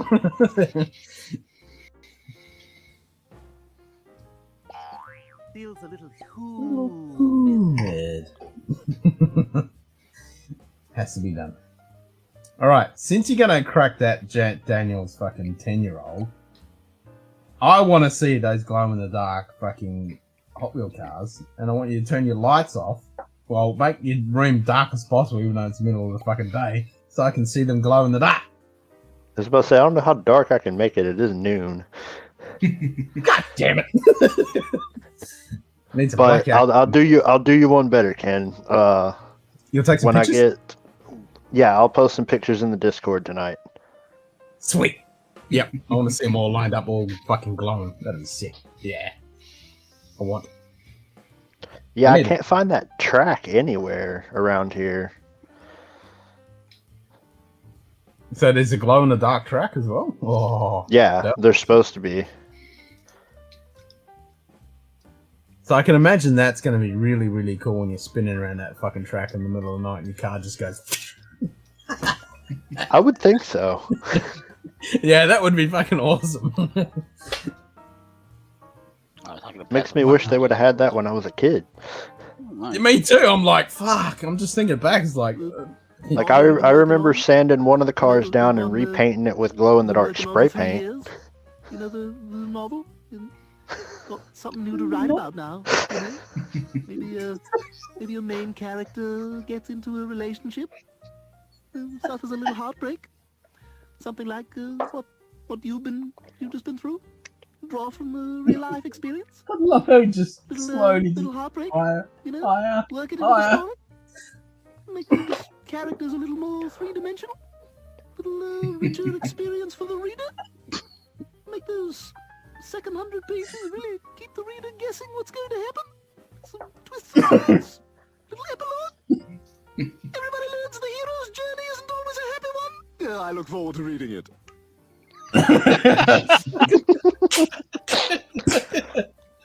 Oh, that's priceless. That's exactly what I was referring to. I just love it. So, our Seth MacFarlane just casually just makes it higher and higher and just doesn't crack, and yeah, brilliant. Was that a clip of you talking to Mike, Jim? That's Simon, okay, hang on a second. Bring it down. God damn it, Simon. Have you even seen Family Guy, Simon? Yes, I have. Oh, there we go. Oh, Jack Daniels, 10-year-old. It's done. New pop. You heard that chord pop. This shit's dark as hell. Yeah, It looks like barrel proof. Like it's. That's some dark. Oh yeah. Ooh, la, la, Well, I probably forgot to share the audio, didn't I? yeah, you did. Alright, hang on, let me fix that. Oops. I look forward to reading that. Get a little bit of character development there.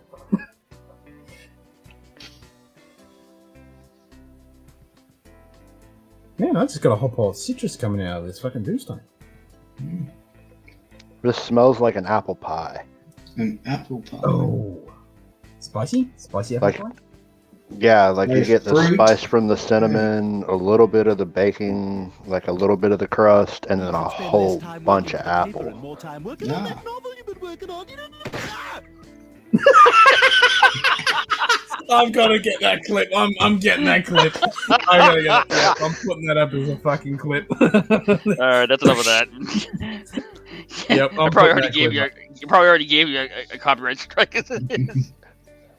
I'm definitely getting that one up. That's brilliant. All right, Mr. Samuel, you got to keep talking because I was really almost. Yeah, sorry about that. Talking about that apple spice and apple pie. Yeah, it's definitely like a. I wouldn't say like a fresh baked apple pie, but like one of the almost like one of the deep fried pies that you can get. Huh. Nah, I want fresh apple pie. I want fresh apple pie. Just come out of the oven and just whack some fucking cream and ice cream on that. And yeah, cinnamon's in the air.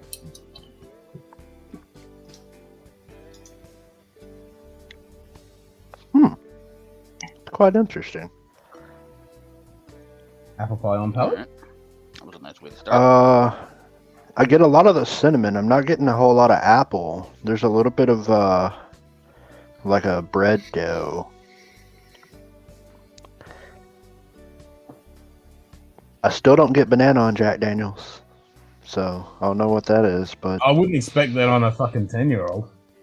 I wouldn't think so. But Yeah. everybody says they I get would it on the expect barrel that. proof. Hell of a and lot of Yeah, but I I don't think don't. the barrel proof's that old. influence. No. I wish the barrel proof was 10 years. With how this is, I don't know. Yeah, alright, that's a fair point. Alright, so Ken, which one of these do you have? Or do you have either of them? Nope. I ain't got no Jira, and I don't have any Ben 10. I've had it, but I haven't got nothing on the shelf. So that's a negatory on those two. Fail. Yep.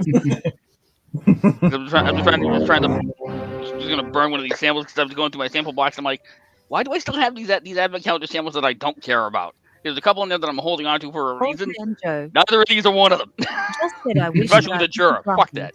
But sitting down in the fair dinkum and getting munted. Well, I'm drinking your share, oh man, Joe, because I'm half munted. So, cheers, mate.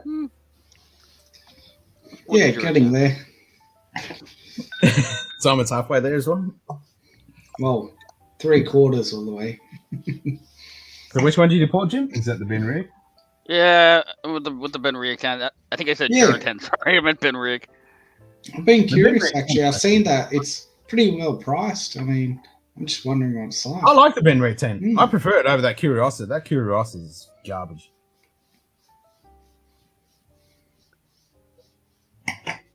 Okay, I was gonna open the Ardmore, and now you got me thinking about the Curiosities again. That's on the other side of my chair here. Oh, really? You've got that one? The Curiosities? I bought that. And ever since I bought it, Ken's been bad mouthing it.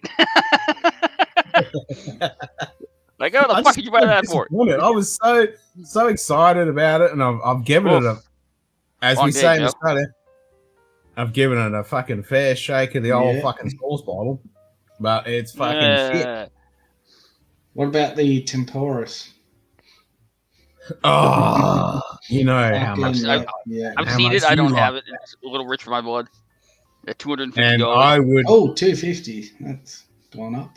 I would buy that right now. If you shoved me in front of me a bottle of the Ben Rick 21 Temporis for $250, I'd say take my money.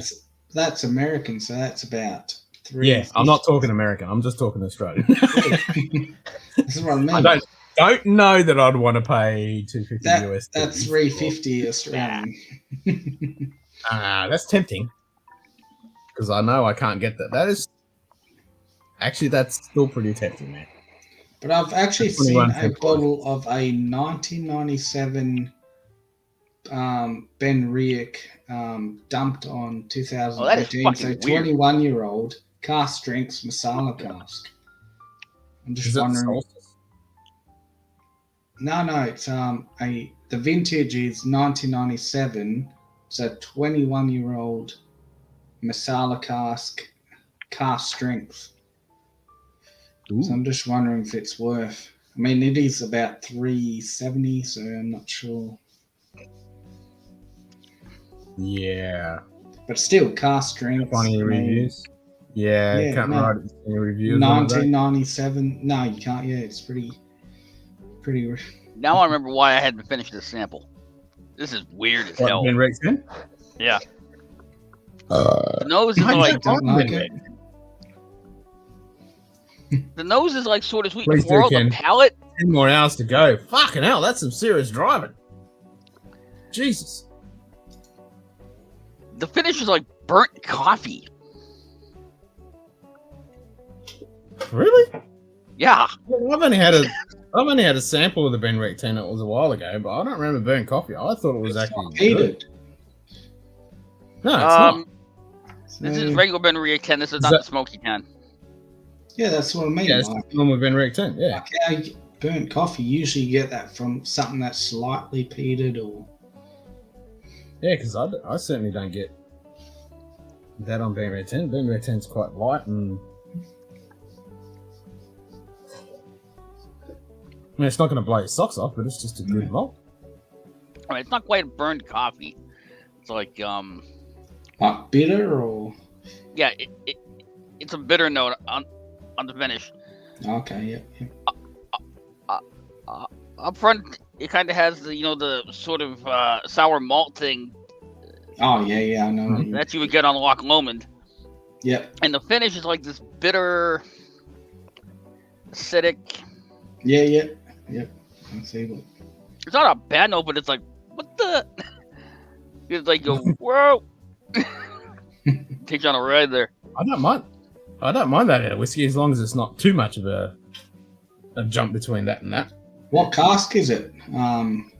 Ex-bourbon? I have no idea. It's just Ben Rick 10. I think the Ben Rick 10 is just ex-bourbon, yeah. Yeah. Finishing nothing. 43% ABV. So what do you reckon of that Jack Daniels whiskey samurai? It's really good.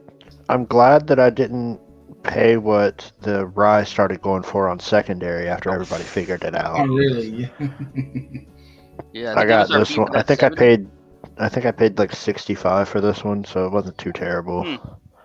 That's all right. But I also got the only one that the store near me got. Oh, so really? I don't know how available it's going to be.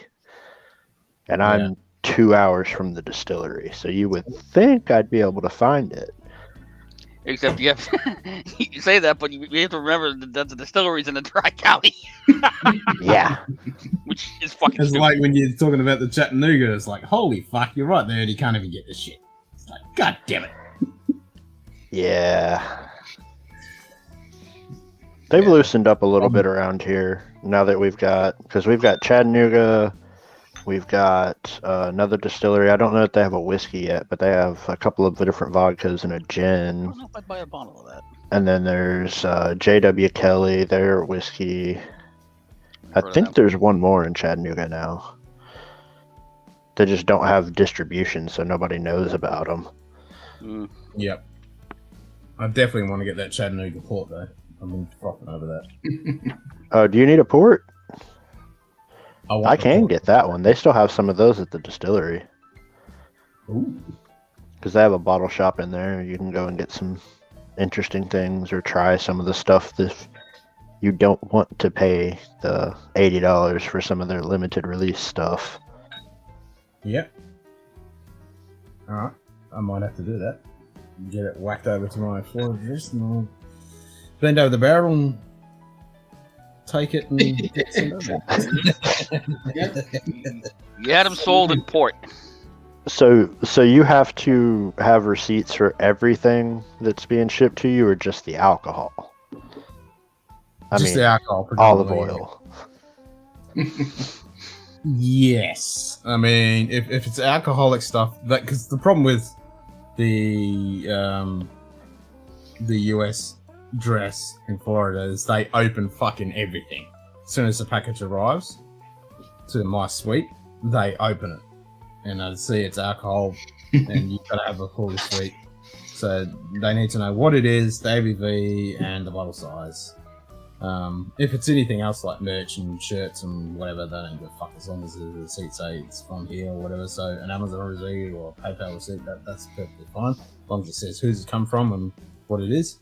But when it comes to alcohol, because the Australian customs are a bunch of Charlie Uniform November Tangos, then we need to have the whole lot because they want to get all of the barrels and they want to bend us over them, tie them up to the barrel, and put the sandpaper in.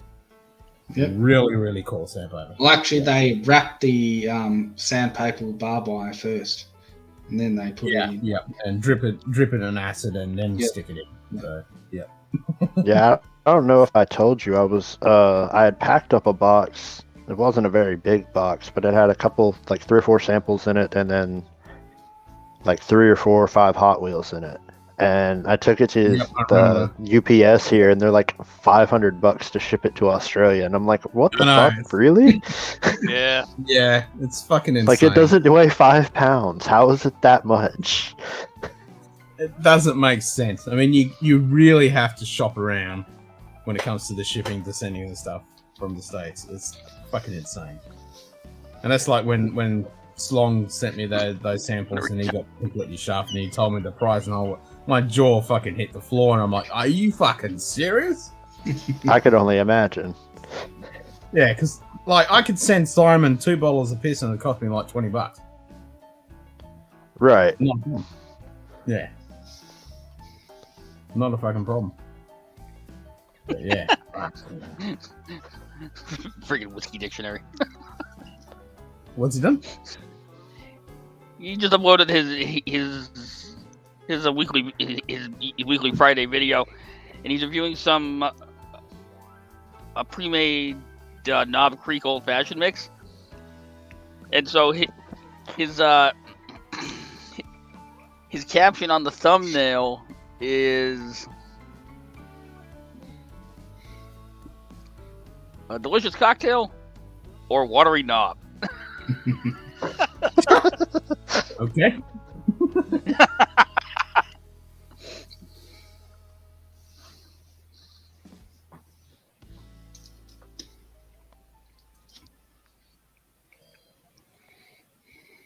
I put a new coil in my fucking pen tonight, so it's tasting pretty fresh and pretty. And that's why I hadn't poured that one, because Jura fucking sucks. What flavor do you have, Ken? It's a combination between mango and strawberry. Okay. Mine's watermelon and guava. Oh. So I pretty much I've got a couple of mango flavors that I like and a couple of strawberry flavors I like, and I kind of mix them up and just keep the old palate switching and changing. Otherwise, you get too adapted and it gets blander and blander and blander, and you feel like you're not vaping anything. Yeah, I switched between this one and there's a watermelon lime that tastes like a watermelon margarita, and it is really good. Yeah, that could get addictive. Big time. But I do like it when I vape, because I'm so accustomed, as you will know, you get so accustomed to it, and it's not till you have a vape, you breathe it out, and you walk out the room, you come straight back in, and you smell it, and you're like, oh man, that smells really fucking good. But when you're doing it constantly, you don't realise it. You completely... My wife vapes too, and I'll walk into the room where she's vaping, and she's got a totally different, like she does like the fruity dessert stuff. I can't do it, it's too sweet. But she's got like banana pudding, and I walk in there, I'm like, are you cooking? Are you cooking? What are we eating?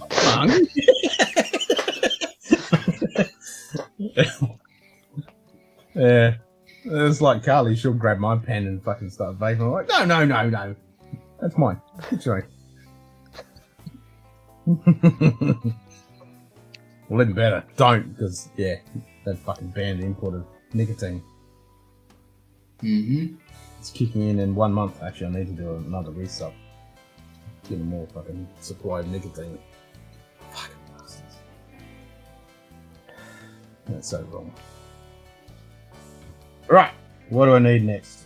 What am I going to have? So, Hardmore Legacy? Was that what we're going to crack? Yeah, I can do that. But I have to have something else first to strip my palate, because that I can tell. And this is why I don't like whiskey like the Ben Riach. If I drink that, I can't drink anything else after, because it colors my palate. The acidic, astringent, bitter note that was at the back of the Ben Riach, I'm still picking it up on everything else I'm drinking. Not as Sounds bad like you as need that. some Bunnahabhain 12. Not as bad as that rye that I drained for it. That was god awful shit. But same idea. Yeah, let's do Bunna 12. That'll fix that right up. Yeah, I don't have Bunnahabhain 12. I'm just gonna pour some wild turkey 81.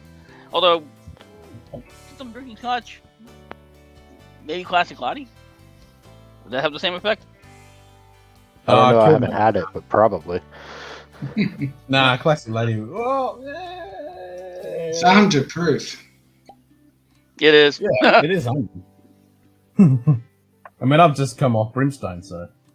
Oh, there's something smoky. Ooh, that's pretty hard. No, I don't need to go something smoky. I mean, I'm fine. That's Brimstone. It's unique. No, but that's what I mean. I've been drinking 50 plus all fucking night, pretty much. So. No, but will that smoke flavor interact with something that's not smoky? I'm one of those people that I'm pretty good whenever I can drink one thing and then switch to another, and I can distinguish between the two. As long as I can tell if I can still taste it on my palate, like the finish that's still hanging around, then I won't. Make sure I get the thing in the camera. But after I have the first sip, especially the second sip, I'm done. I can distinguish between the two. Obviously, it's not going to be a complete accurate. If I'm diving into it, I'm not going to do it. What's that? What do you do? What is that? Scotch, and it's very empty. It's 40 and the lights. I was trying to show you what it says on the label, but it's a little hard to hold it steady without blocking the light sensor up here. It's like, okay, this is why you sucked your every other Scotch Story bottle says it's 40 or 43. You're like, nope, 42, because we're special. Fuck you. Jeez. The Whiskey Club here, they just put out the newsletter for September's bottling, and it's a fucking... Okay, it's an Ableur. It's 14. Double calf. Okay. American Bourbon, PX. Yeah, okay. Cool. 40% ABV. Oh, fuck that. I'm not opposed to low ABV, but it's like, Why are you bottling at 42? You have to be special. Is Jura White He's gonna do a Mackay? 14-year Abalura double Oh, at cask. that age, yeah. How much do they want for it? No. I think So I'm it's not opposed to 135 plus places, 15 places. I might. Really? I reckon grab that bottle and smash it over their head. I mean, again, I'm not opposed to lower ABVs, but if you're gonna do a 14-year-old Scotch, don't bottle it at 40%. No. That's exactly like I've got the old Potney 12 at 40. And just like whatever, that's fine, But it's won all these awards against. I mean, I think it's a load of horseshit because it's saying Talisker and fucking Ardbeg 25 and shit. It beat them with awards. I'm like, no. Fuck that. No way. Yeah, that sounds like bullshit to me. Yeah, it is a white Mackay. Fucking white Mackay. Yeah. Look at us. We have to be special. Yeah. I'm just gonna blame Richard Patterson for that bullshit. Fucking Patterson. Ooh, what do you do? Fuck you. Yep. And and really, one time I thought that video was funny. I'm like, hey, he's like a pretty cool guy. And, over time, I went from to you were an obnoxious prat. Yeah, I pretty much did the same thing. When I first come across him years back, I'm like, okay, he's got the $2 million insured nose, and he's all hoity-toity and all this crap, and chucks it over his shoulder, and I'm like, yeah, that seems a bit odd. And then blah blah blah, and you got to do this, and you got to go, Then throw it on the floor. All that fucking bullshit. I'm like, fuck you. I mean, that and like he's pretty much, and I'm a hot take coming in. He's pretty much ruined every distillery he's touched. Yes, pretty much. And I'm pissed that he got the fucking Shackleton. I mean, fuck off. That's such a cool thing, and then he got it, and then that might be one of the few things he didn't fuck up. And I haven't tried any of the fancy releases because those were hard to get and B out of my price range. I do have the regular NAS Shackleton. That's not bad. That's actually a pretty decent whiskey for what it goes for. I'm okay with that. Yep. But every Macallan that I've tried, the Jura, it sucks. Dalmore. Yeah, fucking hell. This is like, it's it's all boring shit. Yeah. Yep. Unless it's an indie. All right. Yeah. I'll be right back. I'm gonna clean my Glencairns and then we'll crack that Ardmore. All right, I can do an Ardmore Legacy. I haven't eaten that for a long time. Yeah, no. You swine. Yep, very much so. That's a compliment.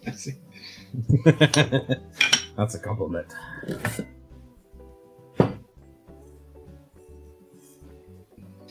I mean, this is only 40%, but this is actually for a peaty whiskey. This is pretty decent stuff for the price that you pay for it, and it does have the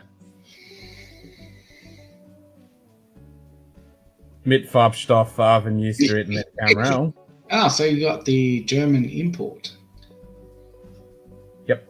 So it's got the German and the Danish on there because they're the only two countries that, by law, you have to write it on there. And I totally respect that, and I wish every other fucking country would stipulate that you have to put it on there, because every other thing that we drink and eat, you have to put the shit that goes in it on the fucking label. Except then again, would that make a big difference? I mean, like your favourite drink is Lagavulin 16. I mean, that's got. No, but put it on there. Put it on the fucking label. There's no reason why whiskey should be exempt from putting what is in it on the fucking label when everything else we consume has to be on the label. All right, fair Why enough. should alcohol be different? That's true. And most things, they don't have to tell you the percentage of whatever it is that's in it. So then you still It doesn't wouldn't. have to be the It'd percentage. take you a long time to Like figure that. out how to make whatever it is. Exactly. Yeah, it just says mit Farbstoff. That's all you need to know. Simple. And it's like it's only small text on there. It's not going to cost them $1 million to fucking write it on the bloody shoe. Yep. I think it's ridiculous that it has to be, it's exempt. It doesn't make any sense when it's something we consume. But all the good distilleries will say non-chill filtered and natural colour in it. Yeah. That's right. All the good ones that are being open and transparent will put it on there, but there's a fucking shitload that don't. No, yeah, exactly, yeah. Yeah. And that's where it's... Yeah. But it's... Why is alcoholic beverages... And it's only this alcoholic beverage, like you get all the other stuff, like your Coke, your fucking sugar pops and all the other crap, your wine and everything, they put it on there. It has to be on there. Your beer has to be fucking on there. What's in it? This stuff doesn't. It's stupid.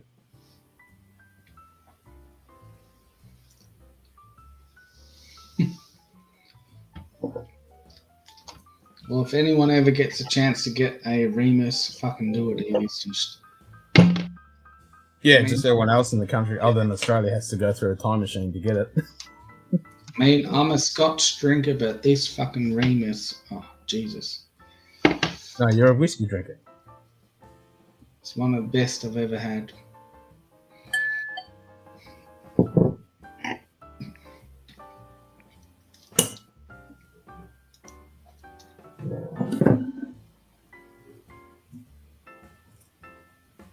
I think it's even got it on here. Yeah, there it is. Look at that. Big, bold fucking lettering. Mit Farbstoff. Right on there. I suppose for a 40% non-age statement for like 50, 60 bucks, I suppose that's what you... All right. What you can get. I finally had to just give up and turn on the light. But I'll give them hats off. I mean, they have to put it on there by law to ship this to Germany. But that's what I mean. Holland and, so Denmark and Germany, the only two countries that have made it law that you have to put it, if it's got colouring, to import it into the fucking country. Otherwise, you can't import it in. Why doesn't other countries say that? Make that happen. Yeah. I mean, it would be a simple law, like, it would be just a simple... It's a simple thing. I mean, put whiskey into every other product that we consume. I mean, your fucking cat food has what's in it.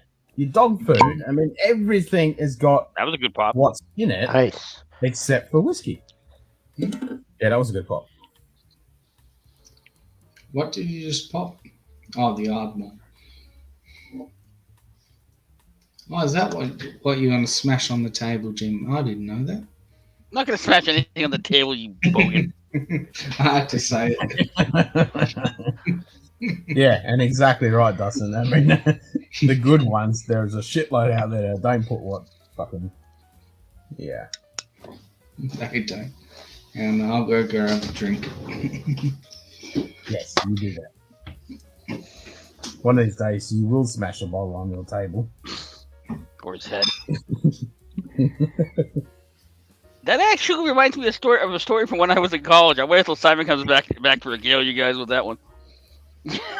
About having a bottle smashed on one's head. Oh. It wasn't me, but it's still a pretty amusing story.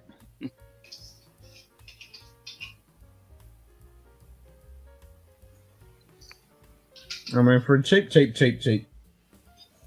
bog standard, this is pretty decent stuff.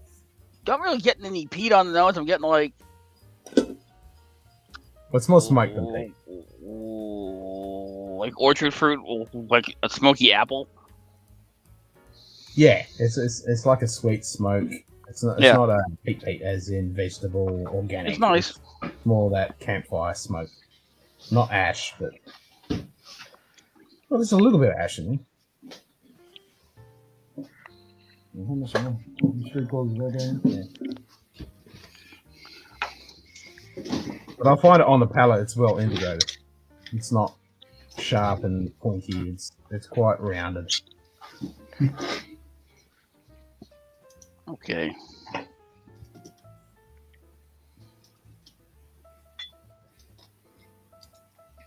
Well, since Whiskey Samurai is having a Jack Daniels, I will join in with one as well. I was going to say, you're going to do the Sinatra? Which one is that one? The bottled and bond? Sure is. Bottled and bond? You lucky bastard.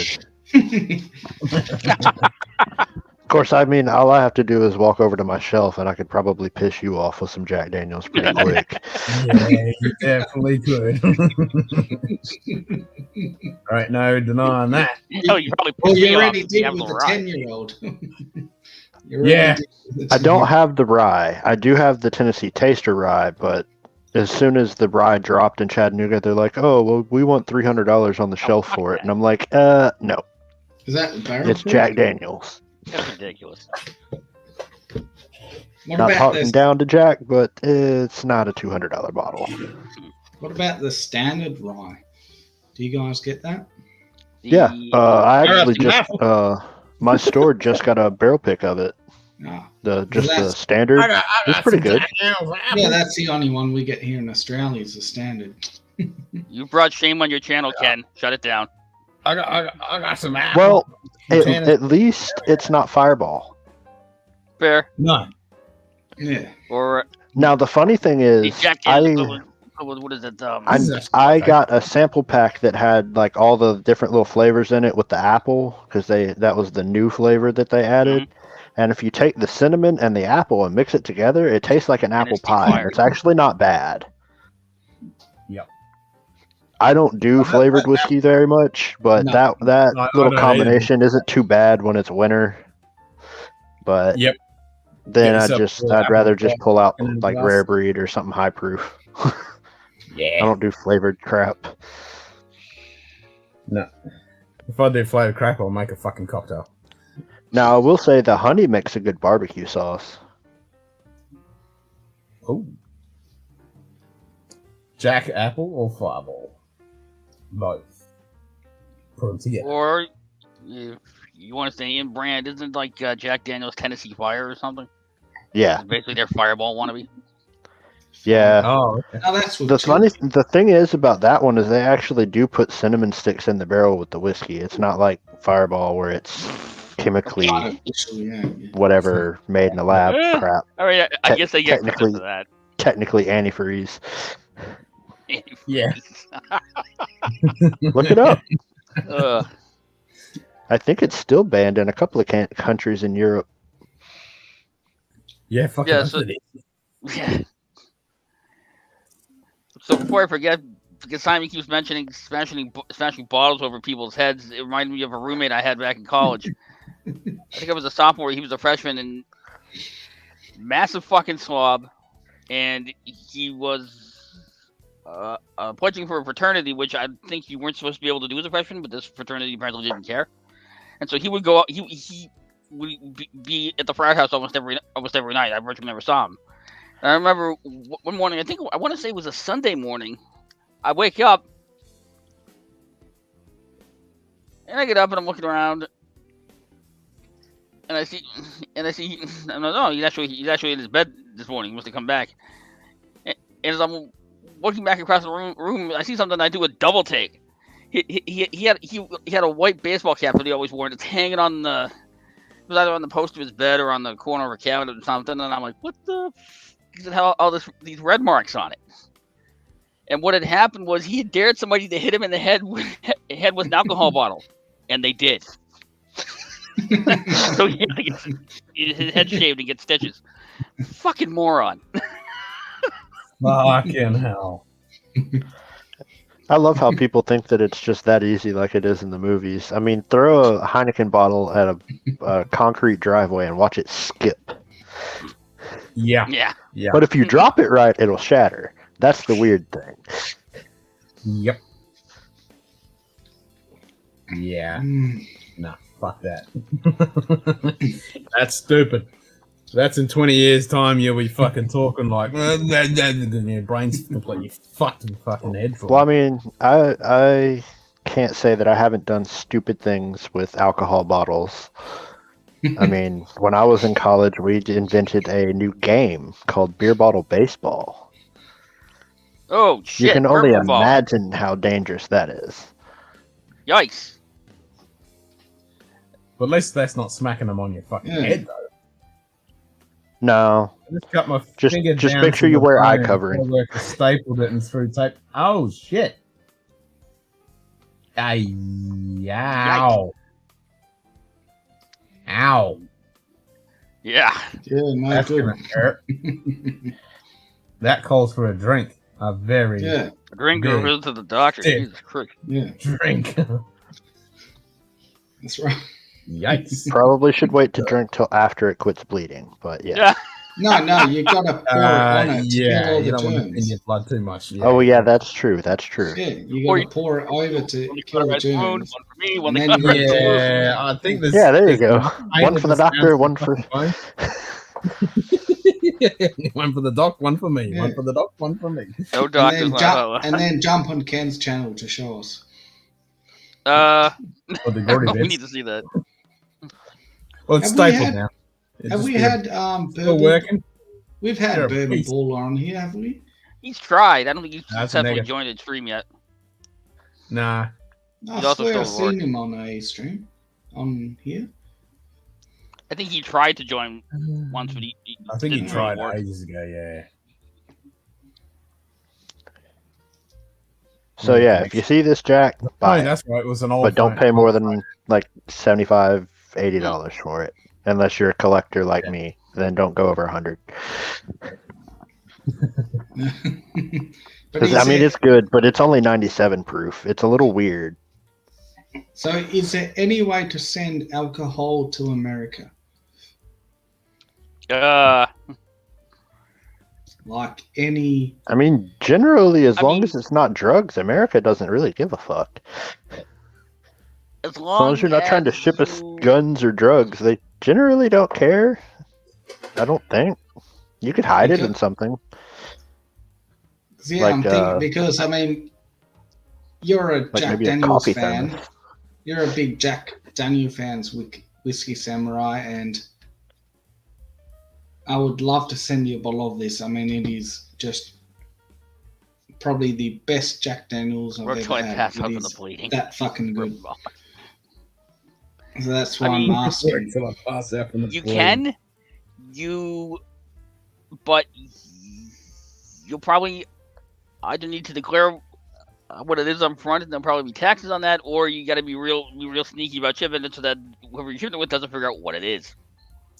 That's what I mean, because I'll look at websites and they go, "We do not ship to America," and it's like, Well, a what's lot of going the on? states, like Tennessee, I can't technically get alcohol delivered to my house unless it's wine. Same. Unless it's a store down the street and a delivery driver will bring it to me, which is stupid. I mean, Yeah. But I can't order it offline, yet I can go to Applebee's and get an open container drink and drive it home. Oh, that's pretty. How does that make any sense? Yeah, it does.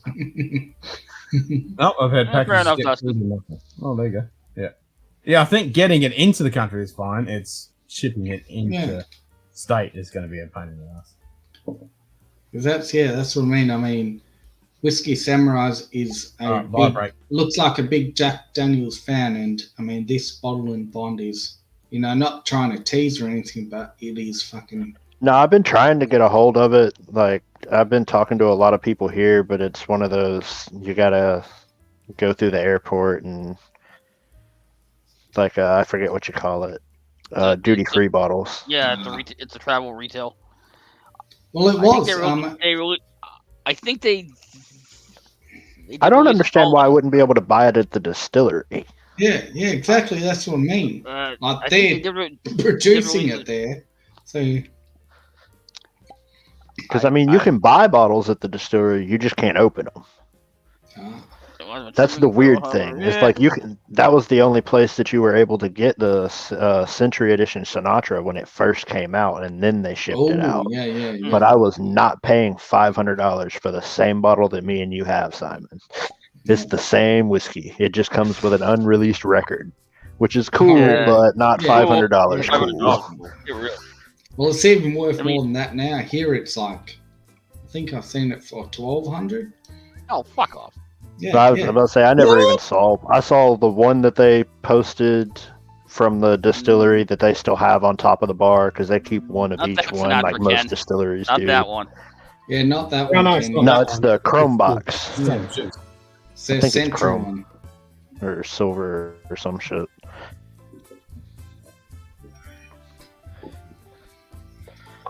Collectible. But no, now that box. Ken's back. Sorry if this makes anybody dizzy, but I'll show you what I've got. Oh, there we go. 100th anniversary Sinatra, 27 gold, the 2019. Wish my lord.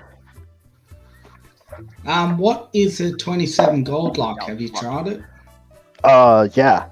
Is it good? And then I have this. Yeah, it's like a maple finished. Yeah, I'm thinking about getting it. Cheers, Yeah, Red it's Bull. good. How much is it down around you? It's about USD would be about 100, 110. Okay, that's about what it is here. It's like 95-ish. All right, yeah, that's not too bad. Highlight 4. As you wish, my lord.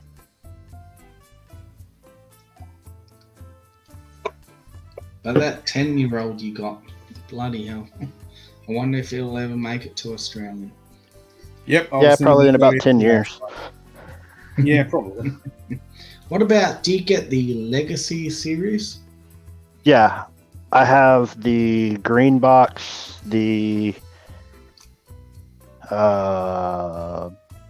black and red box, I think it is, and then they just did a blue one that I don't have yet. Yeah. That's the one they've just released here. I'm just wondering if it's... Yeah, I Yeah, haven't it's really- seen it yet. I know they posted about it last year here, but I never did see it. And then I've got, well, Bourbon's got me Distiller Series 5, and I have Distiller Series 6 that have the different master distillers on them. Yeah, I had the 5. But yeah, I was wondering because they've just released the Legacy Series 3 here in Australia, so I'm just wondering. 4.6 degrees feels like 2.1. No, I'd say the most interesting Jack that I have, though, is that Tennessee red wine finish, the Tennessee Taster. Ooh. Because I've never, other than the 27, I hadn't had a finished Jack Daniels. Especially not a wine finished. And it's quite interesting. I bet. It adds an aspect to Jack Daniels that most people don't think about. No, definitely wouldn't. So is it a red Bordeaux kind of deal, or?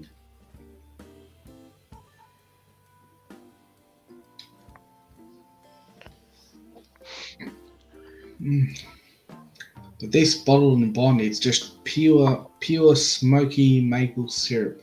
It's just literally, if you could smoke maple syrup, that's what you're getting. Did y'all get the 150-year anniversary bottles in Australia?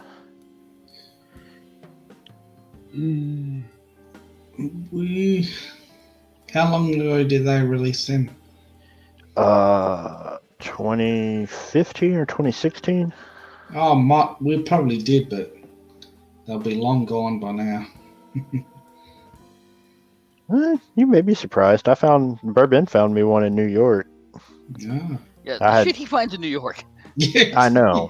It's fucking crazy.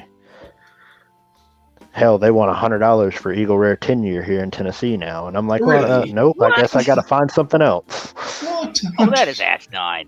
It's $200 for E.H. Taylor rye, just the straight rye. Yeah, Well, that's what we $75 pay bottle, here. $200. Yeah, I we don't pay here. don't have much sympathy there because I can't find EH Taylor up here. If I do, it's either allocated or in the glass case and marked. That's how it is I now. It never didn't see it on used the to shelf. be. Exactly, yeah. When I worked at the liquor store like 3 years ago, I could walk in. Small batch was harder to get, but you could get the rye. It was sitting on every shelf, and I wish I would have bought cases of it. Yep, here in Australia, Yep. all the basic EH Taylors cost 300 Australian, which is about 225 USD. Yep. Mhm. Nah, I like E.H. Taylor rye is one of my favorite ryes, and I won't pay more than 75 for it. Like it's good, but I don't think it's worth even 100. But the weird thing is, we can get Blantons like I can get Blantons straight from the barrel for 150 USD all day long. God, that's crazy. That's I what can made it get weird. it like it comes here in an allocated drop, but I can usually get it for like cost like 80, 90 bucks. But I've never seen any of the other ones, just the regular. Oh, really? No, the Yeah, regular I have here. an unopened regular one on the shelf. Well, here the regular is about 75 USD, and I can go into any shop and pick it. There's no allocation. There's no. It's just go in there, buy it, 75 USD. Yeah, it's That's stupid shitty- allocated shitty little here. Most stores make you buy something else to get it. Really? Been there. That's Hey, Ken, weird. have you gotten your old Balance ruin yet? Not yet. Dang. We're on the fucking post. God damn it.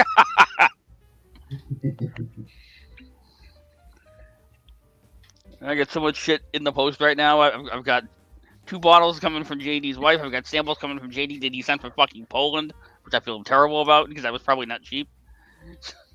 Well, the ones that JD sent from Poland got fucking bounced.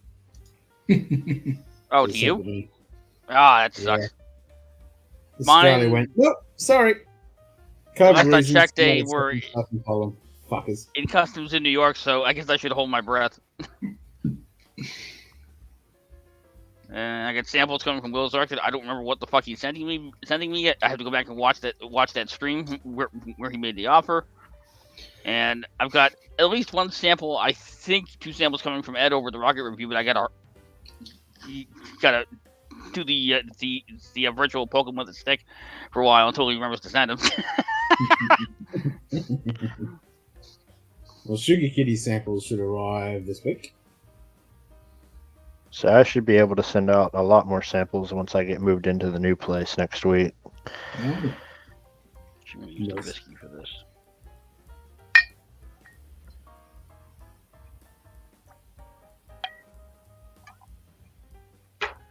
Computer time. Yeah, now that this has got a little bit of air, it's kind of like a caramel apple with some cinnamon. Yeah. Oh. Yeah. Simple. Nice. Yeah.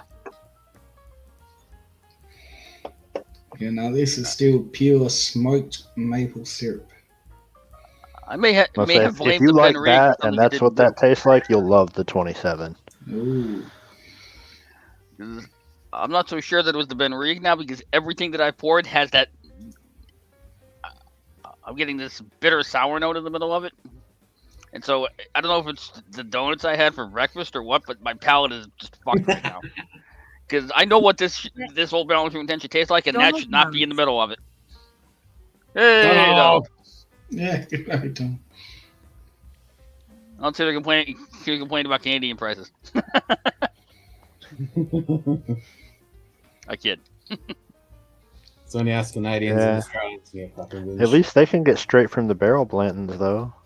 I mean, for those that want it, I have that problem where, like, I have one of the bottles out of a collection, and then I want the rest of them. Yeah, like with the Wellers, it looks weird to have the green, the red, and then there's like 6 more, but I don't have them.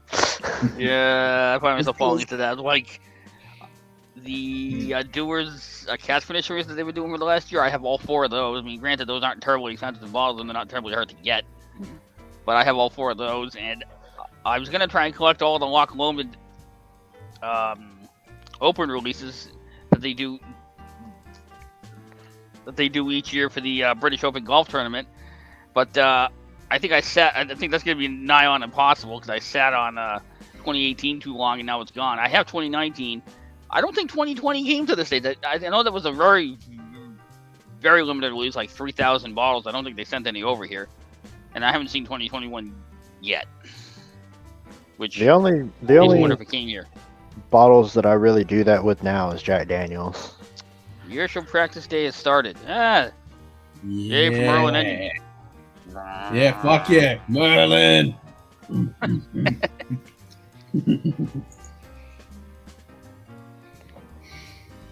Fuck yeah, Rolls Royce Merlin. Damn straight. I should post that video in your Discord, Ken. There's a YouTuber that I'm not subscribed to, but I've watched his videos and he always pops up in my recommendations. And he was playing up to Oregon and did a tour of the Spruce Goose. Like he actually walked in with a camera and showed everything. So I should throw it up there so you can see that. I've seen that plane in person. That plane is fucking amazing. That's cool. You don't appreciate how big that is until you see it in person. It is huge. Yeah, I think it's insane. It's fucking huge. Like, it's hilarious to go in the hangar that it's in and see the Spruce Goose and all the little fucking airplanes tucked under its wings. Like, that is Goliath machine, that thing. Yeah. They literally buzzed the CN Tower. Oh, fun. Oh, wow. That's cool. I wish we'd have air shows here again. We used to when I was a kid. Yeah, we've got a really big one over in Adelaide. They have a big air show over there. I think it's Adelaide. Cheers, cool running. Welcome back. Can because of the fucking beard bug. Back again, just had my dinner. Nice. Good job. Good job. That's something I've always wanted to do, is go up in like one of the twin-seat fighter jets. Oh, damn straight. Yep. I want to throw my ring up.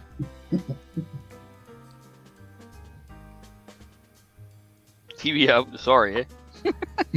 Sorry, eh?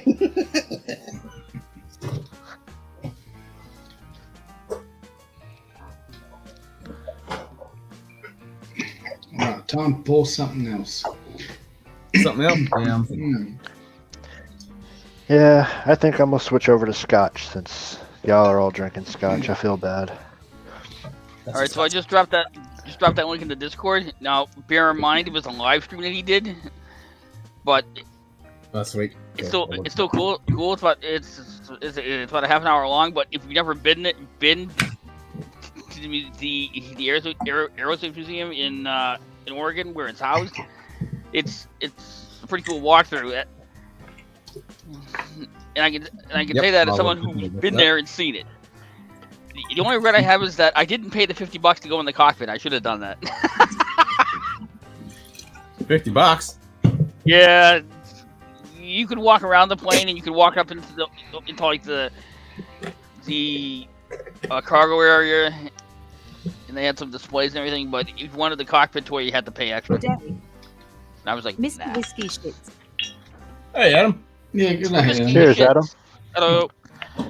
So what's Saturday Scotch? now. Yeah, what Scotch are you thinking, Samurai?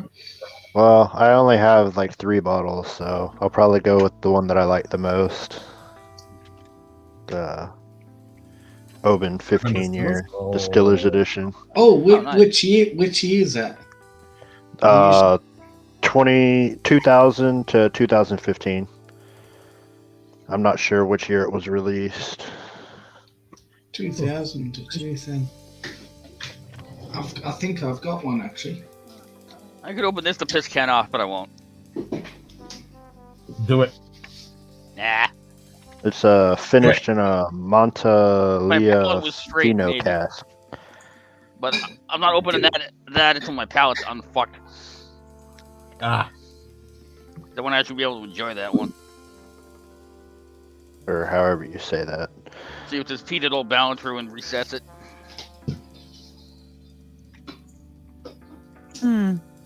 You still shouldn't have drugged me. No, I know. That was Extremely uncool. That's not, though. Holy shit. right.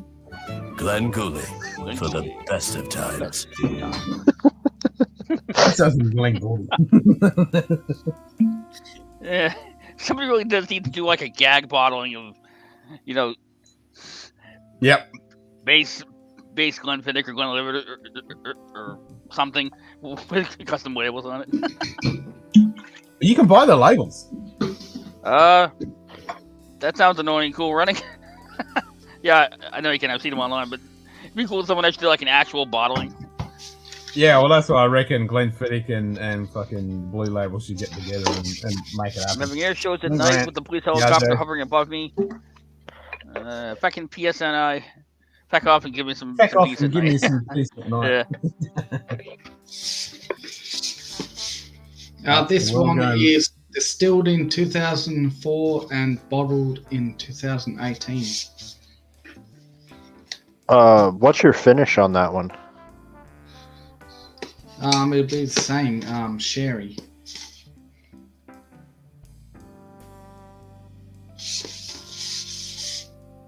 Well, I've only got straight Oven, so I can do that one.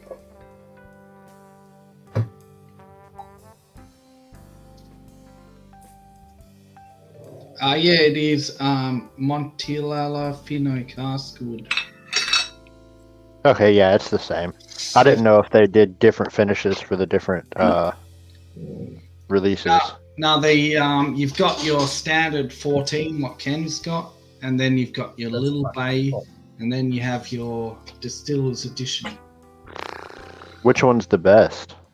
This one, Distiller's Edition. All right. Good, because it's the only one I own. All right. Since you guys are born in the Distillers Edition and Ken has the 14, I'll complete the trilogy by going and get my Little Bay. Good. Yeah. Well, there you go. We've got it done. I mean, they're all good depending what mood you're in, but I'll say I'm still pretty new into Scotch. I tried Ardbeg 10 like 2-3 weeks ago, and that opened me up to a new door. Oh, because I was a real big fan of the That Bunnahabhain 12, and yeah, so definitely. I kind of pivoted. Because I know they're not close, but the Bunnahabhain reminds me a lot of it for some reason, and it may just be because I'm still new to this. Yeah, that's fair enough. I mean, you're going off bourbon into Scotch. That's a whole new, different ball game. Yep. Whiskey bottle. Whiskey bottle. Don't fucking ignore me, bitch. Whiskey bottle. Fucking thing. Computer, time. Accessing. Oh, so she did that. Oh, wait a minute. It's dickhead here. It's not whiskey bottle, it's whiskey camera. Whiskey camera. Affirmative. So I was blaming her. Now she's gonna get really pissed off at me and never listen to me ever again because I insulted her when I was my fucking stupid mistake. See, the only difference between mine and your bottles and Ken is the sherry finish. The sherry finish. So what's special about the Little Bay then? It's actually done in NIS. It's done in quarter. Yeah. Oh, that's water, is it? Oh, damn, Yeah, wow, it's done in that's quarter nice. cask and it's not age dated. And it's actually pretty good. Well, it's finished with port. I'm gonna have to get some. It's not port. No, quarter cask. Quarter cask. Oh God, you got me all excited. Yeah, deflate yourself. Yeah. So you've got Yeah, Ken's, make 'em which is corner. pretty much 14 years in, I'd say, bourbon cask. Yeah.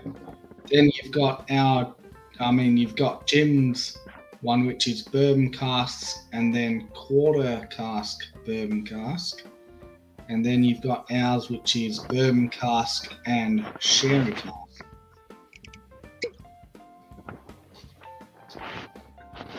And I do like that this has still got the classic malts on it. Yeah. From Diageo. You've got the Glenquenchy, Dalwhinnie, Craigamore, Talisker, and Lagavulin, and then the classic malt series. That's pretty cool. And the tube you've got, Ken, that's the best tube out of them all.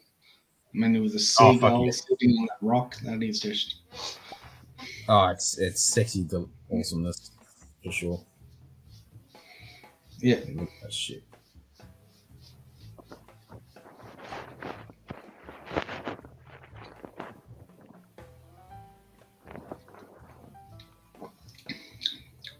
But in overall, having all three of those bottles, I reckon, yeah, that the distiller's reserve is best. Adding that sherry cask, it just adds an extra dimension.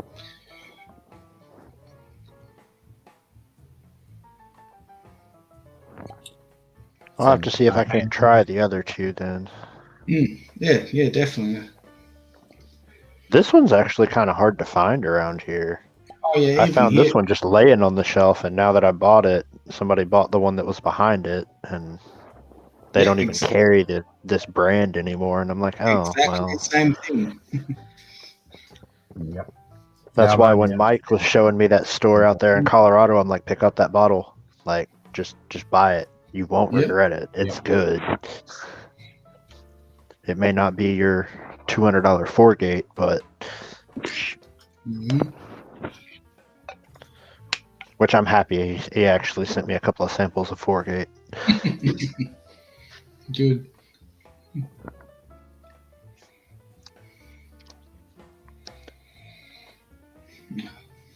Yeah. Simon was saying something about saying something about seagulls, and I have those on my tin too. I think I have the same artwork that Ken does. It's just the Little Bay has a blue hue to the tin. Yeah, ours don't have any. It's just a green. Cooler running. I'm in Tennessee. There's a seagull.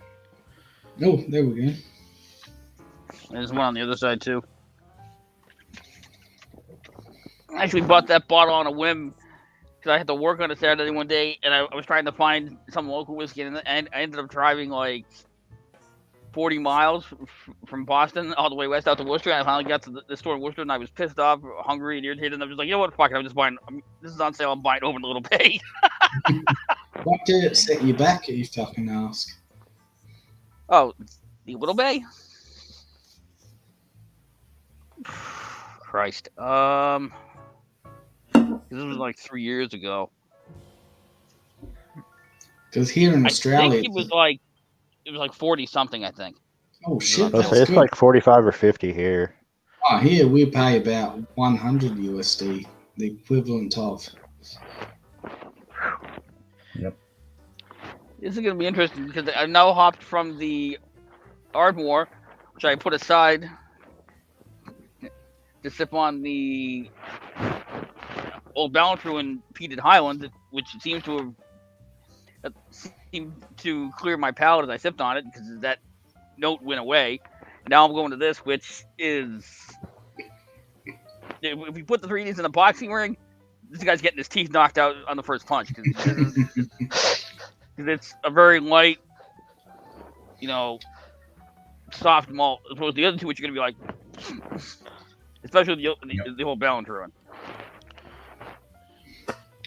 Are you getting any ginger flavor on that one? Yep. I have to agree with you, Donald. Oban is a very underrated, beautiful malt. Yep. Yeah, I actually think because I do have the 14. I just chose to get this because he can already have the 14 out, so it was covered. But I think I prefer the Little Bay to the 14. Yep, I'm with you there. Because the Little Bay has a little more oomph to it. Because those quarter casks, I just think they do something to it there. I just like this malt all the way through. I mean, yeah, that's what I mean. Like, Oban in general is just a beautiful malt. Yeah. Well, that's what I like about this one. It's just nothing else. Yeah. It's just Oban. That's what I mean. It's just 14 years old, ex-bourbon.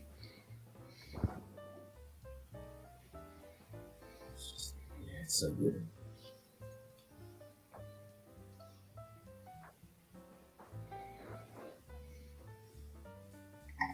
But this Distiller's Select is it's that sherry cask just adds something to it. It's just you're still getting the brine, you're still getting that open character, but it's just adding this really spicy kind of cherry flavor to it. Yum, yum, yum, Oh, what happened to Whiskey Samurai? Internet must have shat itself.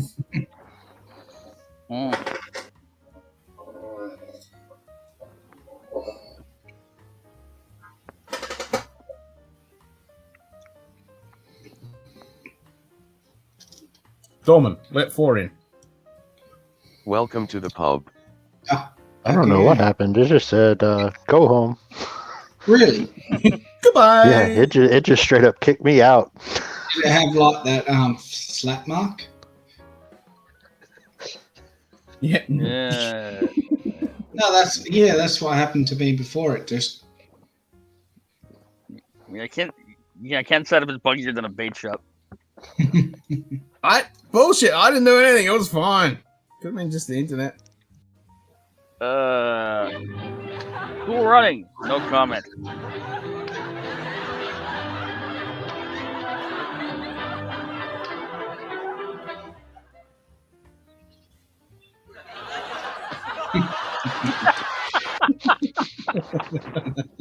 I just press the version and wham. That's a full-on fucking hit too. They're not fucking around. My ragdoll cat is on the heat again, and I can't find a stud for it. Nowhere here in Northern Ireland. Well, that sucks. So you've got a whinging, complaining, bleeding cat all over the house. That's great. Oh, fun. That's gross. That's gross. I'm just gonna bleeding cat. And on that note, cheers.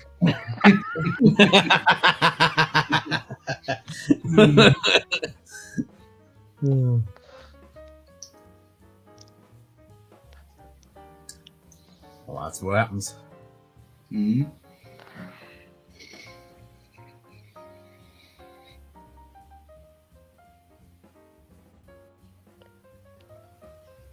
That's a shitload of text that I can't read right now.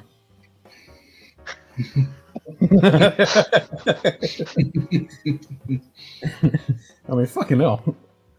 I'll read that shit. It is pretty small, eh? Oh, So, good fucking luck. Yeah. Yeah.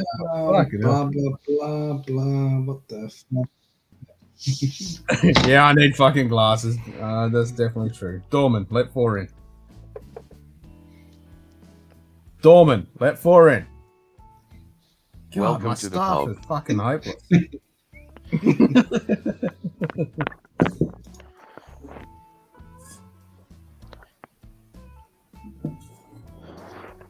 Have y'all ever seen this one? What is that? You had that out. Highlight 3. You had that out the other night. I was trying to look that up. That is something weird. It's really fucking good. 17-year-old. This looks like an old Total blended. beverage. Yeah. Yeah, it's old. It was on the bottom shelf in the back of the liquor store that I got it in, and it was in this little gift set that came with a flask. Oh. So I'm not entirely sure. Yeah, that's kind of odd. Whiskey. Is there any information like on what's in there or? Okay, so it's owned by the same. No.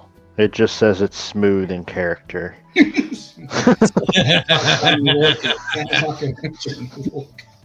That's pretty standard for those bottles. Smooth and rich. That's the old smooth and But rich. like I put it up against Johnny Walker Red Label because it's another blended around the same price, and it stomped the fuck out of Johnny Walker, which isn't too terribly hard, but yeah, I was gonna say that's not too hard. but for a $25 bottle of I was gonna Scotch fucking have a that's sippy sip tonight. 17-year-old to blend, it's not bad. Yeah, speaking of 17-year-olds, and I Okay. think I've got a Valentine's 17 somewhere. Haven't had it for a while. In fact, I haven't had it for like 2 years. Something I'm So gonna the- fucking have a little sip on tonight. The only store in my state that I found that has another bottle of this is all the way on the other side of the state in Memphis. Ooh. And I'm not driving 4 hours for a $25 bottle of scotch. Nope. That is. That's what your fuel costs by the time you get there. For real. Yeah. Essentially source blended scotch from a Campbell Meyer and Company in Scotland. They also own Barclays, Peel Park, Highland Sheaf, and Bonnie and Clyde, which are all blends, I assume. But I've never heard of any of them, so. I've heard of Highland Chief, and I think I've heard of Barclays. The other two I don't ring a bell at all, and obviously MacIver I know because you've got a bottle in your hand over there. But as for what's in the bottle, good fucking luck figuring that out. Some stuff. Some stuff. A little bit of scotch. Six calls from political parties looking to get elected. So much for the do not call list. Every call is ended with me telling them that's nice. That's nice.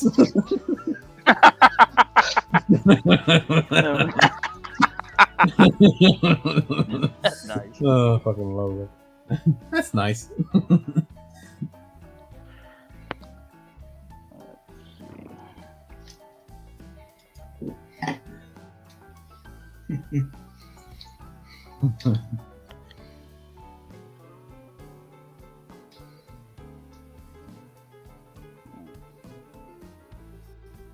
Are you drinking any fluids? Yes, plenty. No, you need to drink water. Usually I take it neat, but I will make an exception in the name of health.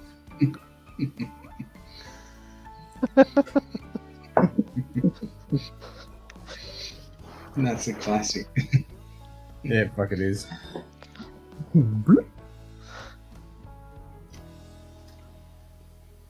I just love how he fucking cringes when he does it.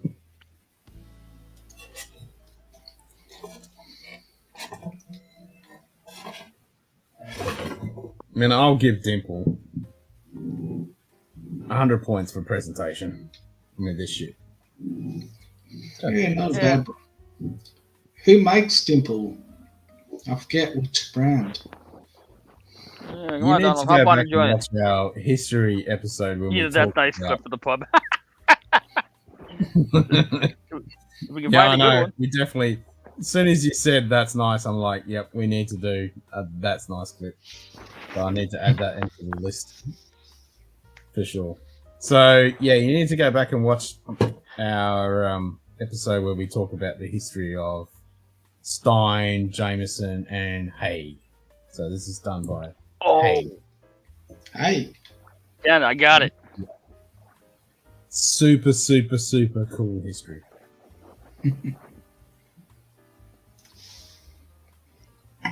These guys are associated with the oldest known distillery in Scotland, and there's a castle, I can't remember the name of it, the ruins of it, and it's the oldest known distillery in Scotland.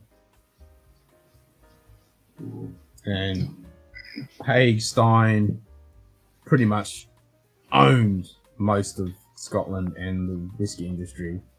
And Haig married a Stein and then sent them over to Ireland to look after the Stein distillery, which was Jameson, and then Jameson bought it out from them, and so you got Jameson Irish whiskey.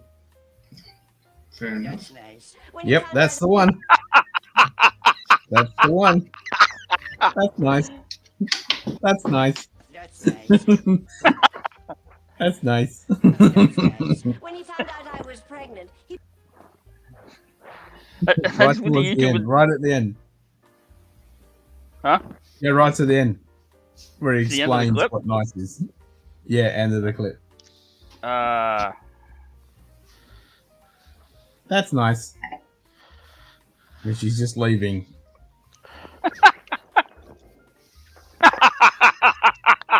That's nice. Okay, that's what you need to use at the very end. Yep. That last bit. Yep.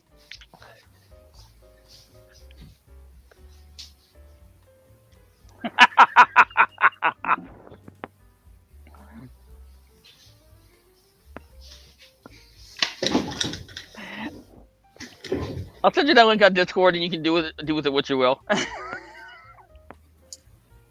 Oh, he's doing it again.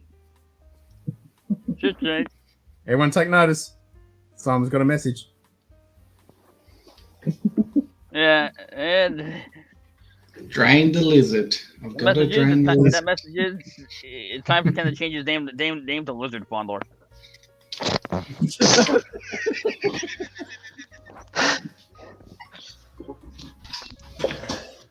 It shall be done.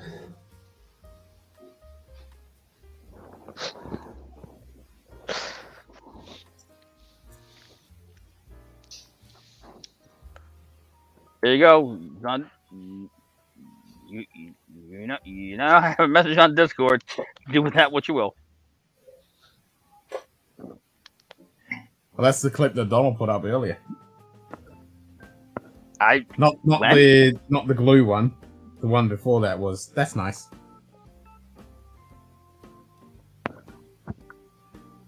Oh, okay, I guess I didn't watch that one. I didn't watch it. Ah.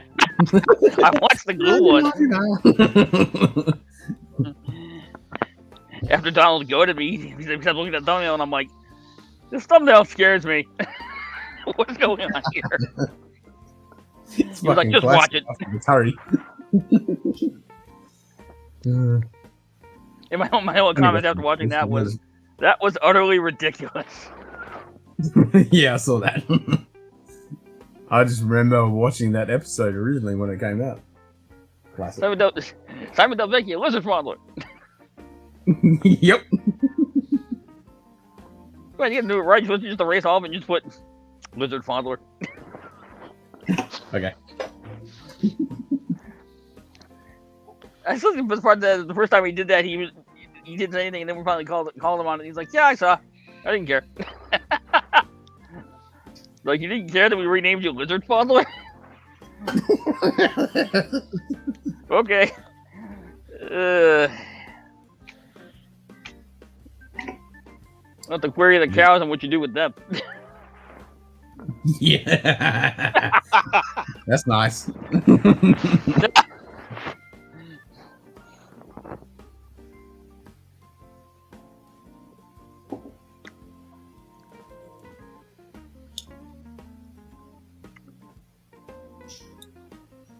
The Little Bay of Caves.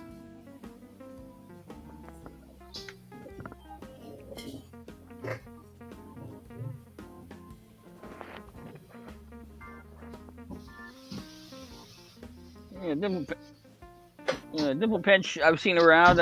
I still haven't bought any. Sorry, eh? But that and Old John Parr are both on my short list of blended Scotch to buy. I just haven't gotten around to it. Yeah. I'm like, yeah, I'll get there. The John Bar, do y'all see the little mini bottles of it? I haven't seen the John Parr minis. No, I've seen the regular John Parr, like this kind of squarish bottle with the rounded corners. I'm wanting to say that I saw that in one of the little airplane bottles not long ago.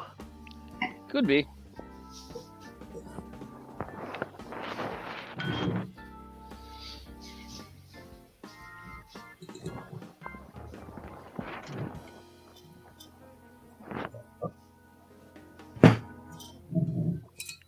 Looks like it's a bitch to open.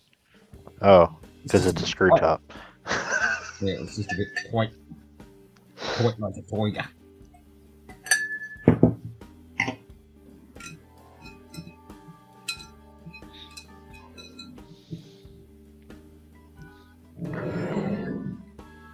Whiskey camera. Affirmative. And it is a sexy bottle. There ain't no denying it.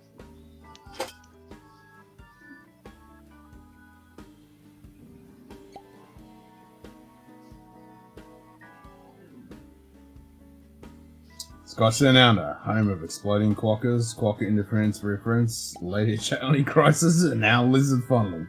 Wholesome family entertaining for everybody in the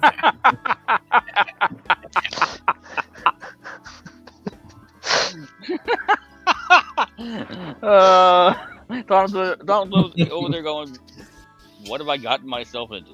You still shouldn't have drugged me. No, I know. That was Extremely uncool. That's not, though. Holy shit. right. Glenn Gooley, for the best of times. And now we need best two.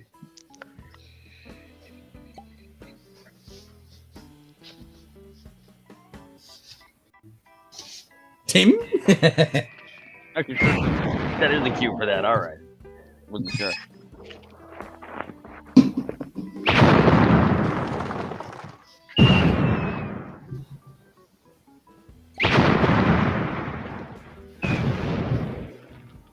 What manner of man are you that can summon up fire without flint or tinder? I am an enchanter. By what name are you known? There are some who call me Tim.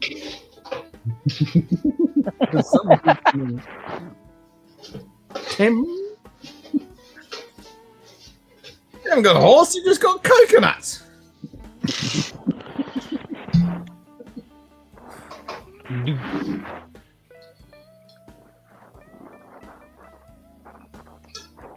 I just heard a bottle open, but no one on camera opened one. You're not Yeah. peeing in the bottle, are you, Simon? That'll be Simon fondling his bottles and lids and stuff. As long as That's he's not nice. peeing in one.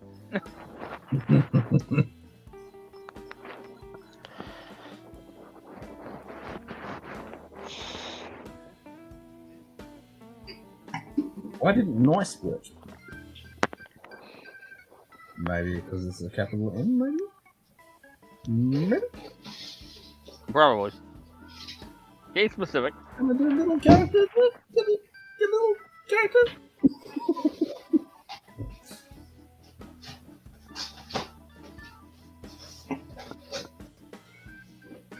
Nice.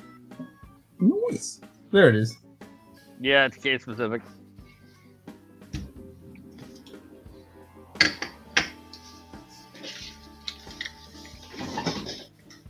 Oh, he's got the power blackout shit, huh?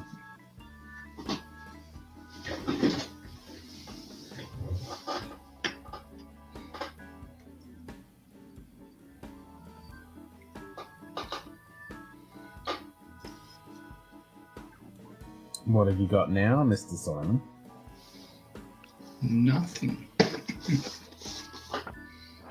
Bit of Morris? Yep. Jim's ancestors made this whiskey, by the way. Yeah, I don't think I have any Australian ancestors in my bloodline. That's what You can never say. That's know, fine. Jim. You never know, Jim. That's No, I nice. mean, in fairness, we don't know who my paternal grandfather's father was, so maybe he was Nazi. Arthur, I am not driving to Scotland with a kidnapped MI5 agent in the back just to visit a stupid distillery. It's not stupid, Lana. It's Glenn Gooley, for the best of times.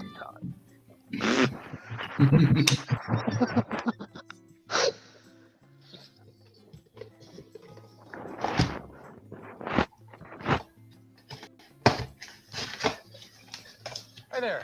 Is there a project you're working on? I know more than you. All right. All right. Actually, that reminds me. My grandmother's in the hospital. Oh, that sucks. Yeah, Well, soon. yeah, hopefully. The last I heard, they weren't really sure what was going on, but she had been having difficulty breathing and pain in her feet, so... Is it COVID? No, it's not COVID. She's vaccinated.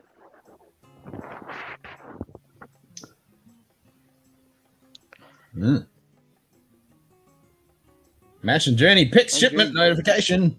Hoo-yah. Whoop, whoop. Somebody tell the guys where it's story time to get on the ball and ship those bottles.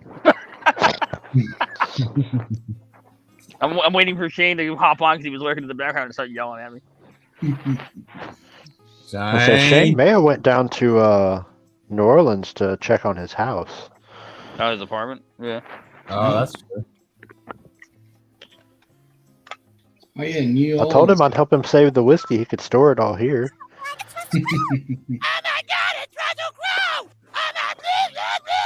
Why don't you go flush yourself down a toilet, you cunt? I saw the wall. Like, Cohen! There you go, mate. Mate. Yeah, good to see you, Colin.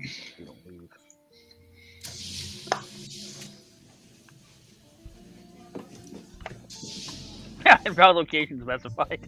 That's a new one. Gentlemen, something new from Focus 3?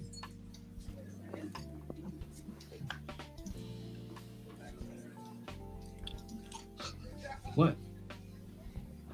I believe this beverage has produced an emotional response. Really? What are you feeling? I am uncertain. Because I have had little experience with emotion, I am unable to articulate the sensation. Emotion? I'll explain later. Ooh. Well, it looks like he hates it. Yes, that is it. I hate this. David, I think the chip is working. Oh, yes! I hate this! It is revolting! More? Please. Please. More? Please.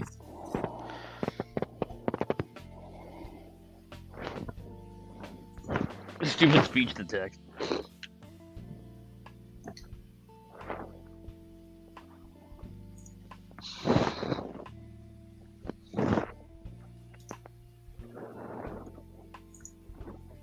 Oh, tree fitted a week before. What? You gave that monster another damn tree fitted? Trick me. Well, no wonder the damn monster keeps coming back to our house. You keep giving it tree fitted. Tree fitted.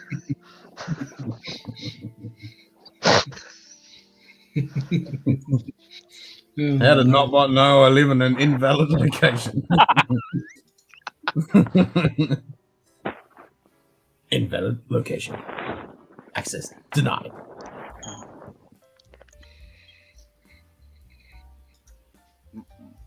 My stolen bottle from Quarks. Yep. Right, looking. New compass box, Orchard House is 46%, $57. Mostly filled bourbon cask and a touch of peat.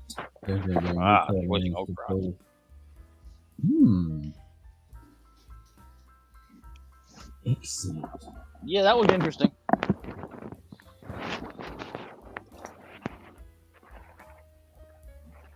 Yeah, what's your temperature, Mr. Simon? Dwelling up? Find out. Pop that shit. That kind of name is dwelling up. Affirmative. 4 degrees. Pop that shit. God camera. Yes, master. God camera. 40, Yes, 40 master. degrees Fahrenheit. Blowing at 6 miles an hour. The humidity is 92%. I win. I'm 3.2. Feels like negative 0.6. Damn you. And I ain't bullshitting. God camera. Hurry up, bitch. God camera.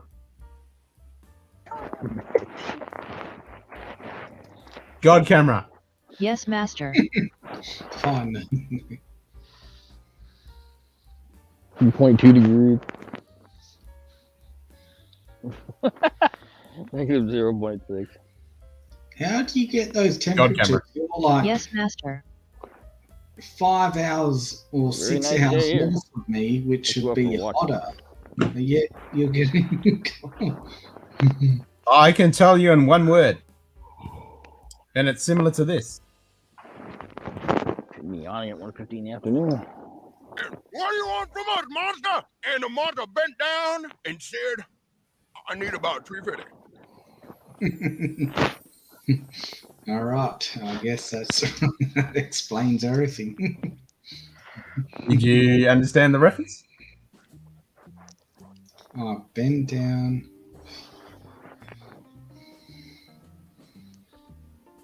Anyone else?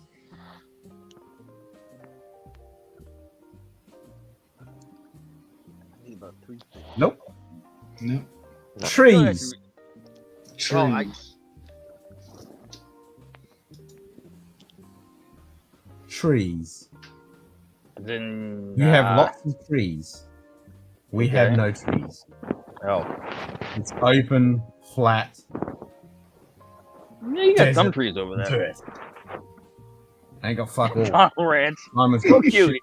Oh, how cute. It feels like freezing, quote unquote, in Australia.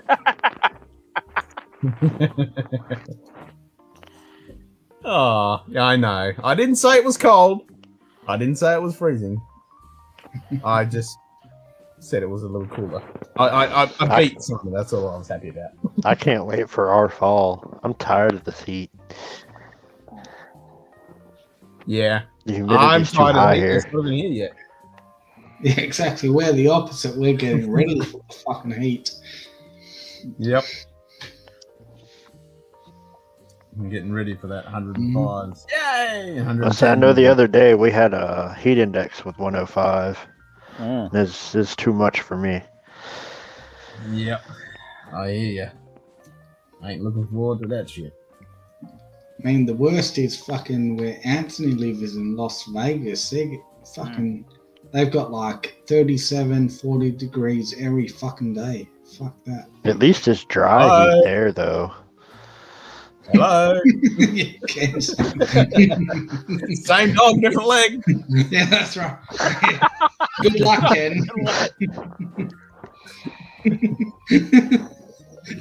That's pretty good, Cohen. Same bullshit. Ooh, fucking hell. Yeah. Yep.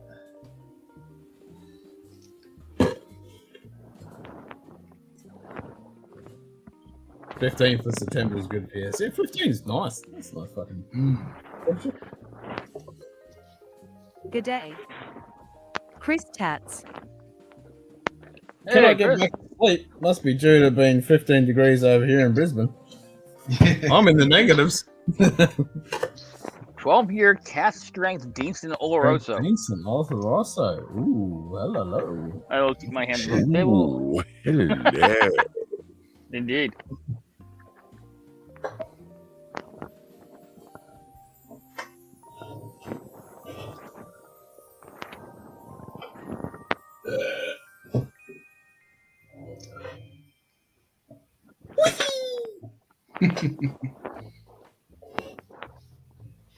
I get much over 72 all weekend.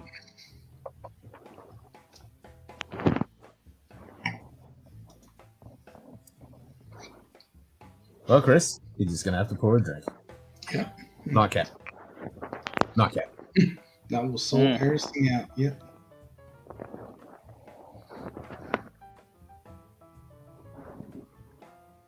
$40, $45, Yeah. every day in the summer. Yeah, exactly. Yeah, that shit's bullshit. Game of Thrones stole that line from us. I hate snow, storms, polar vortexes, and other crap to look forward to. Take your dragon and shove it there. Damn, Donald. Tell us how you really feel. New Tambu car strength back 6 just drops. Yeah. Ooh. I wonder which one I've. No, I think I've got number 2.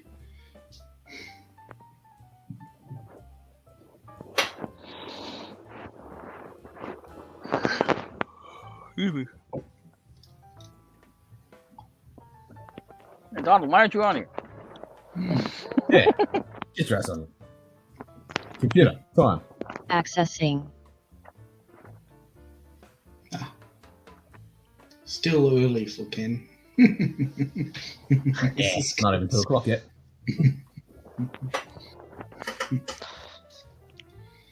Yeah, what's that like? What is that, 2 a.m. Saturday for you? Yeah. I mean, Yep. exactly. Saturday, not doing anything tomorrow. Do we have a Saturday? There's no whiskey track. Oh, speak for yourself, bitch. Fair enough. Fair enough, Donald. Hey, you working? Fair enough. No comment. I'm guessing Kent has yard work or an astronomy tour. Or both. Well, I've got daddy duties. Daddy I've got to duties. drive around. Yeah, I got daddy duties, and then I got fucking I got astronomy tour Saturday night, and then catch up on some work crap. Never ends. I think my body has body's finally finally had enough of this regular sleep pattern after 2 weeks off. Body's like, nope, I'm done. The accountant. I'm going to go to the same account. Fun, Donald. Yay. Interfaced with the accountant. That does not sound good at all. Yeah. It sounds like there's like a cable running from the back of your head to the back of his head, and you're like, Hey Donald. That's nice.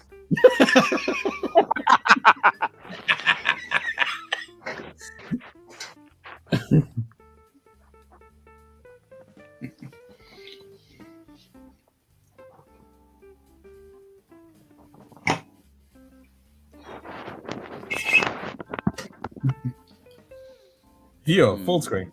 Switching to full screen viewer.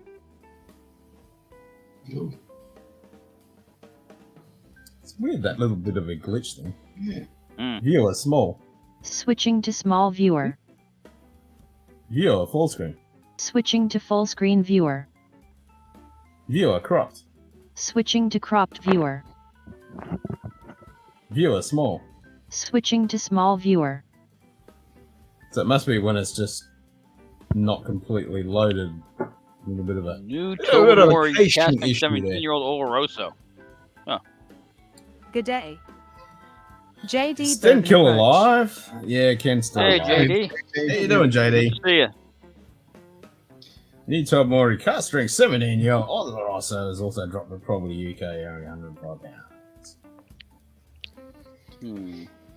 And just wanted to say, Jim and Whiskey Samurai, thank you for joining us. I mean, I know it's pretty fucking early where you guys are, and you still made 2 in the afternoon. Well, it's afternoon now. Yeah, but they 2 in the still. afternoon. I didn't even hop on until noon, so. But they I still. would have been able to join a lot more, but now that I don't have a job, it's easier to drink during the day. This is true. It's still. Didn't say it was a good thing, Jim. I said it was easier. Yeah. I didn't say it was a good thing either, because But it's Friday, so I've got a lot done this week. I feel like I might be. Cheers, I guys. might be in that same canoe with you. that's fine. Samurai. Yeah, cheers. Thank you for joining us. So.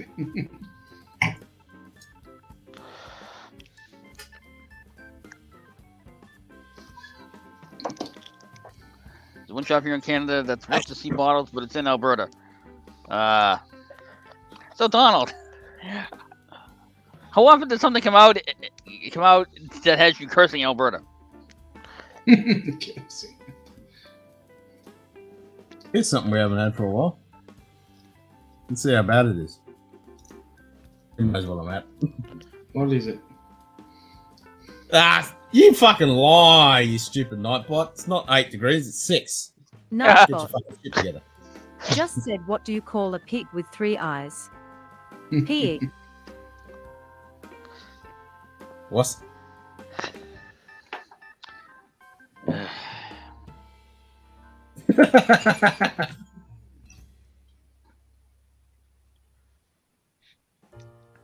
Didn't sound interesting, you know it's full Nightbot. maturation or finish. Just said, oh, for fuckity fuck's sake. Drinking 4 roses single barrel via Germany. Impact. Import. Not impact. Impact label.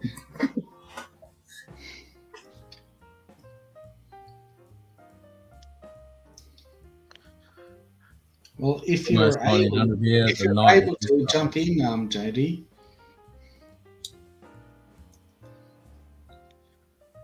Yep, slap the Nightbot. Slap it good. Nightbot. Just said Donald Rance slaps Nightbot with an empty bottle. What's the kahunas command?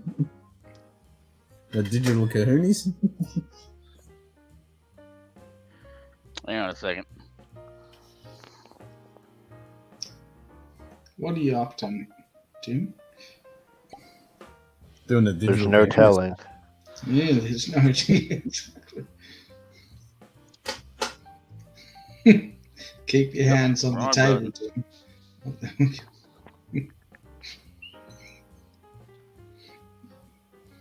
Mm.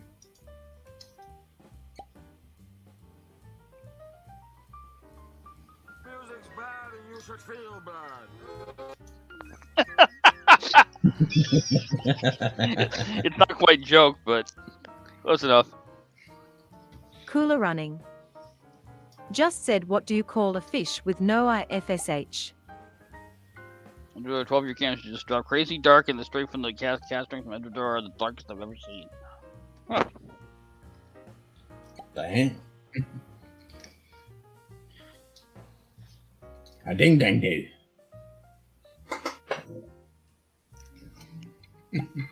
You tell us, Cooler Running.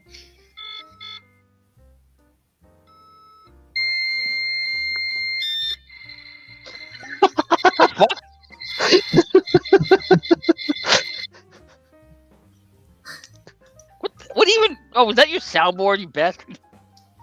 Yep. I was like, what the hell triggered that?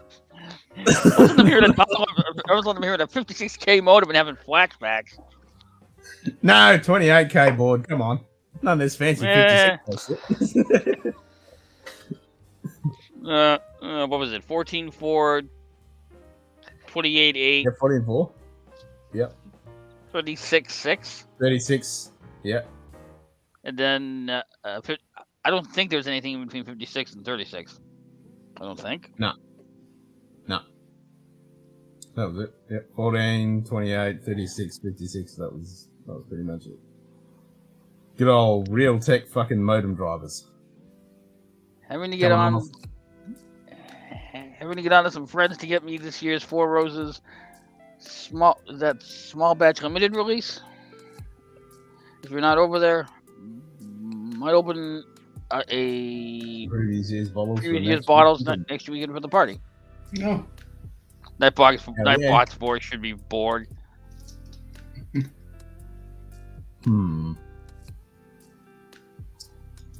Yeah, I can't do that, unfortunately.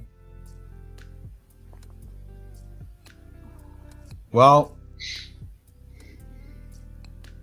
saying that, I can. Oh, actually, I can do this though.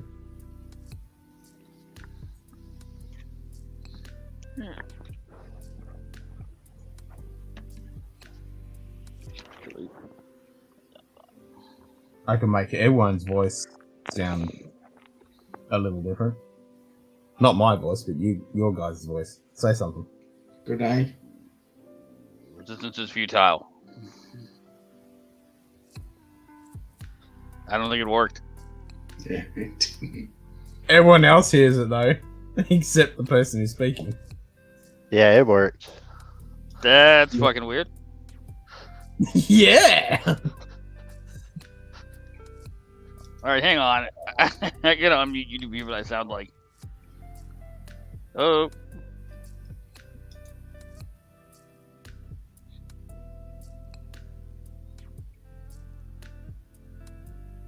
I sound basically the same.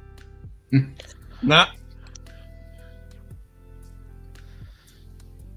I've changed it. Here I go. I'll give you a nice deep radio voice. There you go. Okay. Say something, Simon. Or Mr. Lizard Fondle. Good day, motherfucker. There you go. You got a nice radio voice. Tonight on I can't hear it. On WSDU. All whiskey talk all the time. Yep. All right, here you go then. If you want fucking weird. Now you got weird. What did you do, Jim? What the heck, Dom? I didn't say anything about downloading porn, you pervert. What the hell is And that? yes, I am getting old. What? What is that? Trying to sort out my toasting pour for my 50th. Do I crack a Pappy, William LaRue Weller, or GTS for it? Dang, Chris. All of them. WLW. Ugh.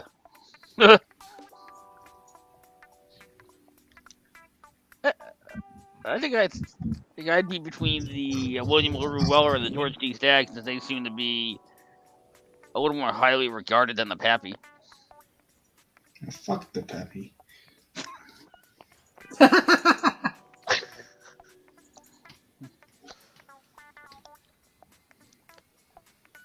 Okay, Dustin. I don't think Chris has King of Kentucky over there, but thanks for playing. Right, so I might be able to. Oh yeah, JD, I ran the tracking and saw that. I can't wait. And I know the sample is coming from. Just said hello. Is this shit on? All right, so it's coming through the same browser source. So I can Clint the rowdy bunch still on. Hey, Clint. Yeah, this rowdy bunch is still on.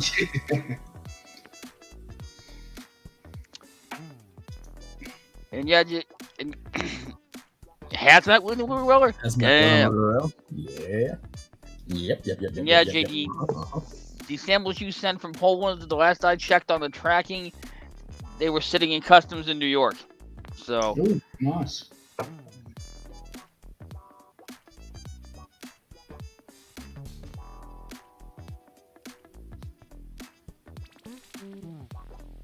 And those are. Oh, don't have the tracking pulled up on those. Shoot.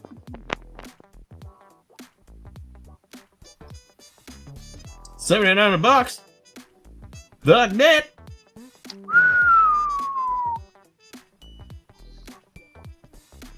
And that's euros, so that's about $3,500 Australian.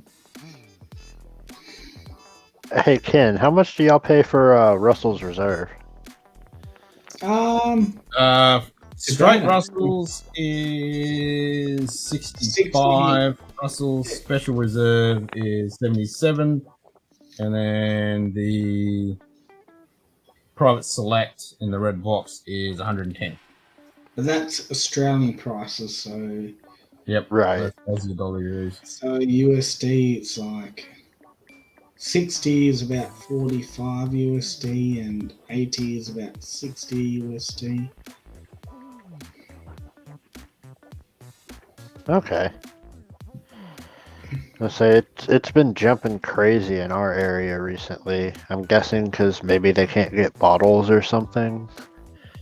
But like they marked it as allocated in a couple of the stores around me for like the Russell's 10-year. Really? Yeah, they're like it's $90. I'm like, no. Yeah, here we can get that for about 45, 50 USD. Yeah, I can get it for that price if I spend my points at the store, but it's like 300 points. Why would I spend $300 worth of points for Russell's? Like, I love Russell's, but it's not. That doesn't add up. That's weird. No, that's bullshit. We don't have to spend no fucking points over here. No, but like, Rare Breed, just the regular bourbon, I can find it every now and then here now. I used to be able to walk into any store and find it on the shelf for like $50. Now it's like 75 at the stores that do have it. Really? Fuck. At the moment, I can get it for 60, 65 USD. Yep. Pretty much any shop too. Yeah. I say I used to keep Rare Breed on my shelf, and I just got a bottle, my first bottle I've had in like 2 months. Really? Because I just couldn't find it. Ooh. So pretty much what you're saying is we should grab as many as we can. I think we should buy up a few. Yeah. I mean, it's not bad whiskey. No, you're not wrong there. Oh, Chris is going to have some picks coming next Friday. Ooh la la.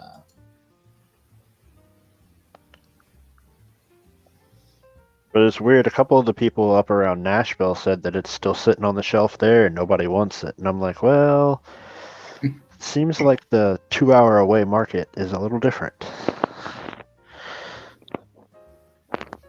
But Nashville's population is like 3 times ours at least. Oh, fair enough. Yeah.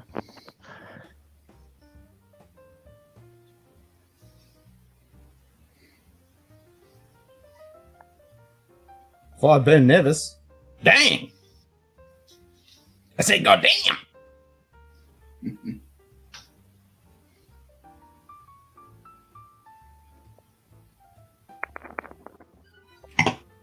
I'm a dude playing a dude disguised as another dude.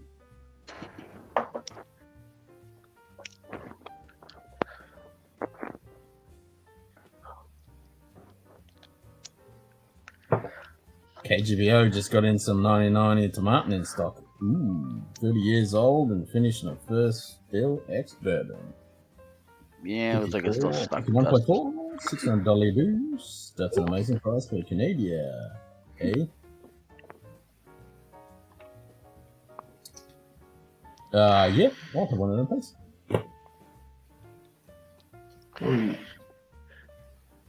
That's about 600. No, that's Canadian dollar dude. Yeah, but that's about 700 Australian. Nah, that's pretty much on parity. Oh, really? It's not that bad. Oh, I reckon jump on it if you've got the cash. For a 30-year-old tomato? 1990 tomato in stock 30 years old. Dang. Yeah. That's a ding dang dude. 30-year-old tomorrow on a first fill ex bourbon hogshead. Yes, please. Yeah. Can't wait to try the 10-year-old town branch pick that should be here Wednesday in Sydney currently. Hopefully. Sydney! I don't think you've been having pretty good luck shipping your bunker stash across the pond, Chris, so cheers to that. 640 AUD, there you go. Yeah. Oh, really? That'd be like $50 either way. Yeah. Yeah. Bad. Yeah, I would grab it for that. A 30-year-old tomato. Mm-hmm. Sounds pretty fucking good to me, bruh. Alright, y'all. I'm gonna have to hop off here so I can eat some lunch so I can shoot this video for this Jack before somebody else gets one up. Yeah, you gotta get it out there. That's it. I say I don't know that anybody else has posted one other than what was it? Podcast did one the other day. Yeah, he did. Yep. I thought. Yep. Yeah, no one else has. But well, You'll be... they're a little bit north of me in Tennessee, so they probably got it the other day. Yeah. I'll say they told me it just got to Chattanooga yesterday, so. Yeah, I think just the podcast so far. The only other video that's up is whiskey.com, but that's just them talking about it being announced. So yeah. So Cool Running can see it. It's the 10-year age stated. Oh, nice. So I'll have that one up this evening.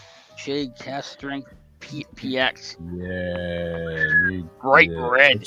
Cast strength PX. Oh, yes, please. Ooh, hello. If only my money was infinite. Yeah, you and me both. I know the feeling, Jim. I know the feeling. Hell yeah. I certainly know that feeling. But anyways, cheers, y'all. I'll be in the chat. All right, man. Yeah, cheers. Cheers. Thank you for Great chatting joining with us. Yep. Anytime. At least till I get another job. We both.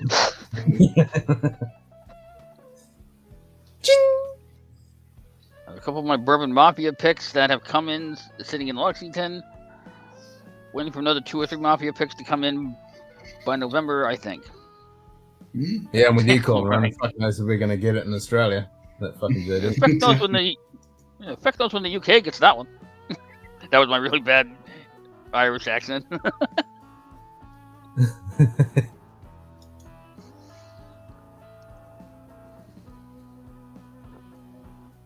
Yeah, fake news. Feckin'. Yeah, well, Ken and I have shaken our fists over you and Daniel Strachan over there in Northern Ireland, with your Rowan Cove port finish. Yeah, it's on its way. I just fuck you.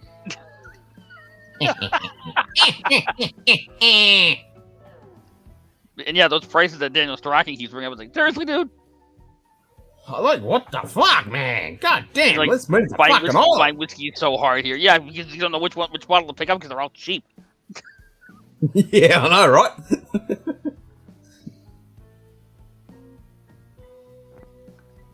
Those fucking stupid prices for that Talisker 10s and fucking 15s and 18s and shit. It was like, fuck off. I was shaking my head about that Old Forester birthday bourbon that just came out. Oh, I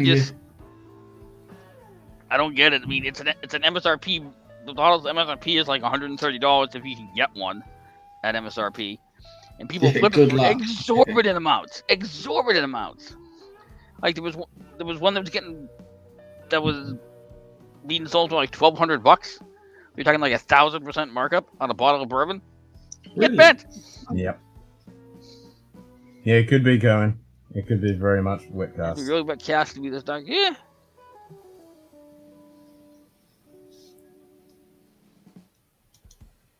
You okay over there? That was just a stretch.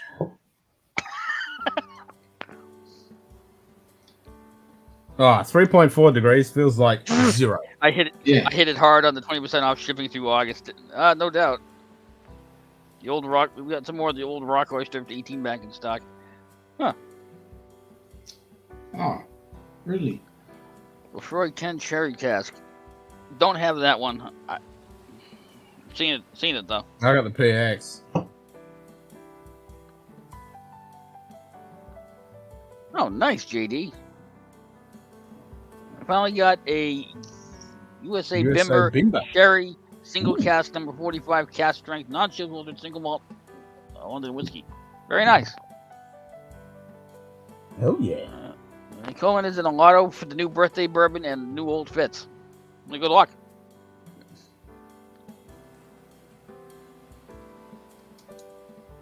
$82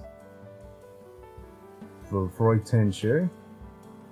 Yeah, I don't know. I mean, I don't know what it's like. I haven't seen anything about it. And then I'd be keen to give it a punt. But $82, yeah, it's getting up there a bit.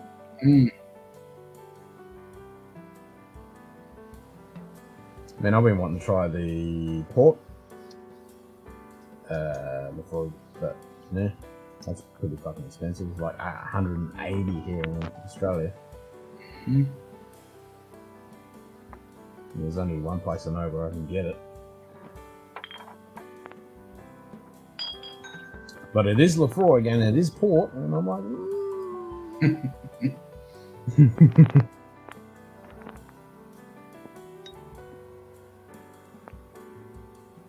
Man, if that sherry is anything like the PX, I mean, I do like that Lefroy PX.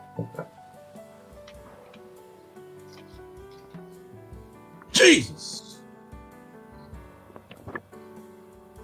That's a decent fucking stock up, Chris. Was that why you said Jesus? Yep. I was like, what the? 6K on it. Yeah. Ow. Fuck it. Come on, don't do that. Since Donald is working in the chat, Yeah. No, I would have really liked to come over, Chris. Yeah, but good luck with that. I mean, if you go over there, you probably Or have this to will piss him off. quarantine for 2 weeks. And Well, that's I mean that's one problem. Yeah, and then coming back to Western Australia. oh yeah, suck. yeah, You want the definitely. Murphy's Yeah. out, but it's still too young for me to be interested in it, even though it is cheap. Yeah, Cohen, I've seen some of that around here. I haven't picked it up. Curious, but just haven't gotten around to it. You have become Middleton Dark Gaelic Kyle Big Wood. Yep. Big Gaelic all I need of Kyle Big. So you're drinking Glen Scotia Double Cast today with your wife. Hope she likes it. Yeah, she did actually like it. Yeah, we just picked up a second bottle for like $68 Australian. It's on special at the moment. So, and JD, you might not have heard. I've got a 20-year-old Glen Scotia coming that's done in a cigar pipe. Yep. But I did get the Glen Scotia Single Malt Whisky Club exclusive, which is 52.2%. Filled exclusively in first fill Pedro Menez, and it's fucking delicious. This is very, very up there, very similar to the 2020 Campbelltown Festival release. It's way up there. I mean, this is delicious stuff. And yeah, this is like this one as well.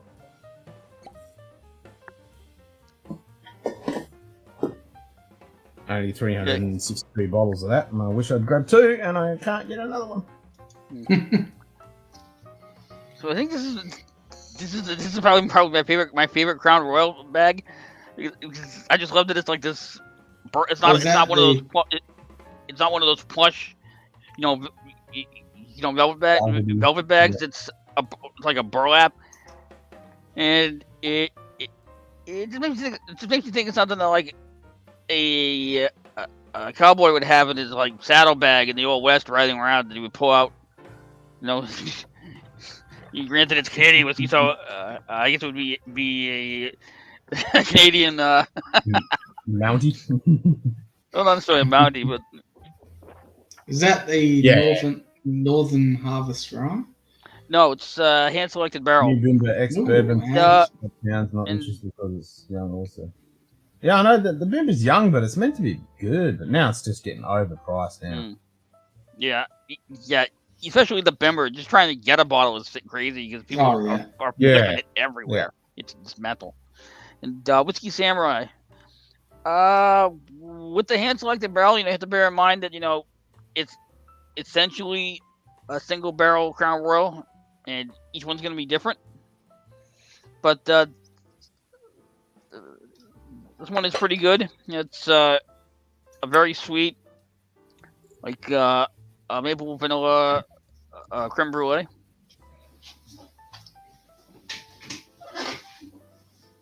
And yeah, JD, I like it. I think the only bottles that come with the burlap sack, as far as I know, are the hand selected barrel. I don't know of any others. The rest of them, the velvety bags. The green one and the blue one and the red one and all those. Yeah. I'm not surprised it's fucking I think sold my out. Crown Royal Blenders Mash has a brown bag on it. Yeah. And $55 for Bimber. You expect that just to go poof. Be gone. Yeah. Do I?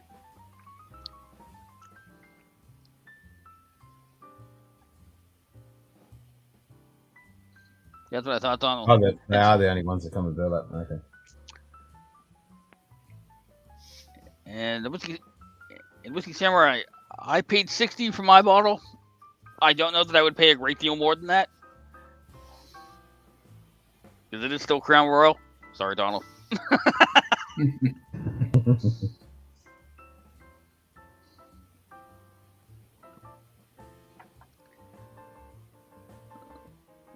One of these days I'm going to buy a Crown Royal Just said shovel just to watch is a Donald swear. Go to hell, Nightbot. Fucking hell, Nightbot. That's pathetic. Yeah. Oh yeah, Cohen. Let's go to 2018 festival when I. Oh yeah, 2018. Nice. I'm super keen to try that. Yeah, hell yeah. That's the. Oh yeah, Cohen. If you like really rye, important one. at $70, that is probably the most I would pay for that bottle. I think that's a little more than what I paid for mine. Not much, but I would say, yeah, if you see that at $70, it's worth a punt. If you like rye, Just said Donald Rance slaps. not a big fan of rye, I would probably give it a pass.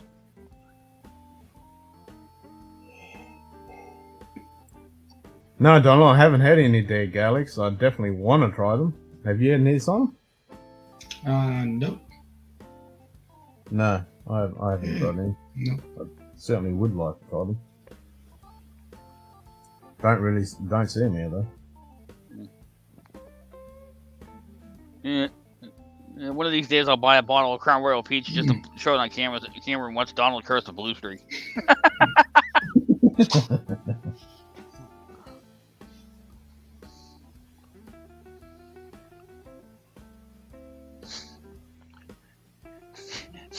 Alright, so I'm 3 minutes from 6 hours. Might call it quits. Yeah, you running out of gas there, Ken? Yeah, I'm just thinking I've got shit to do in the morning. Yeah. In about 4 hours, so yeah. Yeah, fair enough, Cohen. That's your prerogative.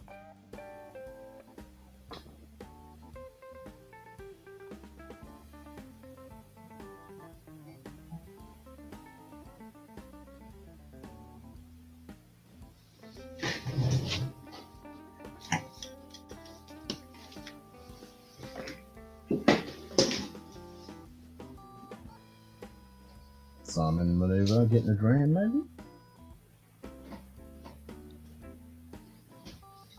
Maybe? Maybe. Get that little tap to me, get some meat, run over to the camera.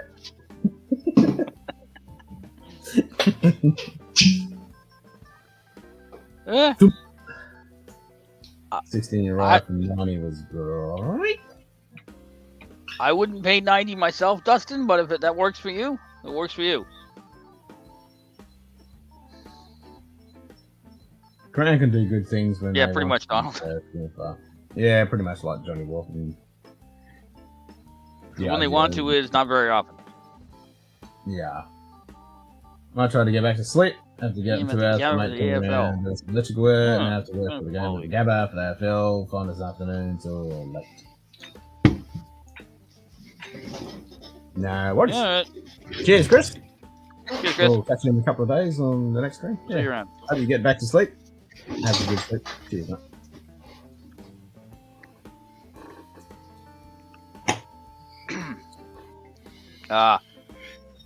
Oh, yeah, don't do that. You don't want that pistol weapon. Yeah.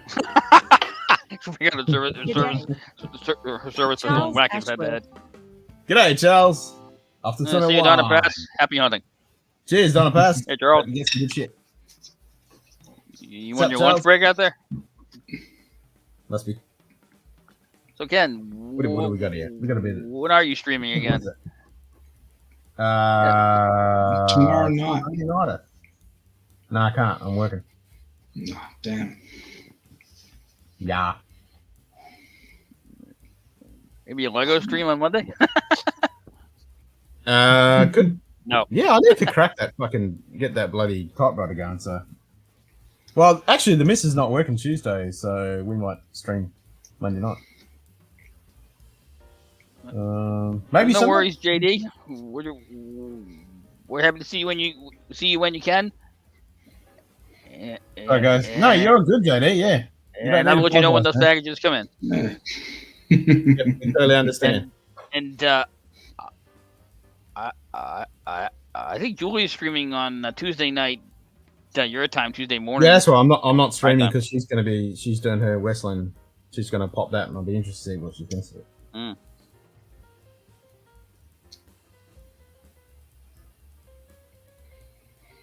Yeah, she was gonna stream. Huh? Wednesday or Thursday?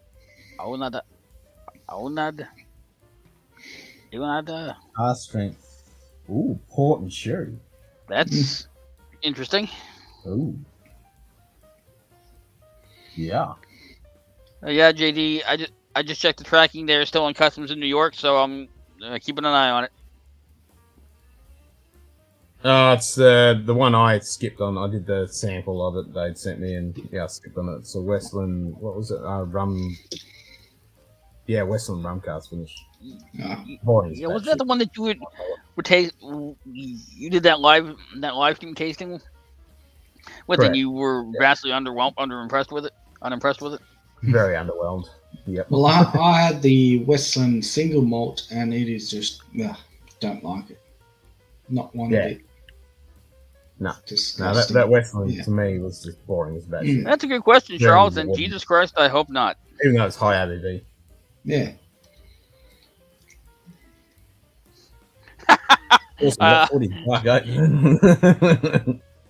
On one hand, I've got like three thoughts on that, Don. On one hand, 5 Campbelltown samples and on the other hand, 95% ABV Polish liqueur. You're welcome.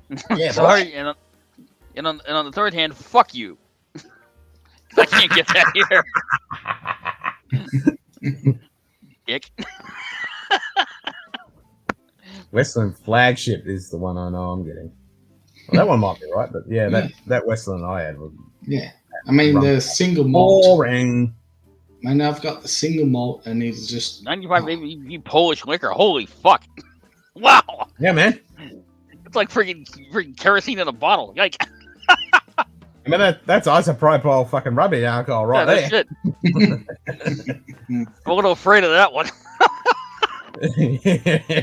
Ain't no bottle chugging that shit. No, that's not. I think time travel juice might be understating that. Yeah, that's like, alternate reality. Yeah, it's like you chug that, and you wake up a week later going, After your liver fucking literally walks out of your body. Like, nope, I'm done. I'm out. They're all 100 million. Wow. Oh, 100. 10 CLs. Ah. 10 CLs. Okay, so they're small samples. No worries. They're not small. That's fucking 100 mil. Standard sample bottle that you get is like fucking between 10 and 30 mil. Yeah. That's a 30s. Okay, hang on. That's 100 CL, man. Well, 10 CL. 100? Yeah, it's 100.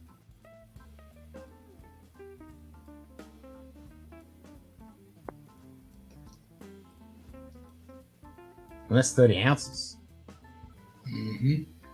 100 milliliters is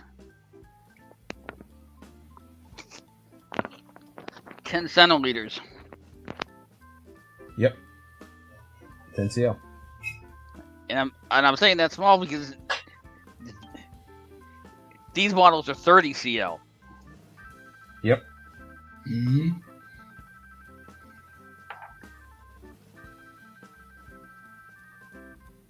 We get 30 mil.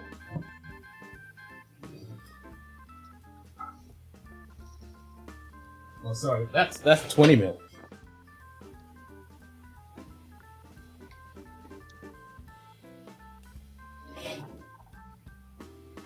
I remember shitload. It's fucking shitload. That's 50 milliliters, but they're all low grades. Yeah, the vast majority of Donner Pass. Yeah. That's 100 mil.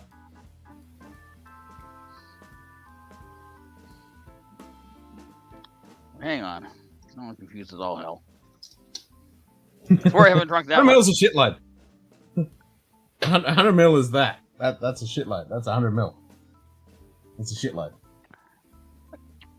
Okay, so I'm confused. Did I just use Google? Seven of those Google. is a fucking full 700 ml bottle.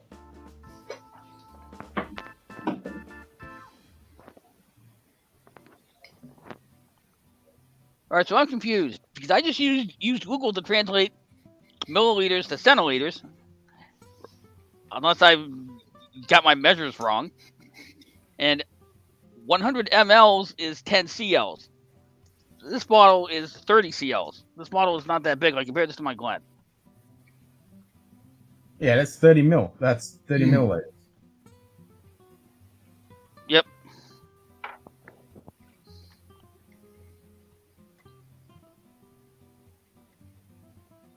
No, 100 mil is more than 3 ounces. Oh, I mean, I'm an idiot. Okay. I'm such a fucking stupid American. God damn it.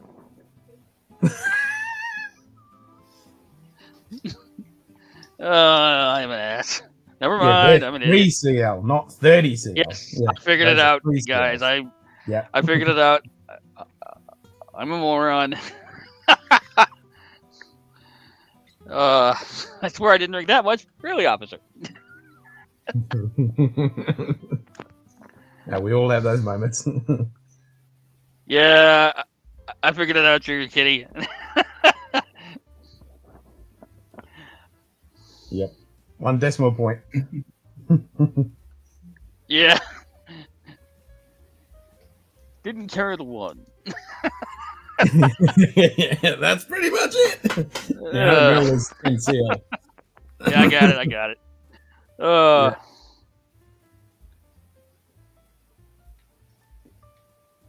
Yeah, so 100 mils is fucking epic sample, man.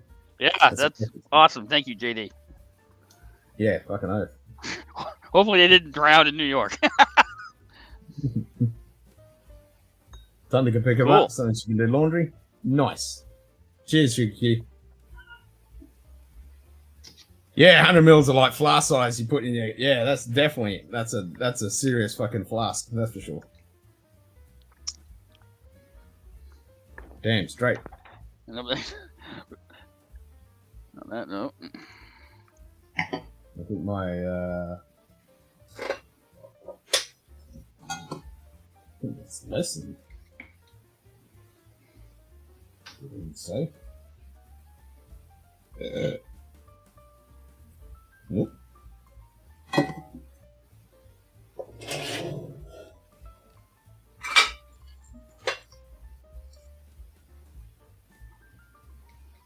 Made in China. All rights reserved. CBS fucking studios. Yeah, bunch of fuckers.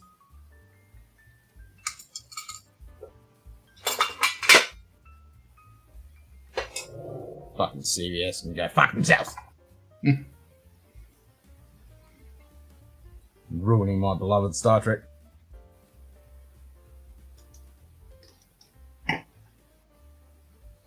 Okay.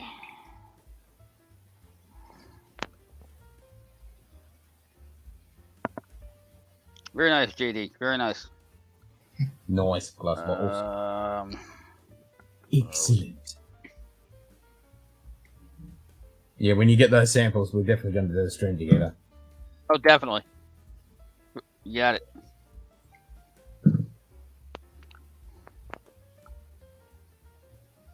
So speaking of people's livers walking out on them, where did I do that? Oh, the wrong button.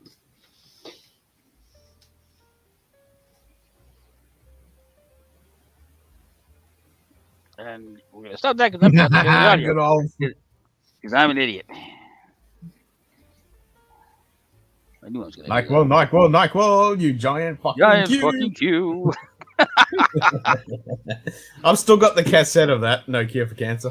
I've still got the original cassette when that came out. I've actually seen him live. Oh man, I'm jealous.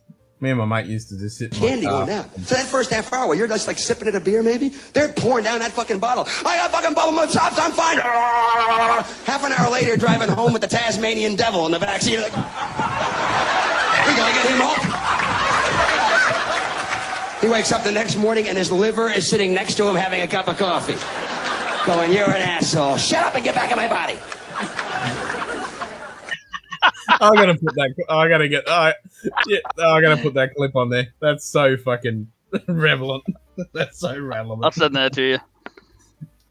That's so relevant.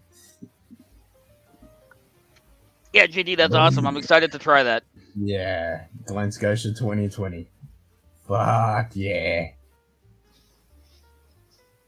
I'll crawl over broken glass for that shit. I'd play that clip on Livewire, but I'm afraid Mike and Adam would throw me out.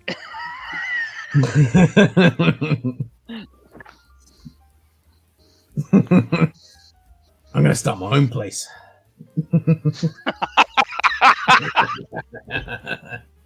You're gonna piss your territory like a wolf.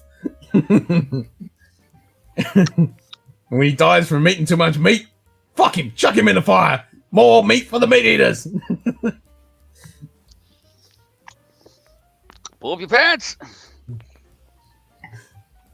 What was that? We started starting his own place, and playing the Stones all the time. And then he starts complaining about the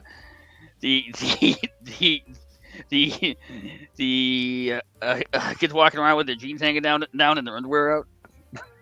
Oh yeah. Turn up the Stones. Yeah, he was a funny man. I wore the living shit out of that tape.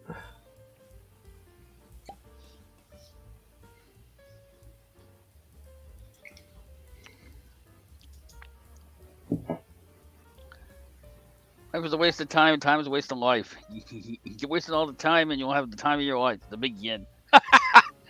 Billy Connolly. That is a quote to live by.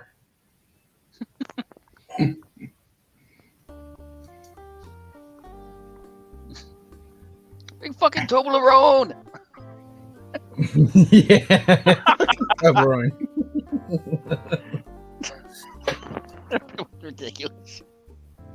I'm just thinking of Dennis Leary fucking ones now.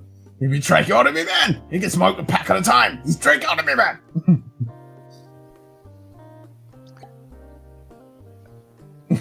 Going through drive-through McDonald's. Can I get a burger and fry? You making fun of me? No, not making fun of you. Rah, rah. Going through McDonald's with a voice box. Can I McDonald's and fries? You making fun of me? No, I'm not making fun of you. And then he's complaining about the coffee. After he stops at the convenience store, he eats the Maple Nut Crunch flavored coffee. Oh my god. He's throwing gang signs at me, and he's white. I think my car carrying, like he's a car carrying member of the Wu-Tang Clan. Pause. You're not in the Wu-Tang Clan. You're not even in a tribe called Quest, asshole. Yeah. Always used to Billy Connolly routine about suicide bombers to lighten up a bad day for me. I'll have to look that one up. NyQuil, you giant fucking king.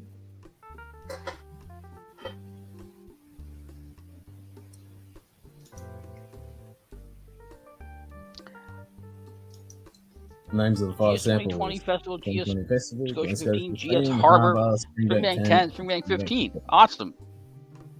I'll have all of those except the Harbor. Because I got me a Springbank 10 on its way. Yeah, I was gonna say, once I get those, since I'm in between jobs, I'll let you know when we can play on a stream. Hell yeah! Yep.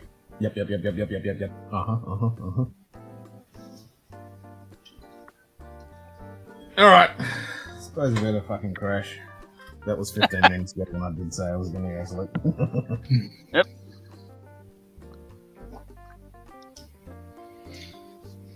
And I know Simon's definitely about to do a have you got your power blackout ready?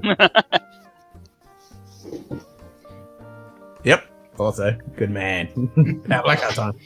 On that note. On that note. Earth One Compass Box. Wow. That's pretty cool, Colin. $100 bottles of Glengooley frickin' blue? 2. I ordered 3. Then passing out on the bed. He freaks her out of the water. What you call it? Thanks, Dustin. And you're welcome. But Yep, one door closes, one door opens. Pudding dish. Alright, guys. Yep. All right. Everyone has a I great should rest get of back their to Friday my and, resume. and weekend or whatever, and all that shit. And we'll catch you soonish. Yeah, I won't be streaming tomorrow night. I'm gonna work. I'm gonna freeze my fucking tits off. It's gonna be great. And yeah, might stream Sunday night. We'll see what happens. Until then. Cheers. Catch you all. Cilantro.